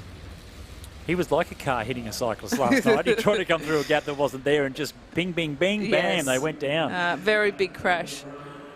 And unfortunately, the two riders that went down with him in that crash, who were Declan Tresize from Queensland and Blake Agnoletto from Victoria, both those riders were hoping to ride this points race, but because of their injuries have not been able to come up today. So it's unfortunate to see those guys not being able to take to the start. It is. Tresize certainly commando rolled down the track, and I felt as though he would wake up today feeling like he was hit by a semi-trailer. So it's a shame to not see them out on the track today. The teams will certainly miss them. And the winner of the scratch race, though, last night from Victoria, he is on the start line. So that's Graham Frisley, really fast, and he's made a transition from the sprint group into endurance. So we'll see how he goes in this one. This is so difficult. He's great in one sprint. I'm not sure how he'll go after 160 of them, though. Or 16, I should say. 16. 160 now, that's a whole new event. That's if I was out there. I'd be sprinting every lap for 160 just to try and stay there. That's just trying to hold on. So cruising to start with. We're approaching the first of our 16 sprints. 152 laps down now, and the next time they come around, they will get the first of our bells. 5, 3, 2 and 1 points on offer. And Jensen Plowright in a very good position there in second spot. So well placed to maybe go away just behind James Moriarty. Oh, and a push and shove there from Plowright. You can see he's been boxed in, the two Queenslanders, and straight round the outside is Ryan Schilt in the orange colours. So Moriarty trying to hold on. Schilt will get the 5 points. Moriarty and flicking up the track as well. So there's a little bit of aggression early on in this points race. Plowright was pushing and shoving, trying to get through. Moriarty come away with the 3 points. Schilt coming away with the 5 going over the top. But the Queenslanders and Plowright, argy-bargy. And a cheeky look over his shoulder from Schilt too after he went across the line. I took it as almost looking at Plowright like, really? You're going to try that on us? So I think that there's a bit of an interesting dynamic out there, isn't there? But Plowright, he's obviously still feeling pretty decent in order to do that. There's a number of different tactics for this kind of length points race, Scott. Sprinting every time for points is an unlikely way to succeed because you will wear yourself out. We have to look at the riders who just aren't participating in the sprints at all but are looking pretty comfortable because they're the ones that are the danger of a big attack. So the first sprint has been run. It was Ryan Schilt ahead of James Moriarty, Jensen Plowright and Liam Walsh. Familiar names this week. All been riding very well indeed. So Schilt is the early leader on 5 points after that first sprint. Kilmartin from Queensland swings up the track. And in quick succession, the rest of the riders do as they come through. Liam Walsh in the points in that first sprint, now leads the peloton before he swings up. Moriarty immediately goes up as well. And then it's Plowright. Now, he used a bit of shoulder in that first sprint. The commissaires didn't deem it inappropriate too much, but he will need to be careful, Jensen, because they do have their eyes for him now. Yeah, I feel as though they definitely would have noticed that.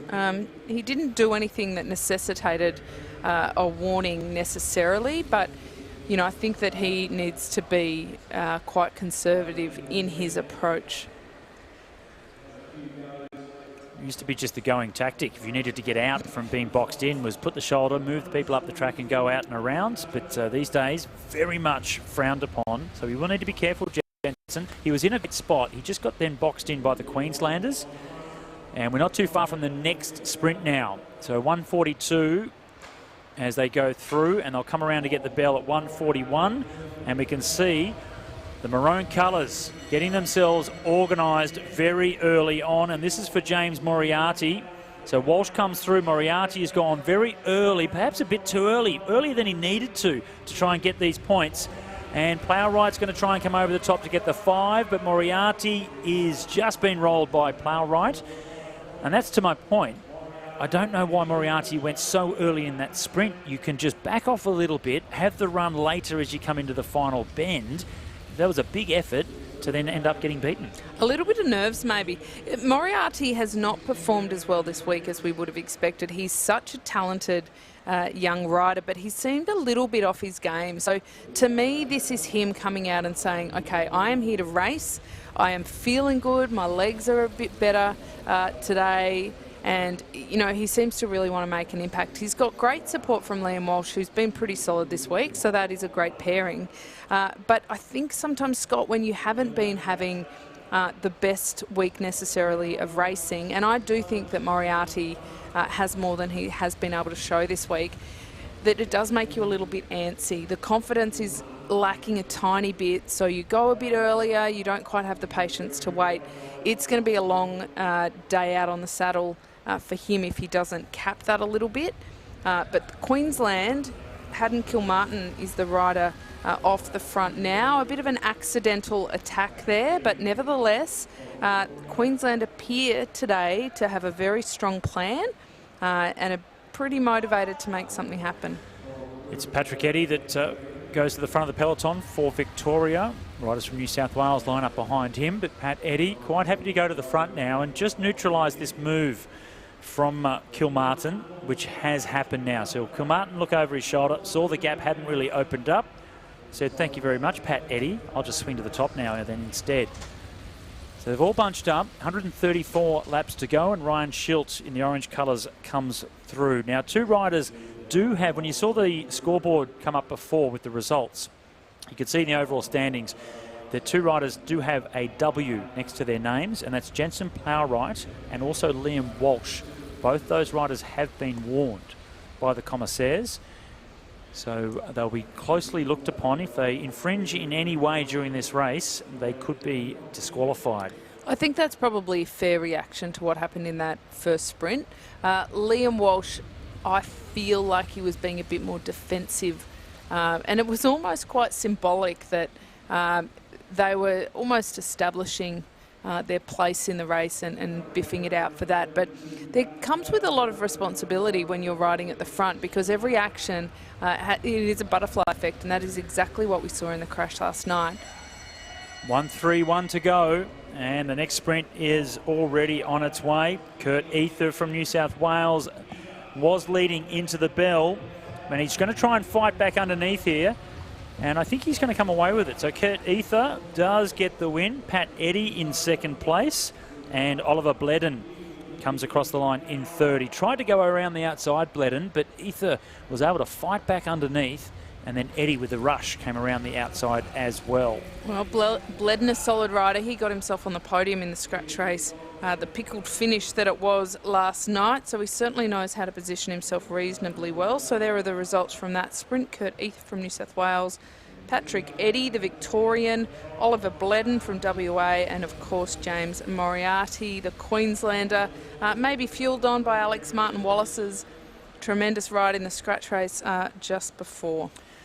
Well, that point for Moriarty puts him up to 7 points, which is equal with Jensen Plowright. Only 1 point back to Ryan Schilt. Kurt Ether in behind at 1 point, be further back on 5 points. And Pat Eddy's ride then in that last sprint puts him up to 5th. But we're only a couple of sprints down, and there's just so many more to come. There haven't been any really big attacks yet either. They're just waiting. The riders that are really looking to go on the attack, perhaps just waiting till they get a bit deeper into the race. And riders like Plowright have fought so hard for more sprints, then maybe that's when the opportunity comes for riders to go on the attack. So we'll see how that goes. But while Plowright is a fast sprinter, he's also strong. He's very powerful and strong as well. He has a lot of road base and depth, so he's not just a pure sprinter waiting to sit on. Oh, his performances this week have certainly shown that he's got form, he's got tenacity. The crash didn't appear to knock him around too much because he isn't showing any signs of that. In fact, if you didn't see the bandage on his arm, there is no indicator of that at all. Josh Duffy, he just swung off the front. He is the lone Tasmanian out there, so he's not really responsible for too much pacemaking. We can expect to see an attack or 2 or 3 or 5 from him, I think. He was the biggest animator at the end of the scratch race last night, and he's got pretty good legs. But again, he just needs to look after himself because he's got no help.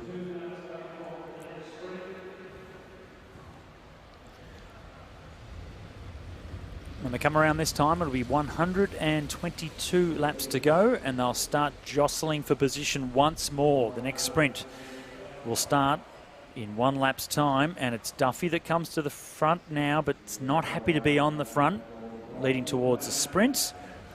So he swings up and out of the way. Henry Dietz is in there as well for Victoria. Now it leaves Ryan Schilt on the front. He's got Graham Frisley in second position. So Ryan Schilt in the orange colours, just trying to squeeze the accelerator down the back straight. Frisley is waiting. Plowright's coming now as well. And Schilt puts the boot into it to try and come away with the 5 points, and he does. Good, powerful acceleration in the saddle by Ryan Schilt, knowing that Graham Frisley and Jensen Plowright, 2 fast riders, were trying to come behind. So it shows you how fast and strong Ryan Schilt is. Yeah, I really think that if he laid down an attack at the right time, that he could take a lap very quickly. He's got the dynamic kind of flair about him in that way. Frisley and Plowright appear to definitely not be working together at this point, but that will come. Ryan Schilt, he is, let's just take a look at these overall points. He is leading now, 11 points. Plowright second on 9. Moriarty on third. Kurt Ether from New South Wales, he's been pretty quiet, but he is now sitting in fourth. And we have an attack here. Again, it's the Queenslanders on the move. Kilmartin once again, helping to take the pressure off the Queensland riders and Moriarty in particular back in the bunch, which appears to be working because Queensland sitting on the front of the bunch and not having to do anything. Ryan Schilt taking responsibility, but he shouldn't have to do it on his own either. Liam Walsh slowing the chase, and James Moriarty just getting out of the way. Well, for Ryan Schilt, even though he is leading on 11 points, it's only 2 points ahead of Jensen Plowright. Moriarty sits in third place on 7, 4 points off the overall lead. Schilt really just needs to roll the dice here and gamble that New South Wales and Victoria will have to be pressured to chase Kilmartin. And the gap is out to about half a lap now at 114 to go. He's not one of the big favourite riders for this, and he is starting to decelerate a little bit as they go down the back straight. So maybe they won't have to chase too much. Just keep the average speed of the peloton up a little bit, and perhaps Kilmartin will then just come back to them. Not sure that he will take the lap. I think you're right there, Scott. But it does take the pressure off certainly Moriarty and Walsh back in the bunch, because they just get to swing up when they come to the front. It gives them a chance to recover a little bit. New South Wales might want to start getting organised for Kurt Ether. He's the only rider amongst them that has figured in any points so far, and he's sitting in fourth on 5 points. The Victorians have a lot more options with Plowright and Frisley in particular, so there's a few different competing strategies, but Kilmartin will come around with the bell. He's in a good position to take these points, but a flyer from New South Wales. Kurt Ether it is that's come out of the peloton.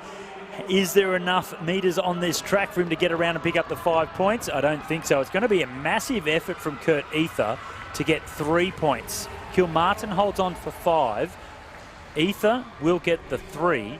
And coming through in front of the peloton there for 2 points was Hayden Smith.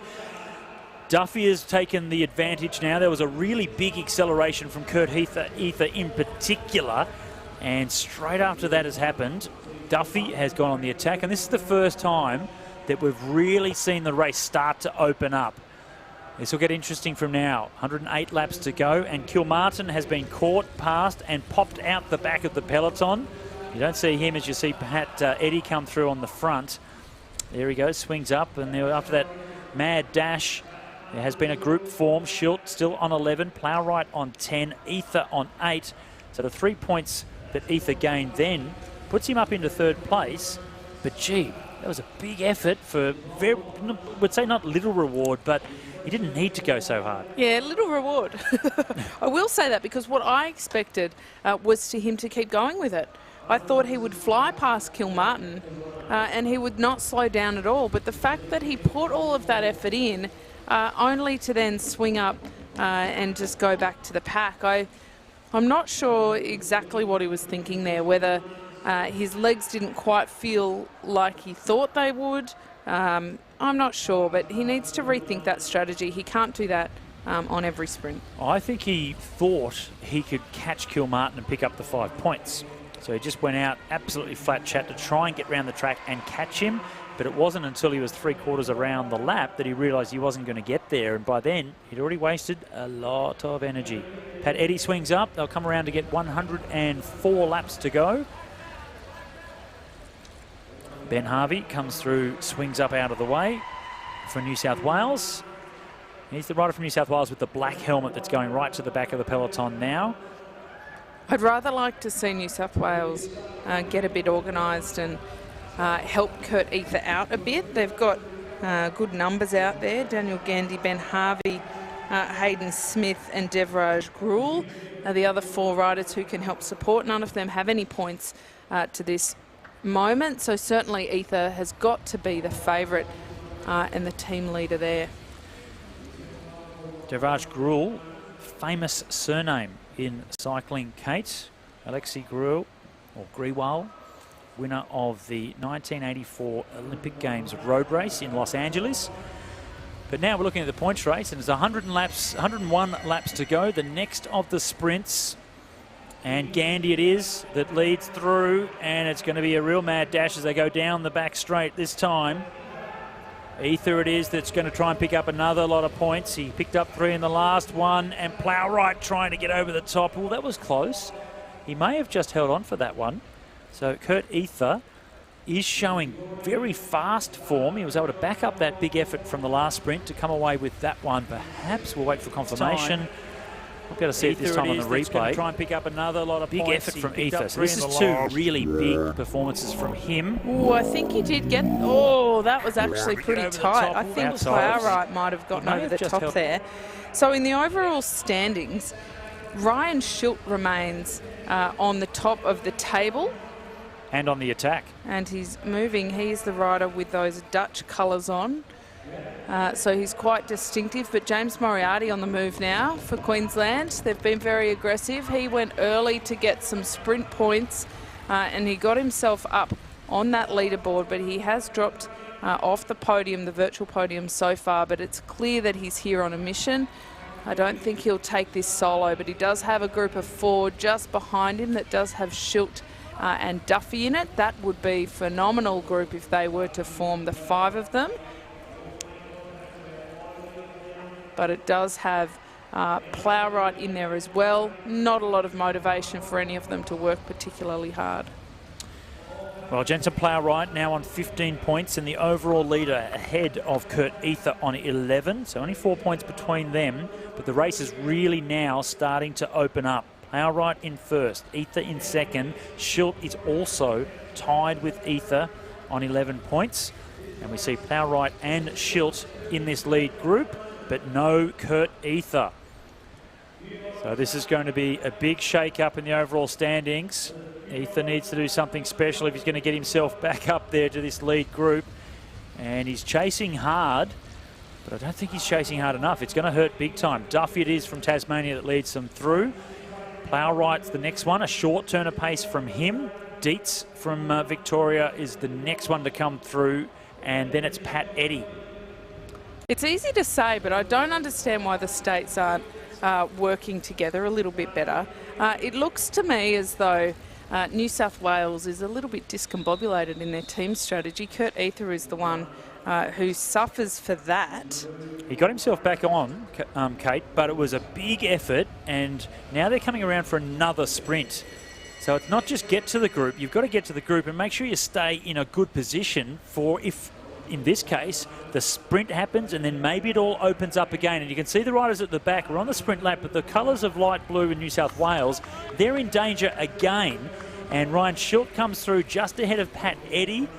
So Eddy showing some strength as well. But how good is Ryan Schilt? He is Mr. Today consistent. It's funny because I think without looking at the points, you would think the Plowright had been quite dominant. But Schilt, he appears to just be cruising around. He's almost accidentally found himself off the front. He's got no interest in going solo with it. Ryan Schilt taking the win there. Patrick Eddy for second. Moriarty for third. Let's take a look at these overall points. Oh, it's become a bit of a tight race at the top. 16 apiece for Plowright and Schilt. Kurt Ether is in third, but he is going to be suffering after that monster effort. Moriarty, the Queenslander, back and forth. Ether in third, as you say, but he's just gone so deep. I'm not sure how he's going to sustain the rest of the attacks and sprints that are coming. He was looking very fragile over those last 5 or 6 laps. It's a very kind way to say it. I'm not sure how he's going to. I think that we just saw 4 Victorians on the front looking quite comfortable. Kurt Ether dropping his head, not looking quite as comfortable. Number 94 there, he's the New South Wales rider with the white helmet of the 2 that are in this leading bunch. Scott, the Victorians, Plowright is now leading, but the next one, Patrick Eddy, is back in 5th. Do you think they're going to start riding for Plowright, or is the race still on amongst them? Depends probably how they feel about the crash that Jensen caused last night. They might not be happy to ride for him. No, I think that Jensen's still their man. I think he's still their number 1 focus. And, you know, we've still got 84 laps to go now. So there's still plenty of racing to come. They're not even at the halfway mark. If Pat Eddy was to slip into a break and take a lap on the field, then he'll become the overall leader. So then things could change so quickly. And as we get deeper into this race, anyone that has some strength left in those legs can go and steal some laps on the field. You've got to ask the question, who's going to chase? There's only 2 riders from New South Wales. We know that Kurt is very deep indeed. There's 1 Bledden from Western Australia, 2 Queenslanders. So you've got to look to the numbers, and Victoria really do need to start thinking about the tactics they're going to use to try and come away with this gold medal. Is it send riders up the road to try and take laps, or is it just a focus on Plowright to go for these sprints along the way? Well, and I think the counterpoint to who is going to chase is who is going to attack. You know, when it comes down to the last couple of sprints, if between Plowright and Schilt it is still tight, they come round with the bell, 81 laps to go. Schilt sitting comfortably in second, but the Victorians leading it out. Henry Dietz it is that bounces out of the saddle. We've seen how strong Schilt has been in these sprints. Didn't bother getting out of the seat. Ryan is really comfortable putting the power down, seated on that Cervelo bicycle. 5 points for Schilt. That'll put him to the outright lead again. And Henry Dietz picking up 3 points for second place. Bledden in there as well from Western Australia.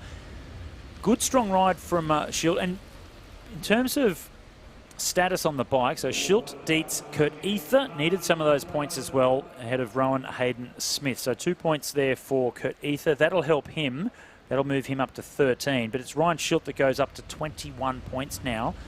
And there's a bit of a points buffer back to Plowright, who didn't contest that last sprint at all. There are still so many points left in the race, but when they do start not contesting sprints, you have to wonder, are they resting for the ones to come? Are they readying for an attack? For Plowright, I don't think that's necessarily the case. Or are they starting to feel a bit of fatigue and know that if they keep contesting each and every sprint, bearing in mind we've still got 77 laps left to race, so just shy of 20 kilometres. That's a lot of sprints still. A lot of points still on offer. Lap gains are still a possibility as well. More of a possibility the deeper we get into this race. Schilt in the orange colours. After those strong sprints of Schilt, he's been happy just to go back onto the front and just keep driving the pace as well. So he's showing some strength. He was in the Omnium points race, he was kind of happy to finish third. He could see that he was being dominated by Jensen Plowright, but he certainly looks a lot more comfortable in this straight-out points race over 160 laps. Yeah, he certainly does. He's very composed. When he's accelerating to get those points, he doesn't look like he's riding outside himself by any stretch of the imagination. Bit of a gap opening up here. Schilt is forced to chase by Patrick Eddy, who's turned on the gas. Here is the danger because Schilt won't have anybody to help him do the chase, and the Victorians are balking. Josh Duffy isn't interested in chasing either. Liam Walsh might have to help Moriarty out if they are going to get this back. Walsh it is that's gone to the front for Queensland. Ryan Schilt happily pops into second place. And Pat Eddy, you just saw that there was Only a couple of bike lengths into second position, so he thought, I'll give it a bit of a squeeze and see what happens. And the gap is not opening up now. So Walsh putting in a big performance and now swings up that leaves Ryan Schilt hanging on the front where he doesn't want to be. That's why he swings up out of the way. And it's 71 laps to go. Pat Eddy, who sits down a little bit in the overall standings, but only in 5th place at 8 points. He should be able to hold on for these 5 points now in this sprint win. Moriarty coming around for Queensland. Ether is still there as well. So Pat Eddy comes away with that sprint win ahead of James Moriarty. Kurt Ether in 3rd place. And this is 2 sprints in a row now that Jensen Plowright hasn't really figured. And he's the man that's come through as Eddy gets caught. And it's Jensen Plowright that pushes ahead. Perhaps just saving the legs a little bit for this move. Well, Schilt is certainly outnumbered here. He is nowhere to be seen and having to try and bridge across to these two. Plowright, that was a bit of a hairy moment there. Here are the overall sprint standings. So Schilt continues to lead ahead of Plowright. Kurt Ether has jumped up into 3rd. He's only a point now shy of Plowright. So a bit of a change in dynamic there, but Rowan Hayden-Smith, why he would ride with Plowright, I'm not sure. And there he does. He swings up. He's not going to ride with him. So Plowright is on a pretty tough mission out there on his own. But that doesn't make any sense, Kate. He actually did a turn of pace for Plowright before he swung up and went back to the peloton. Let's call it a mind moment. You know, I think maybe that was a conscious moment of, okay, this won't work. But this is not great for Plowright because he's not moving quick enough to necessarily get the gap to take a lap. But this is going to really hurt him and damage him a lot. And this is actually kind of subtly playing into the hands of Ryan Schilt because he's getting a little bit of help chasing from Bledden, from Liam Walsh from Queensland. Josh Duffy, the Tasmanian, is also sitting in there ready to chase. Plowright, I'm curious about this one, Scott. Well, you can see the peloton. Each rider's taking a short turn of pace, but just enough to keep the speed going. And meanwhile, Jensen Plowright out in front, banging away into the wind, all on his own. He's a fast sprinter, but when it comes to this kind of pursuing, it's not his absolute forte. He's opened up the gap ever so slightly, but at what cost? He might be able to hold on for this next sprint, but there's still a lot of sprints to come, and this is going to hurt big time for Jensen Plowright. Showing some speed, showing some strength by doing this, but I'm not sure if it's going to play into his favour. 62 laps to go when they come around. He still has another lap to get around to the next sprint, and the peloton not all strung out now. Pat Eddy's the one that comes to the front of the bunch. If he backs off a little bit, it might help Plowright out a little bit. Only a short turn of pace from him as well. So again, they keep swapping turns. That keeps the speed up a little bit higher. And Plowright, I think he has a big enough gap now to win this next sprint. 61 laps to go. The bell sounds. He should hold on. Duffy comes through the front of the peloton and also swings up. Henry Dietz is the next one. And it looks like Henry Dietz, finally, we've got a rider on the front of the peloton that's willing to stay there as we see Plowright coming around to pick up another 5 points. That'll put him closer to Ryan Schilt. So Plowright with 5. Dietz will get 3. Then it's Ether, followed by Harvey. So that will have us tied at the top. Schilt didn't get any points. He's on 21. Plowright will move up to 21 also. And we can only assume that Dietz realised that Plowright was just going for the points and then not going to push on with that breakaway, because otherwise he wouldn't have chased and accelerated like that, because ultimately that did just end. Plowright is back with the main bunch. Schilt on the front. Josh Duffy also just swinging through there, but not super keen to do too much work. So there's the overall. Scott's getting tight at the top. Schilt and Plowright both on 21 points. Kurt Ether on 17. Patrick Eddy now on 13 points. 1 point ahead of James Moriarty in 5th on 12. So still pretty close. No real standouts here. Jensen Plowright, it's going to be really interesting now over the next few sprints to see how much damage that attack caused him. And no, there's no real standout in terms of a rider that can just take an advantage here and just go on the attack and go for a lap. No, I think Schilt is probably looking the most comfortable, but he's certainly not romping it in at the moment. Plowright, that was a hard way to earn 5 points, but he did get himself back on equal footing with Schilt. He's won more sprints, so he's actually leading at the moment. Kurt Ether is 4 points back. I actually think Kurt Ether has done one of the best rides in terms of a bit of subterfuge, because we haven't seen him all that much. It feels as though he's jumped out of the pack a few times, but not really consistently. But he is sitting up in third. 10 riders still in the race. 9 actually. Miscounted. My maths is off. I missed my abacus. 9 riders still here from 17 starters. And the pace is fairly off. This may give Jensen some time to recover from that big effort that he just previously put in. Tied on points with Ryan Schilt in the lead on 21. Victoria in the plum position with 3 riders still left in that top 9. Patrick Eddy, Jensen Plowright and Henry Dietz are the 3 of those. The other states, well, New South Wales has 2 in Ether and Hayden Smith, but we haven't seen a lot of cohesion between the pair of those. And the rest of them are solo for their states. As we get down to the pointy end where it is more like that, it is a bit more of an equaliser. Oliver Bledden attacks, but it is a down the bottom of the track kind of attack, not fully wholehearted, I don't think. Josh Duffy reeling him back. They go for the bell. 1 lap to go to the next sprint. It was a big move from Bledden, but I'm not sure it's going to come to much at all. And here comes Henry Dietz. Henry Dietz from Victoria. He's really starting to come on. I've watched him in these last couple of sprints. He's looked very comfortable indeed. And Bledden may have been able to hold on for 3 points. Pat Eddy could have got over the top of him there. We'll just wait for confirmation. It was tight between those 2. But Henry Dietz, he's starting to look really comfortable. He's a little bit down in the overall. He had 6 points before that sprint. That'll take him to 11. So he's still got a little bit to go. 10 points off the overall lead. But he's starting to look really comfortable as we get really deep into this race. And another attack coming from the rider that we perhaps least expected from, and that's Jensen Plowright. Well, they've got 5 sprints left to go. Plowright seems to be struggling in the sprints themselves, and he's accruing points by going on breakaway moves and certainly putting a lot of pressure on Ryan Schilt in doing so. There he is there, Jensen Plowright. He looks comfortable, but he does not look that fast, to be honest, Scott. And again, I think he may be starting to suffer a little bit, and this is the only way he feels as though he can be in control of it a bit more. That gap might look substantial on the screen, but actually they're playing with him a little bit by not chasing too hard.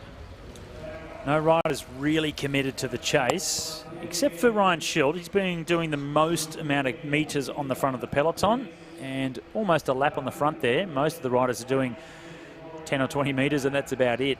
And it's a half a lap there, or just the length of the straight for Pat Eddy before he swings up, not trying to chase Jensen down, just to ease off a little bit. And again, Schilt on the front. No one else really willing to come through. So it's Plowright out in front, all on his own. And Ryan Schilt has been getting some help from the riders in the peloton, but nothing really fully committed. And now it's another push from Schilt in the orange skin suit to go a little bit harder for a little bit longer, just to make sure the gap doesn't blow up anymore. Well, if Plowright can stay away even by 30, 50 metres and he gets those 5 points, he will catapult to the front of that gold medal charge. He is already on equal first with Schilt, but that will put him further clear again. So even though I don't rate his chances necessarily of taking the lap, he's doing a lot of damage just by putting himself in a position to take these points. They've got 42 laps left to race, so if he can hold on for 500 metres, he'll take these 5 points, and that will totally change the dynamic of the race, especially for Ryan Schilt. Well, we don't expect anyone to pounce out of the peloton to try and pick up the 5 points in this next sprint that's coming. 41 laps to go as Jensen Plowright comes down the finishing straight once more. The gap is big enough that he will go around and hold on to the 5 points to go up to 26. Ryan Schilt it is that leads the peloton through.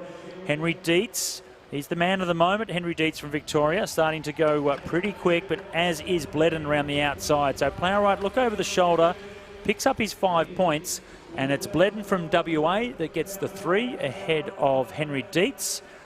And across the line after that was Hayden Smith from New South Wales, So no points for Ryan Schilt. So that'll have Plowright out in front on 26. Ryan Schilt will be on 21.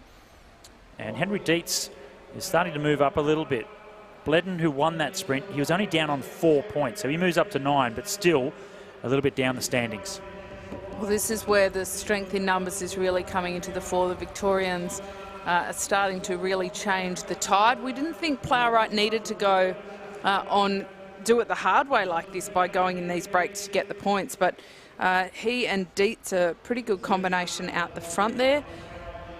There is a semi-coordinated chase from the remaining riders here, but it is not easy. There's just not a lot of riders left out in the race at this point. The New South Wales team don't seem to be working together particularly well. Kurt Ether has pretty good legs, but he looks to be getting close to losing that virtual podium spot unless he starts to get a few more points. Given that Ryan Schilt is starting to drop down that leaderboard, I think that he might want to take some rest, get off the front and see if maybe he can put a dig in like Plowright did to get some of those points. 35 laps to go. And Plowright is back in the field again. Henry Dietz is starting to show himself a little bit more, but he's a fair way down in the overall points. So Jenson Plowright on 26, Ryan Schilt on 21. That's your first and second. Kurt Ether sits in third on 17, but only 1 point ahead of Patrick Eddy. And the other Victorian, Henry Dietz, is now up into fifth place with 13 points. They're on their hands and knees now, Kate. There's not a lot of energy coming through these riders on the track. It all seems like in a little bit of slow motion. They've just gone so deep this week, and then to finish off with such a difficult race. 33 laps to go. Schilt swings up. And he's got a few points he has to pick up now on Jenson Plowright, but that's two massive efforts that Plowright has taken to get those points out in front. So we'll see how he goes in these next sprints. 32 laps to go. There's another one coming. Well, double points on the final sprint make a very big difference. So they have got 4 sprints left to go, one with double points. Certainly not too late for Schilt. By no means is this race open and closed. Plowright has had to do it the hard way so far. You're right, they look like they're taking it pretty easy. They get the bell, and it's Bledden who accelerates first, the Western Australian, with the Tasmanian on his wheel. But Josh Duffy loses the wheel. That's how well he's going. He has no points at all, and he's lost the wheel in the sprint. Bledden will hold on for the 5 points, just ahead of Kurt Ether. So we haven't seen Ether getting too many points in the last few sprints. He looked flashy then. He looked okay, but they've had a little bit of respite over the last couple of laps. He's had some time to rest. And Bledden, with another 5 points for him, he was in 8th place on 7 points. So he'll come up into the teens now on 12, but still a fair way off the lead of Plowright. And another change in the scenario. Ryan Schilt, who had been doing some chasing, is now off the front. And let's see what Plowright can do. Shoes on the other foot with Ryan Schilt off the front, but he's already swung up. So Plowright 28 points ahead of Schilt on 22, with Kurt Ether now up into, well, holding on to third place with 20 points. He certainly made Plowright chase him there. That was a bit of an accidental attack. Duffy, now the Tasmanian, he hasn't put his name on the board yet with any points. So even if he could take a lap and take the 20 points, he needs to collect some other points along the way there in the intermediate sprints. This is the biggest gap that's opened up thus far, though, and fairly quickly. But the Victorians, they should still have some firepower left here to chase. Hayden Smith from New South Wales is the rider that took up the chase slightly, but no one really needs to be too stressed about this one. He has no points at all, Duffy. But a bit of pride is what he does have, and he'd like to get up the standings. He sits in 9th and last place of the riders left in this race with 0 points. And 25 laps to go. He might be able to hold on for at least the next sprint. Ryan Schilt goes to the front of the peloton, while Duffy is out in front, just trying to ride a tempo. And they're still swapping and changing. Pat Eddy comes through now in the front of the group. And he's in a tough spot here, Duffy. No points, off the front slightly. 3 laps till the next sprint. He knows he's not going to be able to get around to take a lap. He just doesn't have the strength in those legs at the moment. You can see the body language. It's almost like he's asking the peloton to come out and catch him. It is a bit of a miserable position when you're out there and you know that you don't have what it takes. Duffy swinging up the track. He had a great ride in the scratch race last night with a late flyer. And so it's a shame that his legs don't appear to be as good today, but we've still seen the same kind of tenacity, even if he can't back it up. He has gone out and tried to animate the race a little bit more. Ryan Schilt will need to start picking up some points. He's made Plowright work fairly hard, and interestingly, after that last sprint, he kept going, but it wasn't a big explosive move. Another opportunity here. 21 laps to go. Pat Eddy leads them through. Another 5 points on offer, and look at the gap that Plowright is leading. So he's let Eddy out in front, and he's just looking to accelerate towards the back wheel of Eddy to pick up the 5 points, and he would like Eddy to get the 3 at least. He's not going to get there. Did that slightly wrong, Jensen. He should have gone a bit earlier, and the tactic would have been to get the 5, but allow Pat Eddy to get the 3 and get more of a buffer over Ryan Schilt. In the end, he only gets the 1 point, and here we go. This is a good-looking move. Absolutely fantastic. James Moriarty on the attack, and this has been the fastest of the attacks late in this race that we have seen.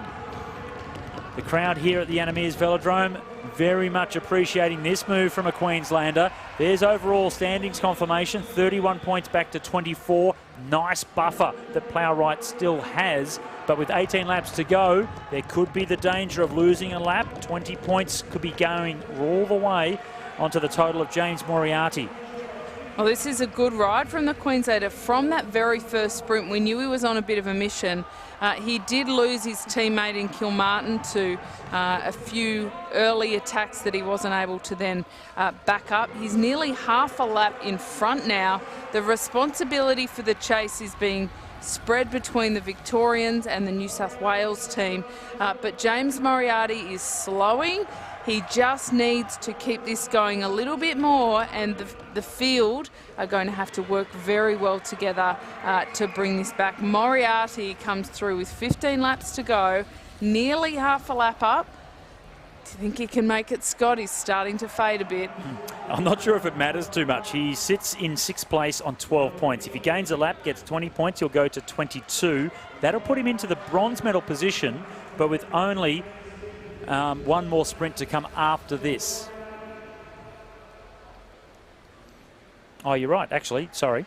12 plus 20 is 32. So he would go into the lead by 1 point. But you can see how much he's slowing now. So the pace of the peloton has been consistent. And Moriarty himself, who has caught Josh Duffy, who has been lapped. And you can see it was a great attack to start with, but he just has decelerated. They'll come around and get 12 laps to go. Plowright was leading the peloton, Schilt there as well, and for Moriarty out in front, he's now just going to try and desperately hold on to try and pick up these 5 points for the penultimate sprint. The danger of gaining a lap on the field and getting the 20 points, I think that has disappeared, and the peloton have done enough to just curtail Moriarty's effort. Well, this plays right into the hands of Plowright, because Schilt needs points in both of these sprints if he can overcome him. They come through with the bell. Moriarty and Duffy, they are within reaching distance. The Victorians are certainly coming fast.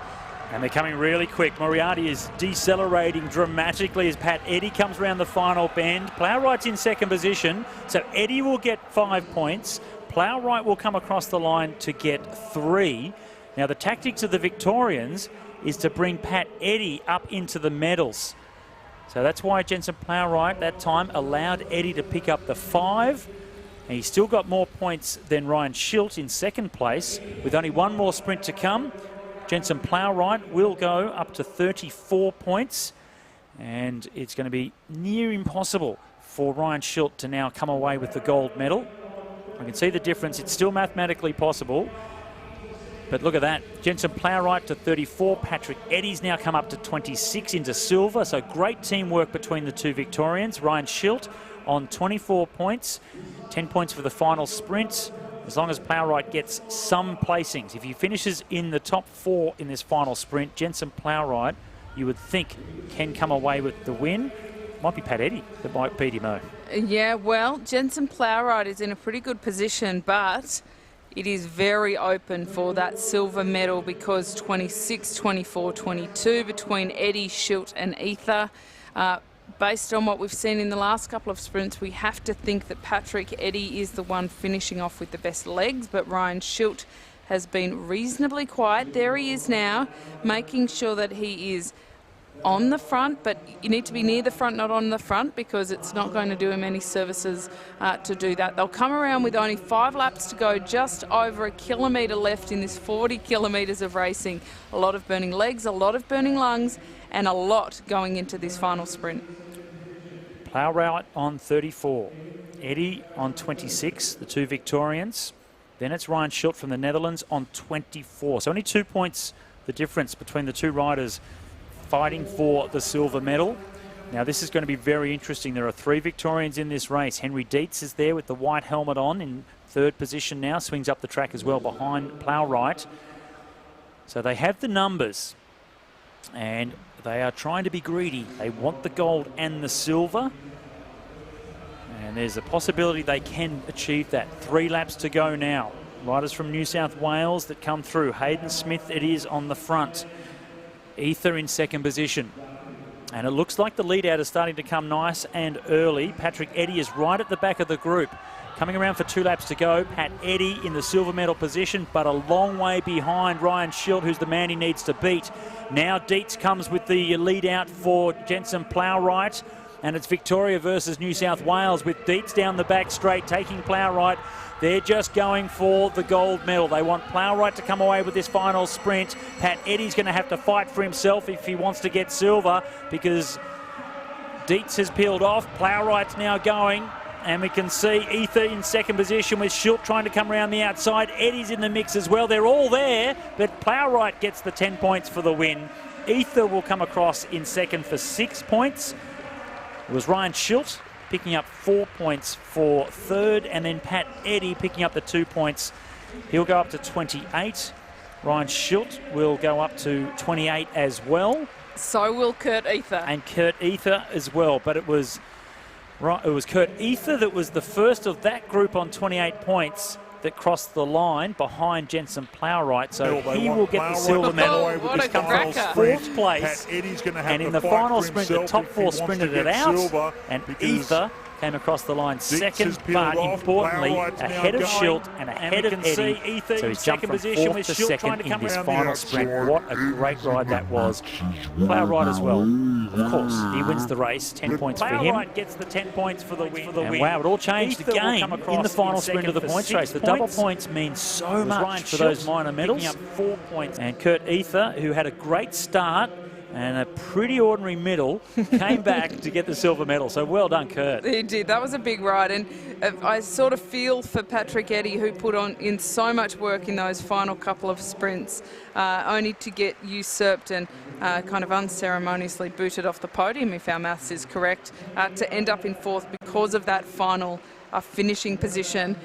So there we go. We're getting confirmation that Jensen Plowright will win on 44 points. Kurt Ether will be 2nd on 28 points. Ryan Schilt will be 3rd also on 28 points. Patrick Eddy, he will be 4th, but also on 28 points. So look at that. I've never seen that happen before, ever. That's classic, isn't it? Fabulous.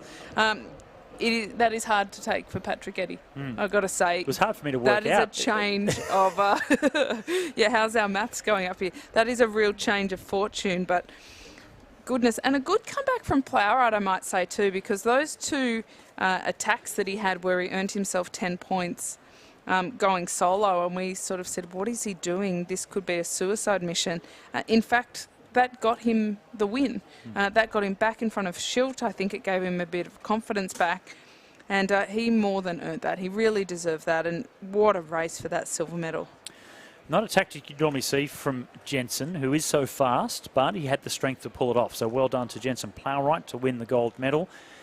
And I ride a lot with Patrick Eddy in my bunch rides when I'm back in Bendigo and around town. And I just saw with Pat, coming to that last sprint, he was too far back. He was right at the very back when the New South Wales riders started to set themselves up for that final sprint. He had to work hard. It just shows our positioning, when you're really, really tired, you have to concentrate so much more to make sure you're in a good position, otherwise you get caught out. He was strong enough to get back into position to finish fourth, but that's what cost him that holding onto the silver medal.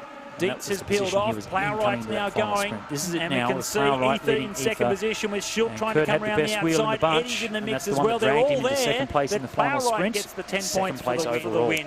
Well, the Victorians rode fairly well together. That was a good final show of teamwork from the New South Wales riders, but some fairly mixed fortunes across the board there for them all in all.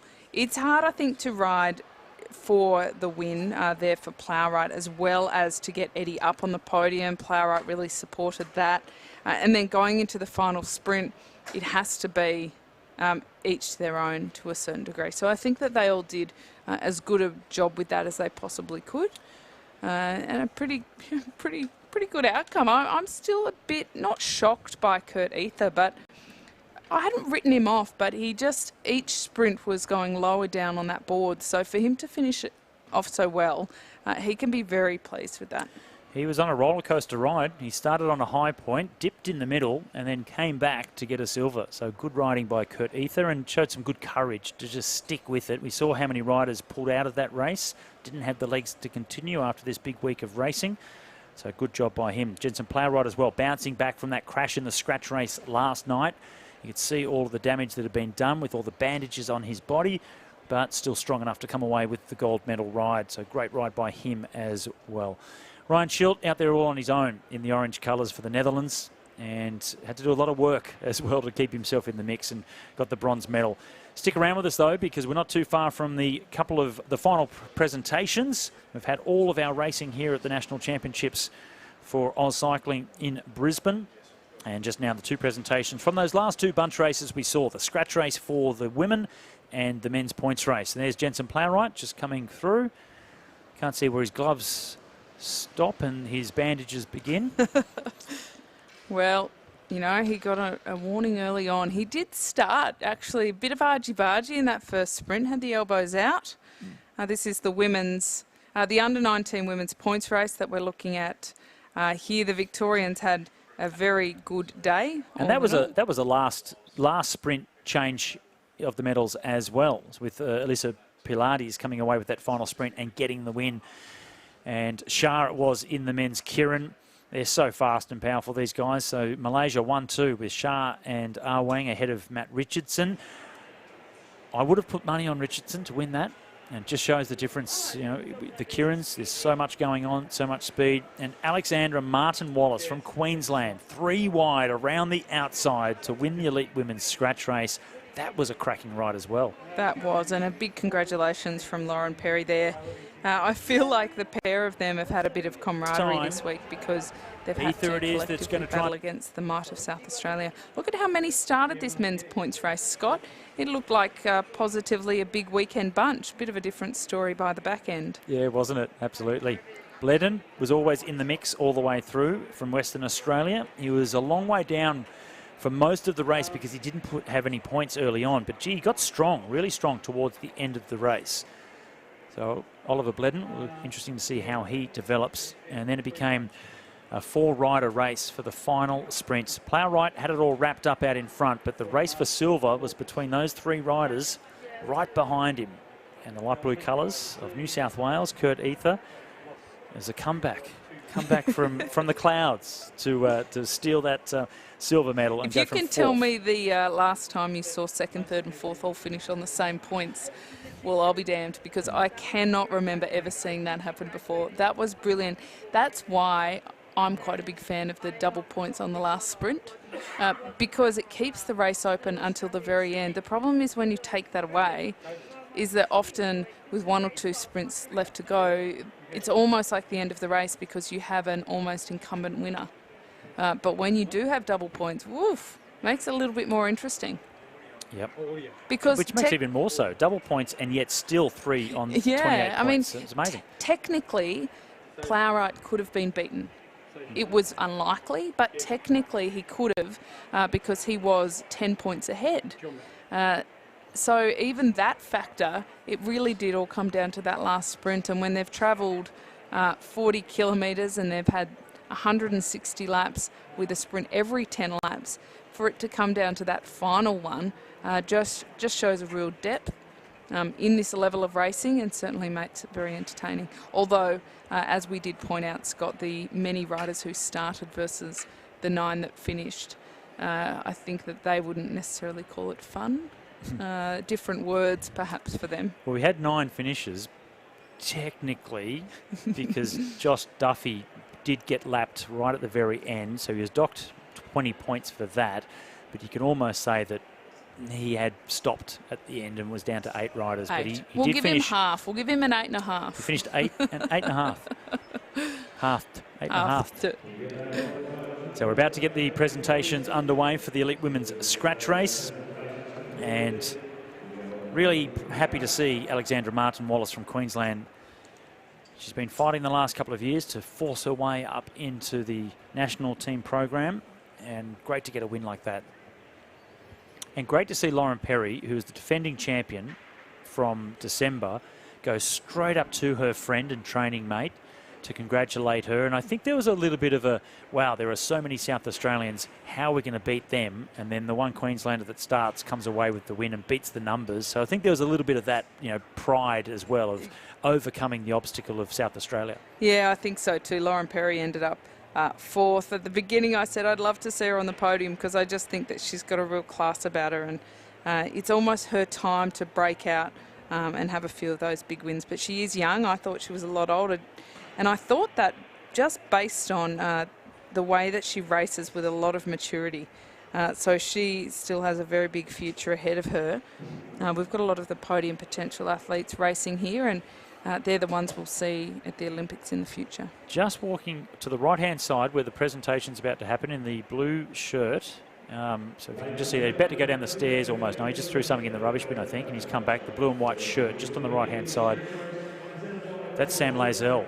And I just wanted to have a shout-out to Sam because he asked me if I could mention him when he was on camera because he has his girlfriend Lauren hadn't seen much of cycling. So a shout-out to Lauren from Sam. Oh, hi Lauren.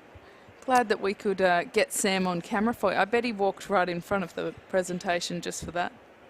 Well, in front of the presentations is Brett Aitken, Olympic gold medalist from 2000 and former world champion as well on the track. And he's doing the presentations of the Elite Women's Scratch Race. And 3rd place goes to one of his riders that he works with, Brianna Hargraves from South Australia. And another one as well that he has worked closely with.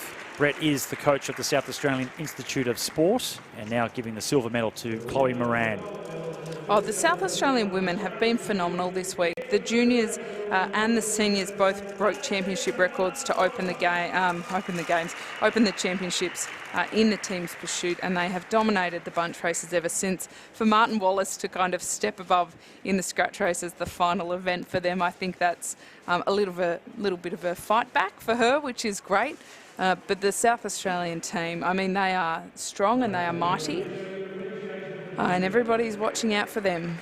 Alexandra Martin-Wallace takes gold in the Elite Women's Scratch Race. She was on her own as a Queenslander. Didn't need any teammates. 3 wide around the outside in the final lap to win the sprint and take the gold medal with Chloe Moran and Brianna Hargraves in silver and bronze. So a great ride. Very happy to see Martin-Wallace come away with a win like that, especially in front of friends and family on a home track here in Brisbane. It's always a little bit special, isn't it, to get a home win because a few more people.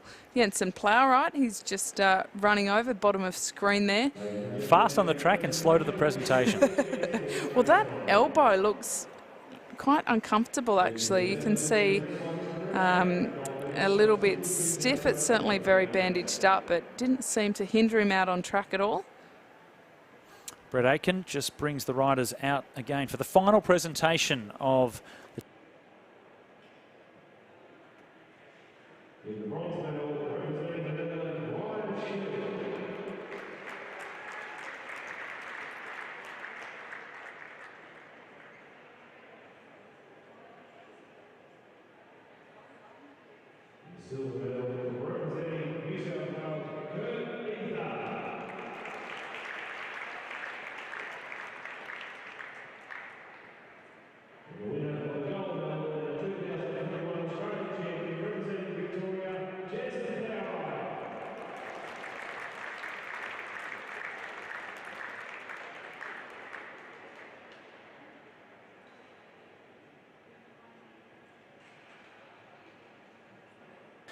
And he'll need a little bit of recovery time from the injuries sustained in the scratch race last night. And you can see the grimace as he tries to pull the jersey on.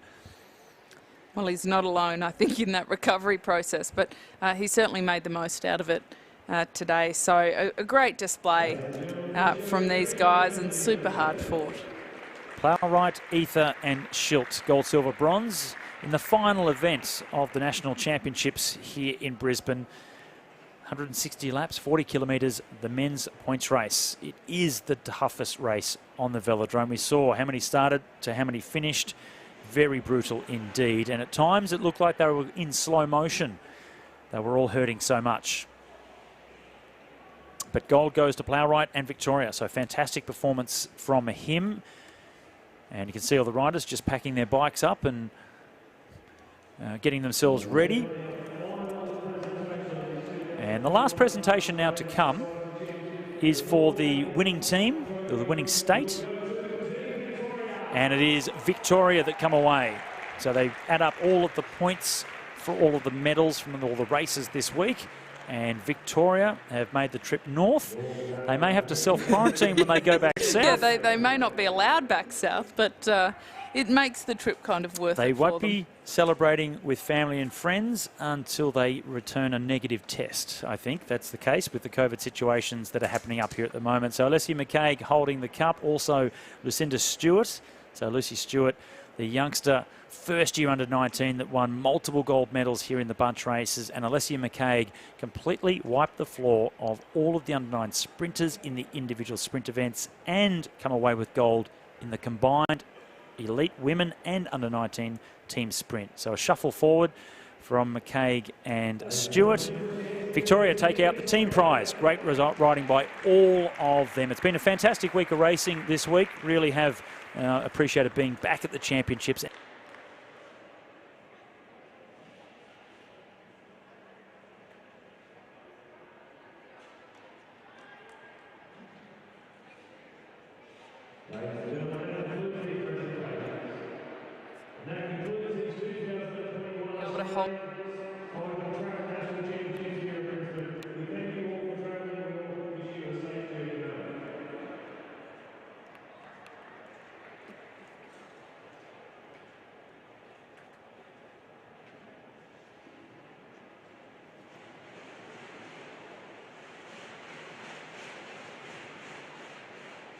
Going to jinx them, but I think we might get some good results. Oh, I hope so. I certainly do. Thank you, everybody, for tuning in to watch the AusCycling Track National Championships from the Meares Velodrome in Brisbane. It has been a fantastic week. The elite riders are going fast and they're strong. And, gee, those under-19s, they are coming with a rush. Thanks very much for joining us. Come and discover the epic wonders, the friendly faces, and incredible new adventures that will change you and the way you see the world.